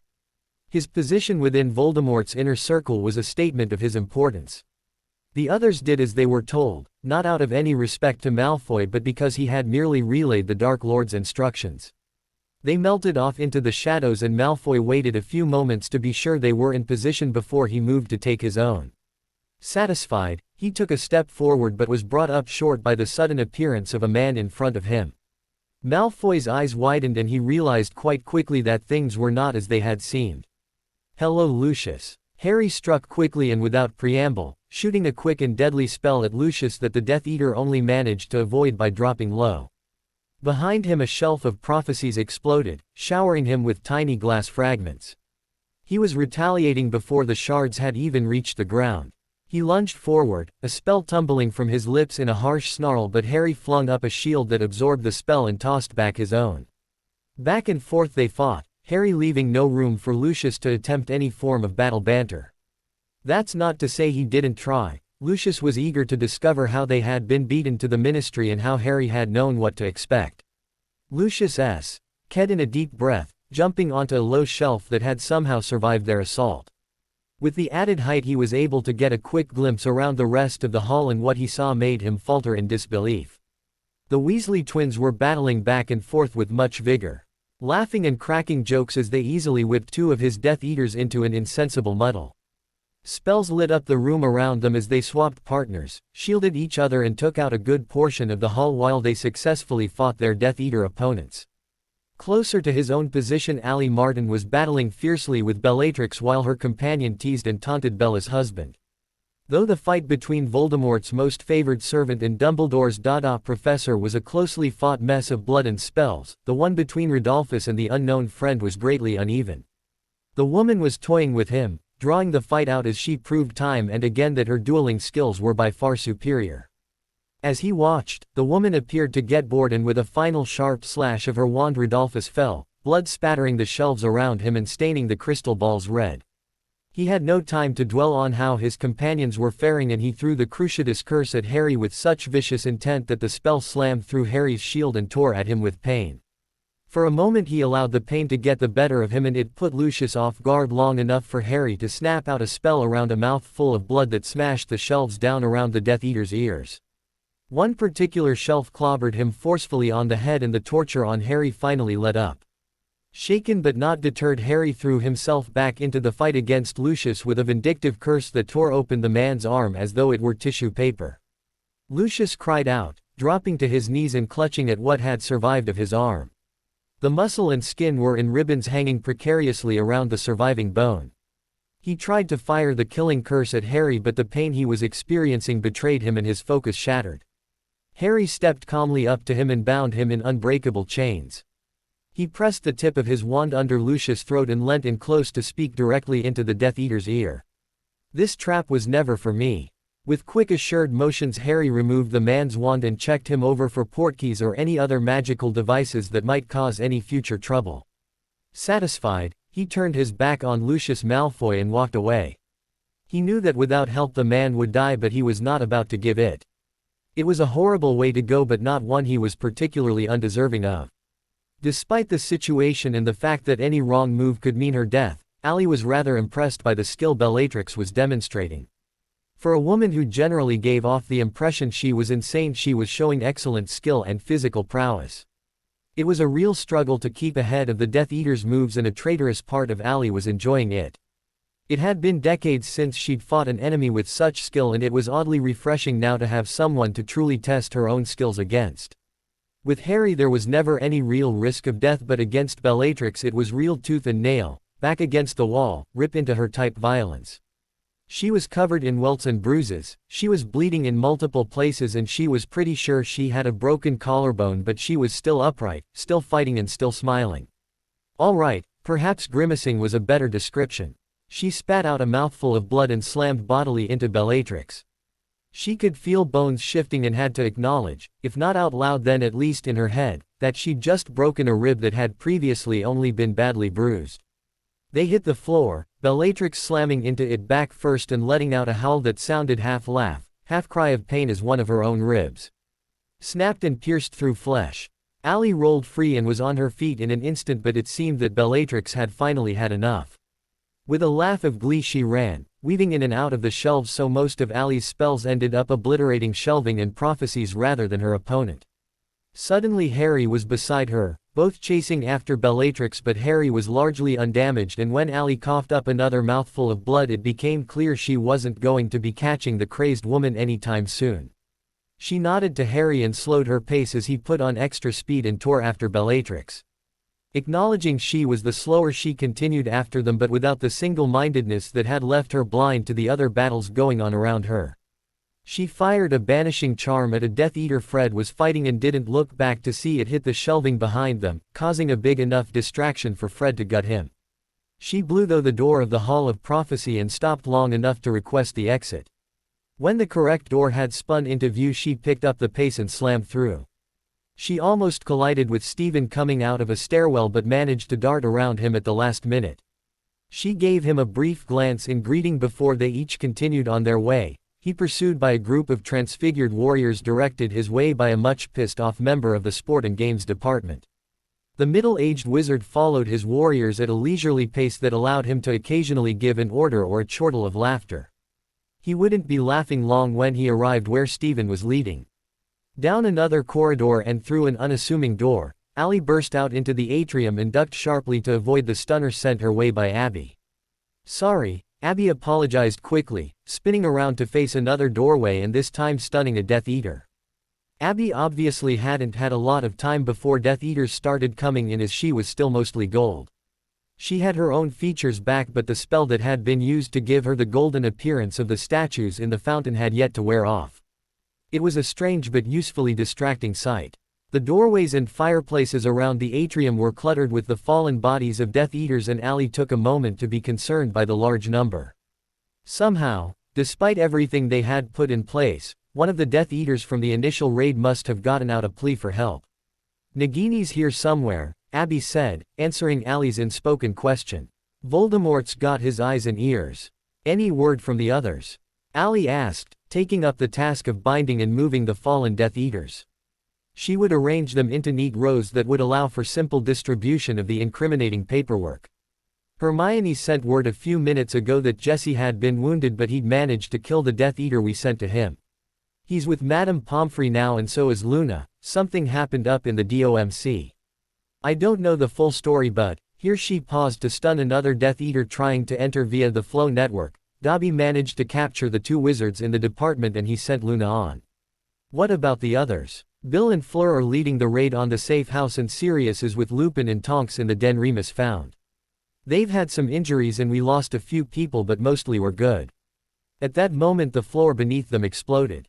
Minerva McGonagall stood back to back with Sirius Black in the middle of an all-out brawl. The room was dark, lit only by a few candles and the volley of spell fire. The air was filled with shouted spells and the not entirely animalistic growls of the human-form werewolves. There was a rancid smell in the air, like stale beer and old meat. Was she not desperately fighting for her life? Minerva may have taken the time to gag or perhaps vomit.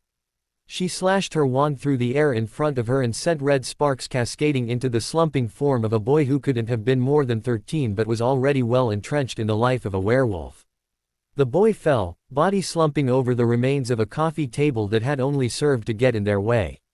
She felt a subtle change in the form against her back and dropped suddenly, just in time to avoid a killing curse Sirius had ducked to avoid.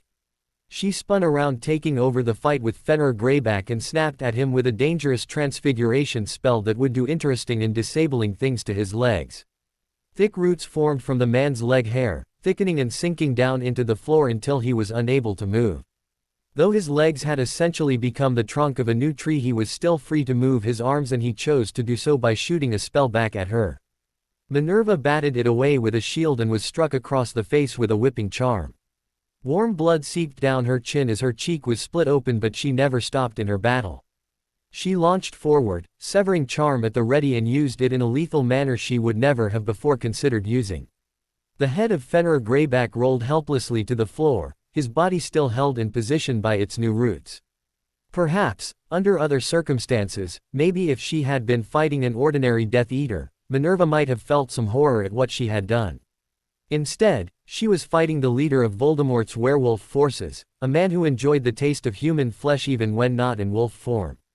The very same man who had been responsible for the death and turning of numerous young children. He was deserving of death, her only regret that it had been quick and painless. She spun left, moving out of Sirius' way as he dove after a middle-aged witch who had snatched up a small girl and was planning to take her hostage. Sirius' deadly spell collided with the woman's face just as Minerva's own spell yanked the young girl free of the werewolf's hands.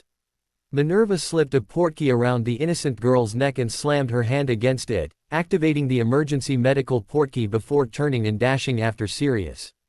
The further they moved into the dark den, the more evidence there was that the girl had not been the first. Various children of different ages were huddled in corners or chained to walls. Some were dead, others bore the signs of bites.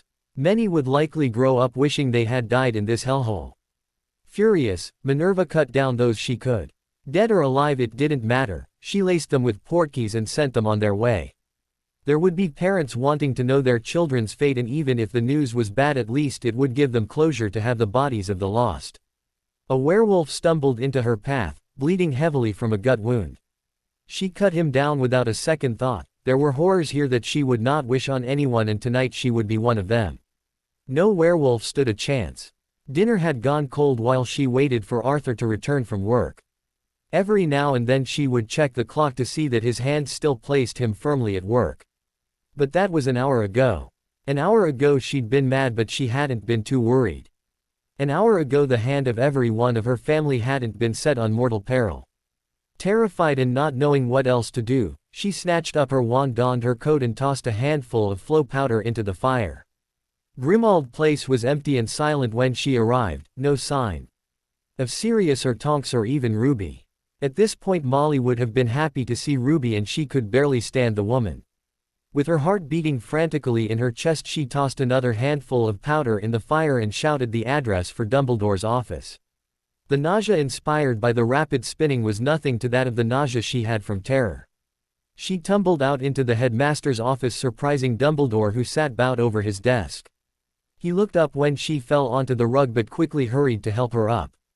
What has happened? He asked urgently, guiding her gently into a chair. Eyes wide and fearful, she explained what had happened. She told him about the clock in the empty halls of Grimmauld Place, and with tears rolling down her cheeks she told him how terrified she was to lose Arthur and how she was horrified the last thing she would have said to him were angry words about Harry. After listening to her story and becoming more nervous for it, Dumbledore sent an urgent message via Patronus to Snape. While he waited for the reply, he checked every instrument he had to make sure the wards around Hogwarts were still standing and that there had been nothing happening under his nose. The reply that finally came back, after Dumbledore had spent 10 frantic minutes searching for answers, was a harried and simple message that the potions master was busy. He tried to summon McGonagall, but the message he received in reply was even more abrupt and agitated than the one from Severus. With his heart sinking, Dumbledore at last turned to the portraits of old headmasters and prepared to use them to convey a message. He didn't get very far because he'd turned around just in time to watch Anadina Smith dive from her frame, tackle Phineas Black to the floor of his and proceed to stuff her sock in his mouth while using his own belt to hogtie him. She froze when she became aware of every eye in the room on her and then grinned sheepishly at Dumbledore. "Don't suppose there's any chance you didn't see that?" Dumbledore swelled with fury and Molly quelled in her seat, having never seen Dumbledore so furious. Not even when he'd been chewing Sirius out for disobeying orders. "You will tell me everything." Over the past few quiet and incredibly tense moments it had become clear to Dumbledore that something was happening. Something that no doubt involved Harry, and if he was right, the new group that was working to oppose Voldemort. It couldn't be coincidence that the Weasleys were in mortal peril and that his transfiguration and potions professors were busy. Fawkes trilled suddenly, a beautiful yet sad song, and, once again in her own frame, Anadina Smith sighed. She made a big production of getting comfortable and shifted a few times, trying to ignore the look Dumbledore was giving her. There was only so long she could hold out, however, as the portraits were designed to be aids to the current headmaster. There was only so long she could disobey him for. "I was tasked with a message," she said finally. "The Ministry is falling." Single quote. Alarmed, Dumbledore immediately ordered Everard to the Ministry to check what was happening. The man was gone just 3 minutes before he came back. His eyes were wide in shock and he mouthed soundlessly for several long and agonizing moments before he could finally work up the strength to make sense of what he'd seen. "It's mayhem," he declared hoarsely. "Death Eaters down all over the place." "What of Harry and the others?" "I didn't see Potter," Everard replied. "I did see Ally Martin and Abigail Nathan, however. They're badly hurt." Albus. Dumbledore was in motion before Everard had finished speaking. He moved toward the fireplace with furious steps. "That foolish boy." He snatched a tin of flow powder off the mantel, tossed a handful of powder in and roared his destination. Molly Weasley was just seconds behind. Fighting Bellatrix was like a goodbye.ch slap. The power and desire to hurt was there, but the urge to kill was about as strong as a newborn kitten. Sure, she wanted to kill him, but what she wanted and what her master wanted were two entirely different things.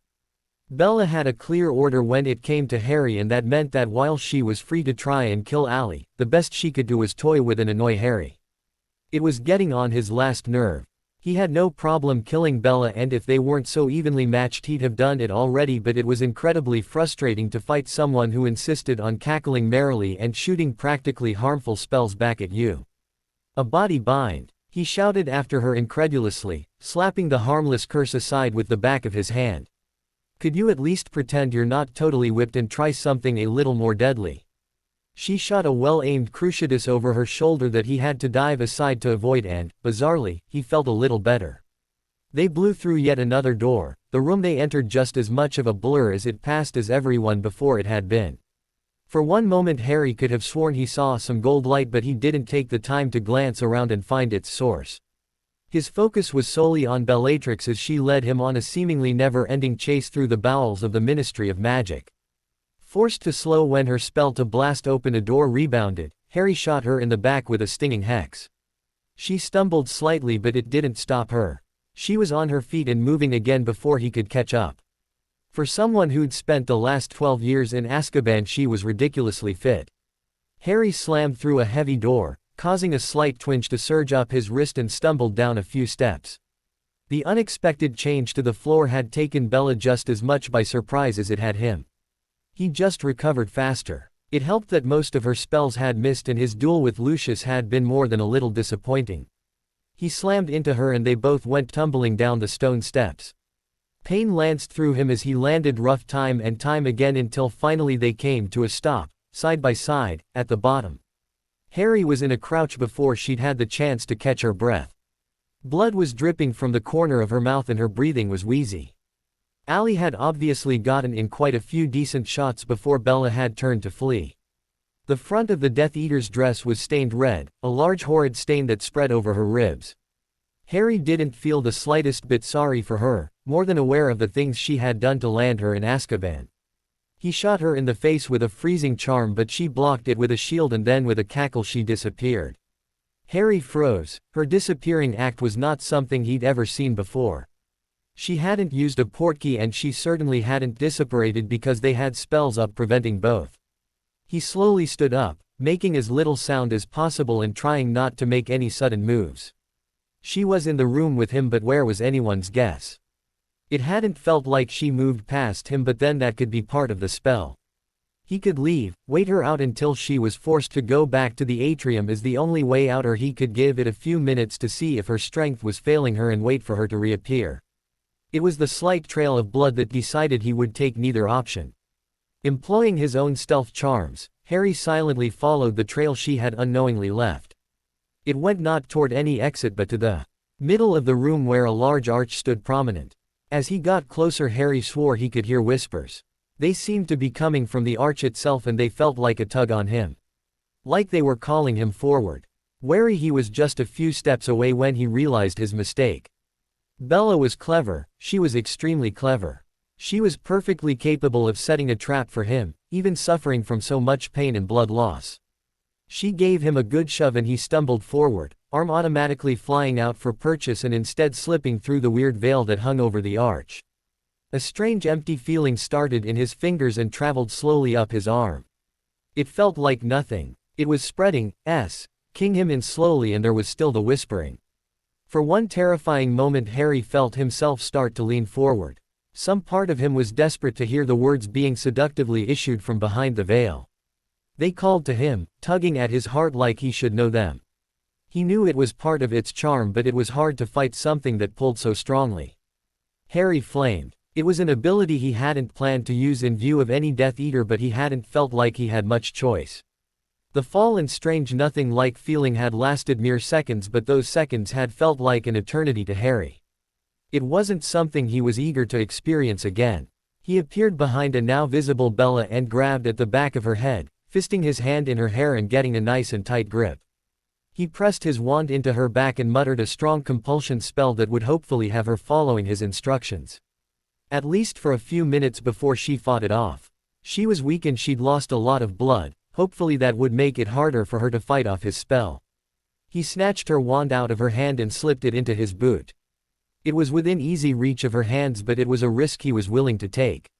There were plenty of things they could learn from the wand of Bellatrix Lestrange. He gave her hair another sharp tug to make sure he had her attention. She whimpered slightly but he wasn't fool enough to think it was because of anything he was doing. "We're going for a walk," he snarled. When Allie managed to blink away the dust from her eyes she found Abby crouching over her looking extremely concerned. While she hurt all over she couldn't say it was all that worse than it had already been before the floor exploded. Although, Abby was now sporting a large gash to her forehead that was steadily bleeding down her face and neck. It couldn't have been as bad as it looked because she hadn't bothered to do anything about it. Allie tried to sit up and that was when the fresh wave of aches and pains hit her. She collapsed back to the floor with a groan and squeezed her eyes shut against the dancing spots splashing in her vision. After a moment to get her dizziness under control Allie reached out a hand for Abby to help her up. Abby hesitated for a moment before she took Allie's outstretched hand. Gripping under her elbow she pulled the phoenix to her feet. A section of floor slid aside as she stood and for the first time she was able to get a good look at the damage. The atrium was a mess.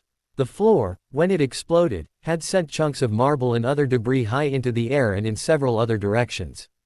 The water in the fountain was a murky dust-colored mess, the statue of the house elf had lost its head and the centaur was missing a leg.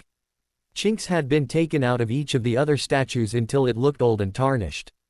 Not at all like the shining example of unity it was supposed to be. Not that it ever really was that, but that's beside the point.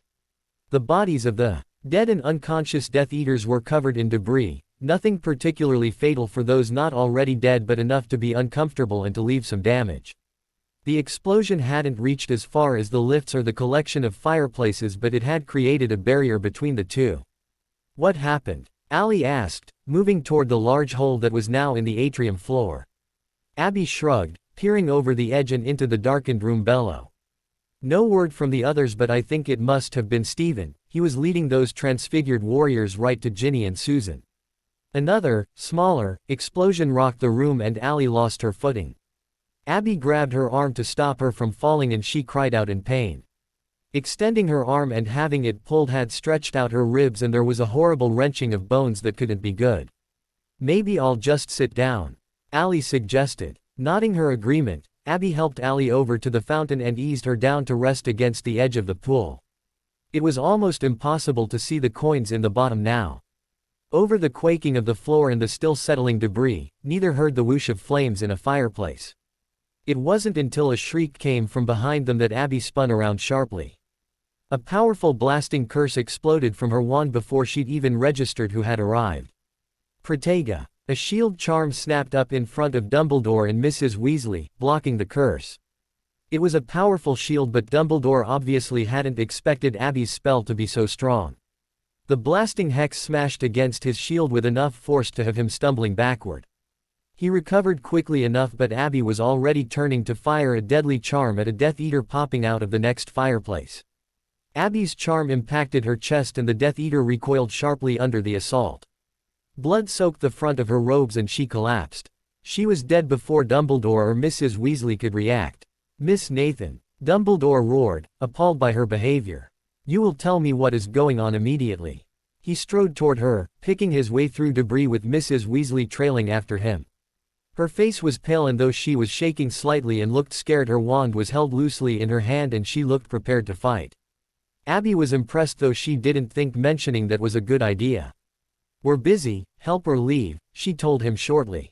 Dumbledore swelled with indignation and rage at being so readily dismissed by a fourth year, but Mrs. Weasley had spotted Allie and, despite hating the woman with everything she had at the moment, she couldn't sit back and do nothing while she was obviously badly injured.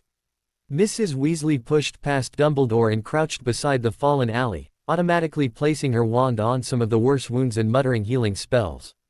Allie flinched involuntarily when Mrs. Weasley first pulled her wand, but if the Weasley matriarch noticed, she didn't say anything. In fact, she didn't say anything at all the entire time. She was focused on healing what she could. The frosty glare Allie received when she tried to say thank you, letting everyone know she was nowhere near over what she had seen. As soon as Mrs. Weasley was finished, Allie pushed herself to her feet, ignoring the still very present pain, and moved back to Abby's side. Right, she said, snapping into general mode and looking at the two unexpected intruders and Abby. We've got incoming. Abby, get word to the others that Voldemort is on his way. I want them prepared. Mrs. Weasley, watch the doors. Anyone comes in that you don't recognize, stun them. Dumbledore, watch the fires and somebody find me that damn snake. What are you going to do? Mrs. Weasley asked, even as Dumbledore opened his mouth to yell. Not now, Ally snapped at the headmaster. You want everyone to come out of this alive, you follow my orders. This is my game now, sir, you play by my rules. Incoming portkey. Abby shouted. We have Madam Bones in 3, 2, 1. Dumbledore visibly startled at the name, and when Madam Bones herself appeared via portkey between him and Allie, he actually felt his mouth drop open. Madam Bones was dressed in full Auror combat gear, wand strapped to her arm in a leather holster, hair tied in a bun and no monocle in sight. She was covered in a funny gray slime that no one was about to question. How are we holding? She demanded, glancing to Allie and causing Dumbledore's entire world to momentarily shift off balance. A good hunt, Amelia. Allie responded with a slight smile. Splendid, the head of the DMLE replied dryly. Good. We've got Death Eaters down all over the place. Steven's responsible for the floor and, oh. She froze, body racked with shivers. Blag, Harry's in the death chamber. Bella just tried to bloody shove him through the veil. Madam Bones, eyes widened in horror, but otherwise she made no comment. Mrs. Weasley watched the whole exchange with narrow eyes, and Dumbledore stood silent, frozen almost like a statue as his eyes darted between his Dada professor and the much-respected head Auror. He understood nothing of what was happening around him. Oh, he understood each little thing, like the fact that Ali had apparently led her advanced defense study group on an attack of the Ministry. He understood that Madam Bones was aware of the intrusion, but beyond that comprehension was impossible. Sectum Sempra. Abby snarled, startling everyone with the ferocity of her curse. The body of a Death Eater fell just steps away from the group. He fell back into a cocoon of floor that he had apparently just surfaced from. It was the push needed to snap them all out of it though, and not a moment too soon. A soft crunch sounded from one of the doorways, and Ali reached out a hand to still Abby's wand. No, it's Harry. Abby didn't lower her wand, but she didn't fire a spell either. Harry rounded the corner with Bella, and as they stepped into the atrium he loosened his hold over her. She took no time in lunging for her wand, and Harry let her. She pointed at the dark mark on her arm and laughed. "You're going to die," she sing-songed. Ali hit her from behind with a stunner and she crumpled. "Now!" she shouted, and she, Abby and Madam Bones all dropped to the floor. A creepy feeling filled the air as Harry strode forward. A cloud of darkness closed together, forming the shape of a person, and Voldemort appeared mere feet from the fallen form of Bella. "Hello, Tom," Harry greeted amicable as he fired a series of deadly spells at Voldemort. All bounced off a shield, and Harry grinned as Voldemort snapped off his own spells in retaliation. He was making a mistake though. Voldemort had never fought Harry before, and Harry had rarely, if ever, left someone alive to talk. Voldemort was toying with him, assuming himself to be the far superior duelist wizard humanish being. And he may well have been, but he made the mistake of playing into Harry's game. "You dare speak that name?" Voldemort hissed. "Tom Marvolo Riddle." Harry rolled the words around his mouth as if tasting them, testing out how they felt. "Interesting fact about the name Riddle," Harry added conversationally, slamming into Voldemort with a scorching hex that seared right through Voldemort's shield and slammed into him. Voldemort didn't stumble, didn't flinch, but his robe smoked slightly and there was the distinct and sharp smell of burnt flesh. "It's not a wizarding name, is it?" With a snarl, Voldemort fired the killing curse at Harry, and that was when things went badly wrong. He dodged the killing curse easily enough, but before he could retaliate he was struck in the side by a powerful freezing charm. As his every muscle tensed and he went to work fighting the unexpected spell, Dumbledore lunged in front of him and began to duel with Voldemort. Stuck as an incredibly slow-moving observer, Harry had very little fun enjoying the light show as he watched his plans balance precariously on a knife's edge. Dumbledore, the bloody old fool, had actually spelled him. Fury made it easier, and within seconds, long agonizing seconds, he was free. One of Dumbledore's spells whizzed right past Voldemort and struck Molly Weasley. Harry didn't see what had happened, just that both Ali and Madam Bones had been quick to react, erecting shields in front of the woman that served only to weaken the spell as it slammed into the crouched witch. Truly pissed now, Harry used Dumbledore and Voldemort's distraction to flame. He appeared directly behind Voldemort and tapped him on the shoulder. Voldemort spun around, wand at the ready, and Harry punched him in the face. Voldemort had spent years, decades even, building up his magical ability, and the changes had wrought trouble on his physical form. The power behind Harry's Phoenix-enhanced blow knocked Voldemort backward. Blood spurted from his already misshapen nose. Behind him he felt more than heard Ali angrily snarl a series of spells that kept Dumbledore from interfering. He ignored everything but Voldemort. He struck him again in the chest with a bludgeoning hex that crushed his ribs before Voldemort had recovered from the strangeness that was a physical blow. Apparently no one had ever had the audacity to merely punch the guy. It gave Harry a nice spark of satisfaction to know he'd been the first. Harry never stopped firing spells as he approached the fallen form of Voldemort. Most of his spells bounced off an extremely strong shield, but some got through, and those were enough to prevent Voldemort from getting to his feet. He was so intently staring at Voldemort he didn't hear the whoosh after whoosh of flames in the fireplaces. He came to stand over the fallen Voldemort and reached into his pocket, withdrawing a small crystal ball. "Do you know what this is?" he questioned rhetorically. The moment he had pulled it from his pocket, Voldemort had fixed his eyes on it. They shone with a hunger that made Harry want to cringe. The prophecy. If Voldemort was capable of holding anything in reverence, it was apparently this little sphere. Harry had fun crushing his hopes. This, Harry informed him, cheerily, is a cheap paperweight I bought yesterday from a little shop in London. Harry dropped the sphere and allowed it to smash against the marble beside Voldemort's head. The prophecy, the real prophecy, well, I destroyed that last summer. With a snarl of rage, Voldemort lurched to his feet and Harry was tackled bodily from the side. Bella slammed into him with enough force to knock the wind out of him and crack a few of the more fragile bones in his arm. He slammed into the marble floor and twisted around in time to watch Voldemort grab Bella by the arm, haul her to her feet, and the two of them vanished. Harry allowed himself to sag back to the floor. That went well. His return from the Ministry was far from triumphant. Certainly, Dumbledore had been witness to the world once more seeing the truth of Voldemort's return, but he had seen so many other things last night that it didn't carry any sort of satisfaction. He'd watched Madame Bones take charge and allow Harry to fade into the background. He'd been willing to step forward and protect Harry from what was bound to happen. But there had been no need. Madame Bones had declared martial law, overriding any and all protests Fudge attempted to make with a nice stack of evidence that showed the kind of man Fudge truly was. A lot of gold had changed hands and somehow Madame Bones had found record of it. With Fudge publicly shamed, it had been easy for Madame Bones to come forward and take charge. It was unsettling to consider that Madame Bones had been so well prepared to take over because she had been working alongside Harry to organize it. Something he'd wanted to bring up with Harry, but by the time Madame Bones had gotten around to releasing him from the strange invisible prison Martin had trapped him in, both she and Harry were gone. In fact, if it hadn't been for the large-scale destruction of the Ministry, Dumbledore would have had trouble believing Martin's advanced defense group had even been there. He had no doubt that the role of a dozen children would be downplayed when the story reached the Daily Prophet, as Aurors had already begun arriving and they'd looked as battle-weary as Madame Bones had. It hadn't been the whole department, but he had definitely seen Tonks amongst them, and even Sirius had arrived just as Dumbledore was stepping into the flames of a fire. And now he stepped out, tired and weary physically and mentally. His office was dimly lit and he took a moment to brighten it with a few more candles. Fawkes was sitting on his perch, wide awake with his gaze focused intently on Dumbledore's desk. The portraits were restless in their frames, all except for Anadina Smith, who appeared to have taken leave of her frame. Harry Potter sat behind his desk. His face was a calm mask of indifference while his body relaxed in the chair as though perfectly at ease with the situation.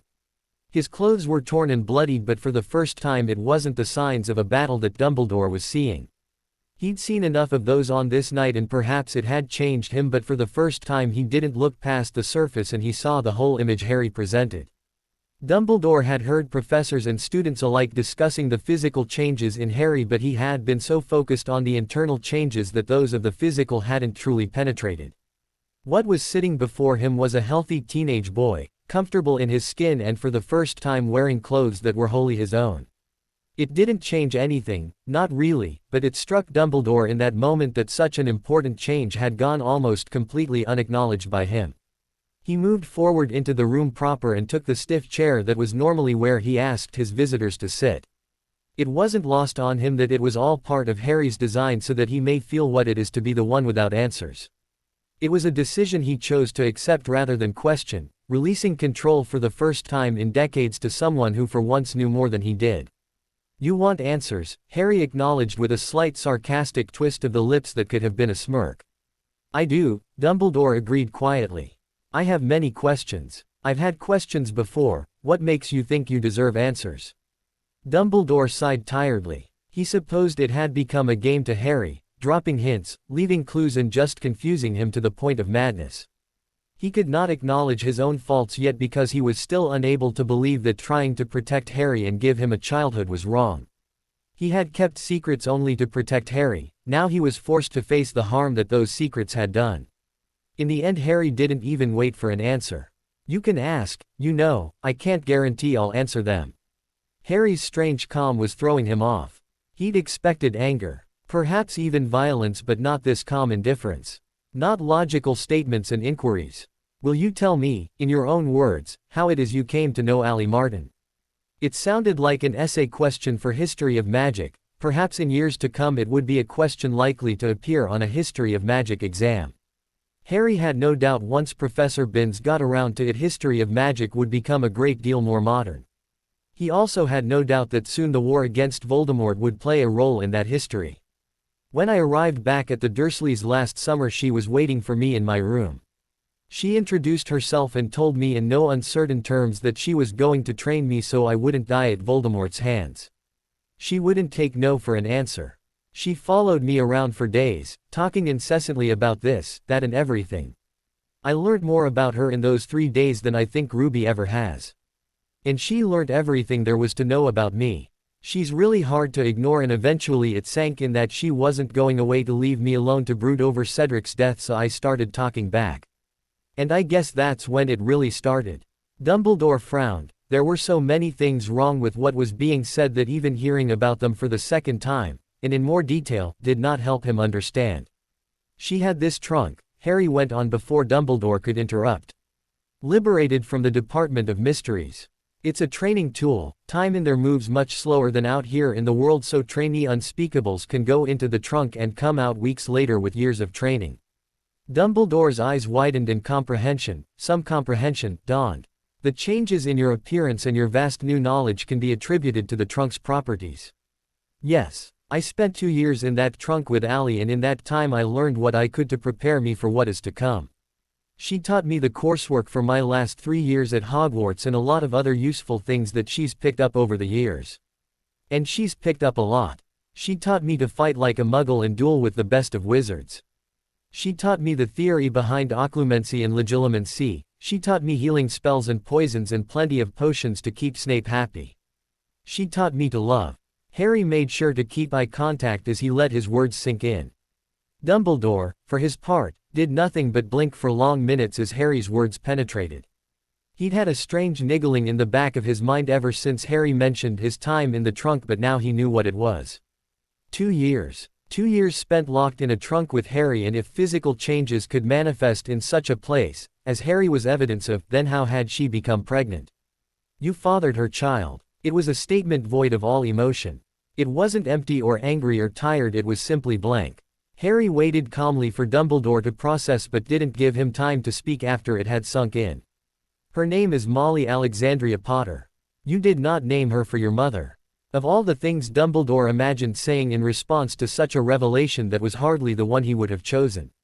It slipped out, however, amongst his poorly veiled anger and terror. Allie has had a deal with Ruby for a long time. So no, we didn't name her for my mother. Thoughts were visibly beginning to stir behind Dumbledore's eyes, so Harry began speaking again about his summer just to avoid any sort of explosion that Dumbledore had no right to. During the summer we came up with this idea to strike back at Voldemort. Neither of us are made to sit back and wait, Dumbledore. Launching our own counter-attacks was the only way we knew to avoid going mad. All of those witches and wizards going missing or turning up dead in suspicious circumstances, all of those left with files of incriminating evidence, that was us. And I was having these dreams. I was dreaming of a long corridor with lots of doors and a huge room filled with glass. The Department of Mysteries, Dumbledore murmured. Ally worked there once before, Ruby still works there, so we went for a visit. That thing you've been guarding since the summer. That thing you were so worried that Voldemort would get his hands on. That prophecy that says I kill him or he kills me. I destroyed it last July. The words hung in the air with a life of their own. Locked in a prison of Allie's making, Dumbledore had watched Harry confront Voldemort. He'd seen the punch that had so taken the Dark Lord by surprise, seen the way Harry had smashed a glass sphere, but he had been too far away to hear the quiet words exchanged. In light of what Harry had just said, it became apparent that the young boy who loved had been teasing Voldemort. Teasing Lord Voldemort. It was a trap, Dumbledore said heavily. You set a trap to lure Voldemort to the Ministry. How did you manage it?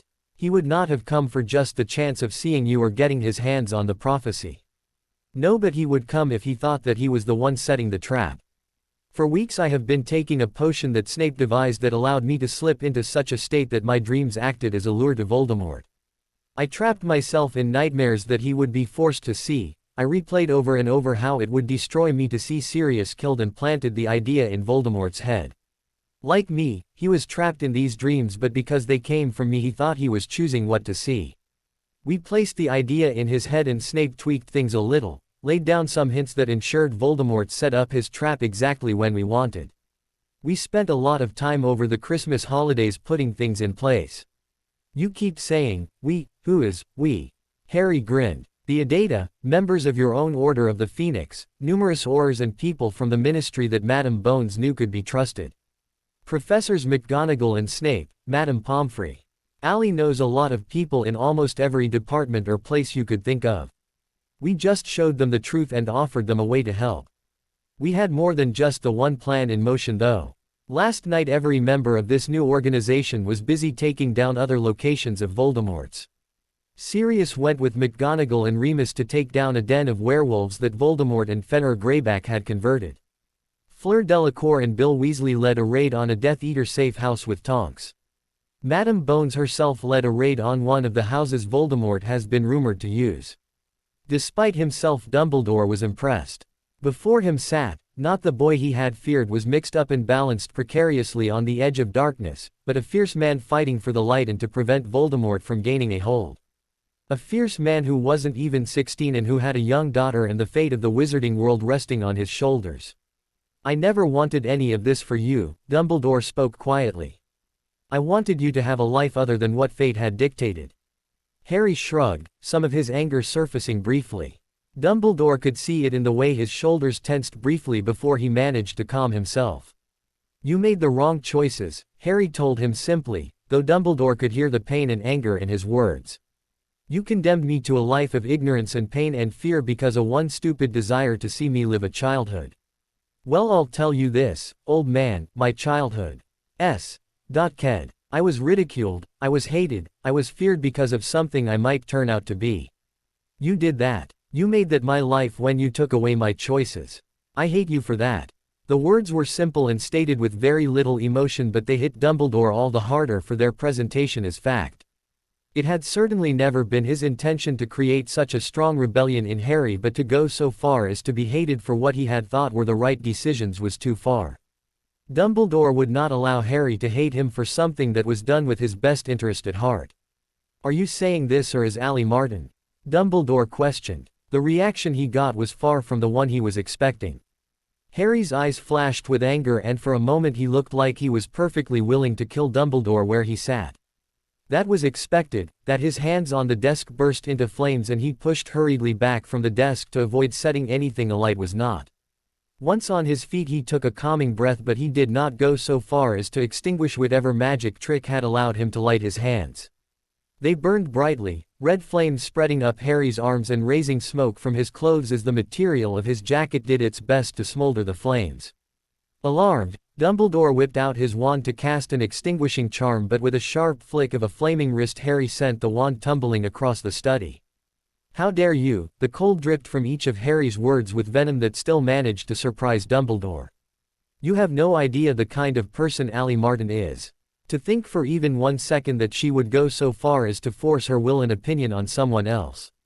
Harry scoffed and dropped back into the chair, no longer caring if he did set something other than his own body on fire. Beneath his hands the arms of the chair started to blacken and he knew it wouldn't be long before they were burning right along with him. Do you have any idea what this year would have been like without Ali's intervention? Do you have any idea just how bad things would be if she hadn't the guts to put herself out there and come to me? Let's start with my summer, shall we? Locked away all by myself with no contact from the wizarding world and worse, no contact from my friends and the people I trust. My attitude would have gotten more and more despondent and angry without any proper outlet for all of that pent-up aggression and hurt from last June. Dolores Umbridge is Dada Professor. Umbridge, the woman who would lick Fudge's feet if she thought it would get her anywhere. I know all about that. Instead of having a body of students capable of saving themselves, you'd have unskilled children who posed a danger to themselves, let alone what any Death Eater would have done to them. I spent a lot of time thinking about the things that could have gone wrong if it weren't for Ali, and trust me, they were bad. People dead and dying and Voldemort still after me. He would have found other ways to get to me. Perhaps he would have captured someone I loved and killed them right in front of me. She didn't change me, Albus, she gave me the tools to change myself. Silence filled the room once more. The only sound breaking through Dumbledore's thoughts was that of burning wood. Harry stood gracefully from the chair and stalked toward the fire. He didn't look back, but all Dumbledore could do was stare at the burning remains of his beautiful chair. They were symbolic almost. The burned remains of his chair represented his relationship with Harry. A quick spell could fix the chair, put it right again, but there would always be an echo of what had happened. A small mark would always remain to show the damage that had been done. A simple spell could fix Harry, too. Memory charms, compulsion charms, all could be used to alter his new attitude, but they wouldn't erase what had happened. They wouldn't turn back the clock so that Dumbledore could right his wrongs. There was no spell in the world that could undo what he had done, and it scared him. There was no quick fix to this, no right words to be uttered in the right tone so that all could be forgiven. He would have to work for it, would have to take the appropriate steps to mend what was so broken between them. He remembered the early years of Harry's life at Hogwarts, when he had been young and willing to look to Dumbledore for aid, assistance, guidance and love. They were gone now, undone by the simplest and most complicated of things. It had always been his greatest and most revered power. It was an ability he held above all others, it was what he believed had saved Harry all of those years ago. Now that power, that ability, that celebrated emotion, had worked against him.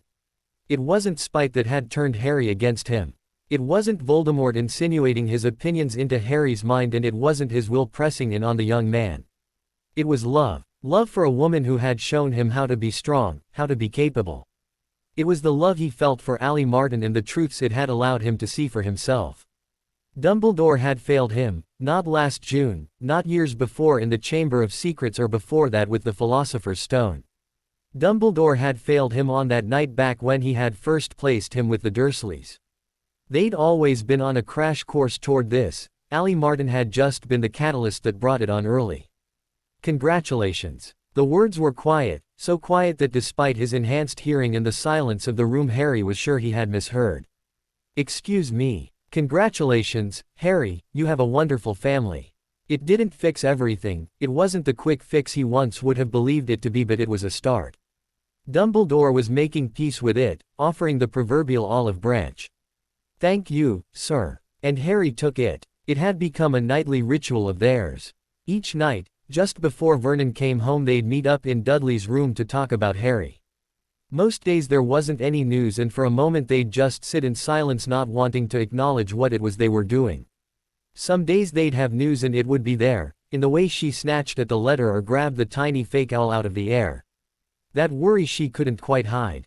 There was a letter that night, the night before he was due to return home for the summer. Petunia knew what it said before she opened it. Goodbyes carry a weight that can be felt long before they occur. She wasn't expecting the gold necklace with the small emerald, and she wasn't expecting the chunky silver ring for Dudley. Protection. That's what the letter said. Despite everything that had happened, he was offering them what help he could to protect them from what was to come. Dudley helped her clasp the necklace around her neck before he slid the ring onto his thumb. Both items were strangely warm, and for a moment she thought they had glowed. Later, when she was placing Vernon's dinner before him, he glanced up and noticed her pale face and the almost imperceptible shake of her hands. His eyes darted up to her face and studied her with a frown. Glancing at Dudley, he saw his son was subdued, and instead of wolfing down his dinner he was merely chasing it around his plate. "What's going on?" he asked warily. "What's gotten into the two of you?" "It's nothing," Petunia assured her husband. "Just an odd day." She'd never tell him about the tie pin she'd buried in the back of Harry's closet.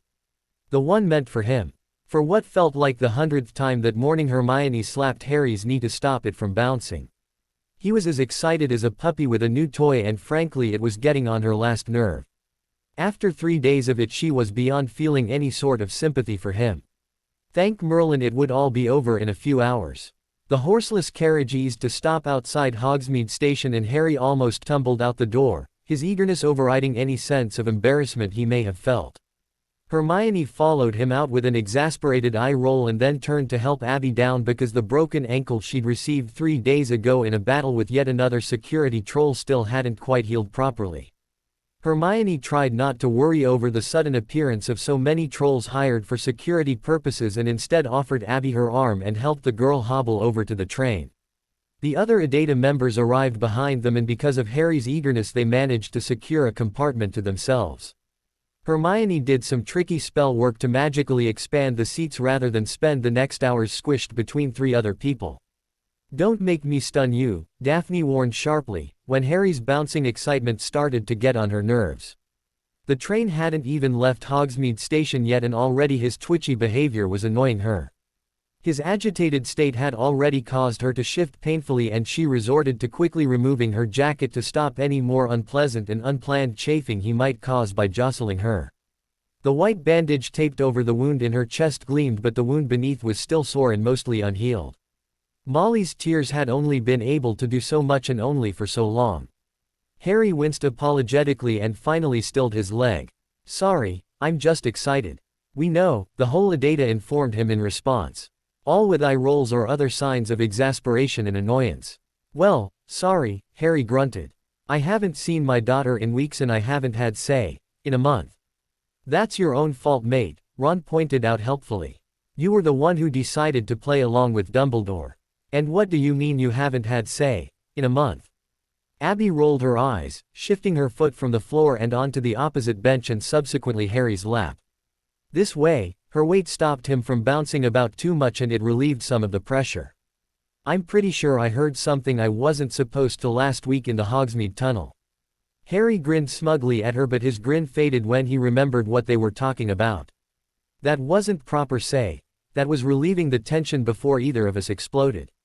An image not one of us wanted, thank you very much." Hermione may have adjusted to the new versions of her friends, the more mature and dirty versions who frequently turned up bruised and battered from Death Eater rumbles, but that didn't mean she was entirely comfortable yet. "I'm just saying," Ron went on as though no one had interrupted, "that you didn't have to humor Dumbledore by staying close to the castle this last month." "I was proving a point and trying to pass my owls," Harry muttered unconvincingly. "And I hardly grounded myself. I've been on 12 raids in the last month, more than any of you. Half of those were happening at the same time and therefore don't count," Emmy informed him helpfully. Harry glared at her but she wasn't done. "But I can't say you didn't benefit from the study time. Half of what you learnt over the summer about ancient runes apparently fell right out of your head. How you were allowed to hand in any work at all is beyond me. I can be incredibly persuasive."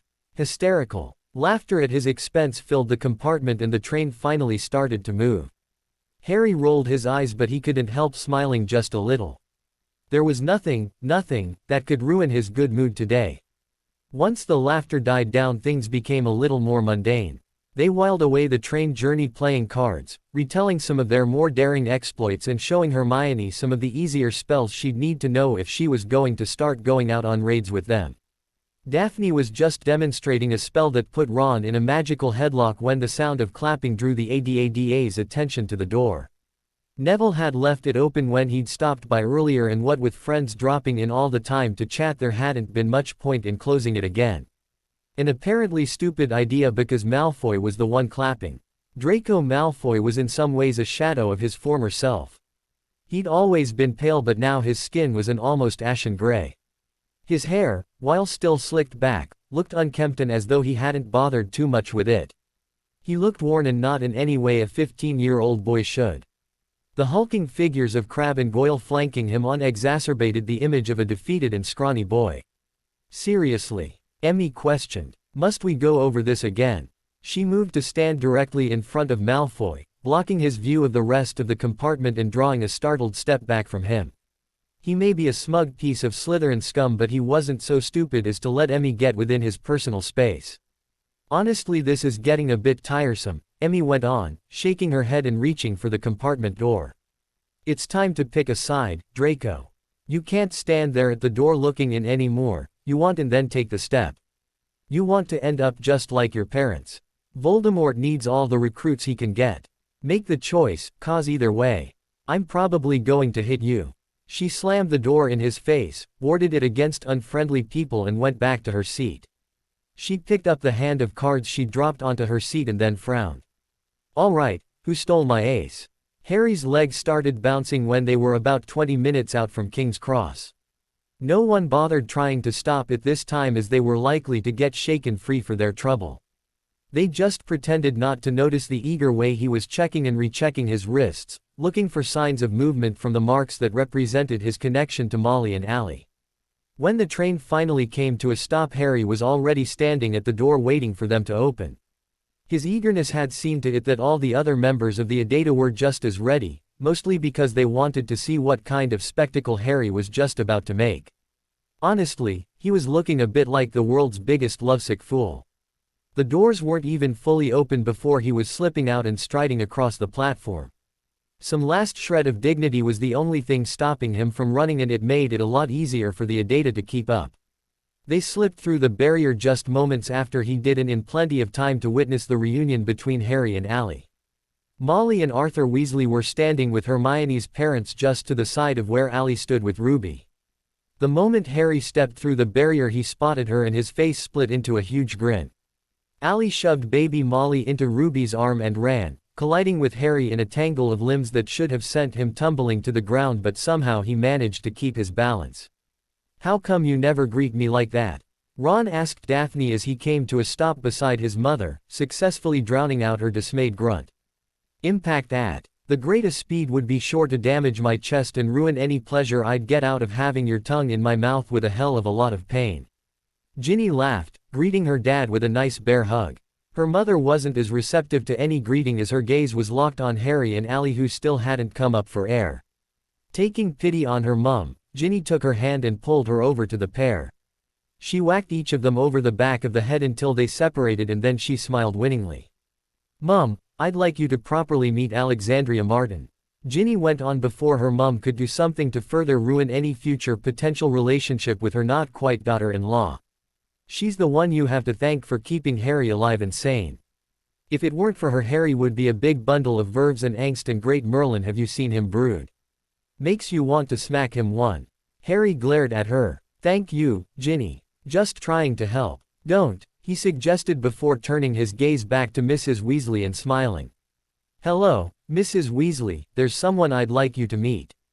Before she could open her mouth to say that she'd already met the harlot twice, Harry was turning away and moving back toward Ruby. Her mouth opened and closed like a fish as he scooped the baby out of Ruby's arms and brought her back. "This is my daughter," Harry said, and Mrs. Weasley felt her heart drop right down into her stomach as she gazed at the little baby properly for the first time ever. Brilliant green eyes just like her father's, but she was the spitting image of her mother. "Her name is Molly." "Oh." The soft exhalation left her lips on a startled gasp and her eyes flew up to meet Harry's.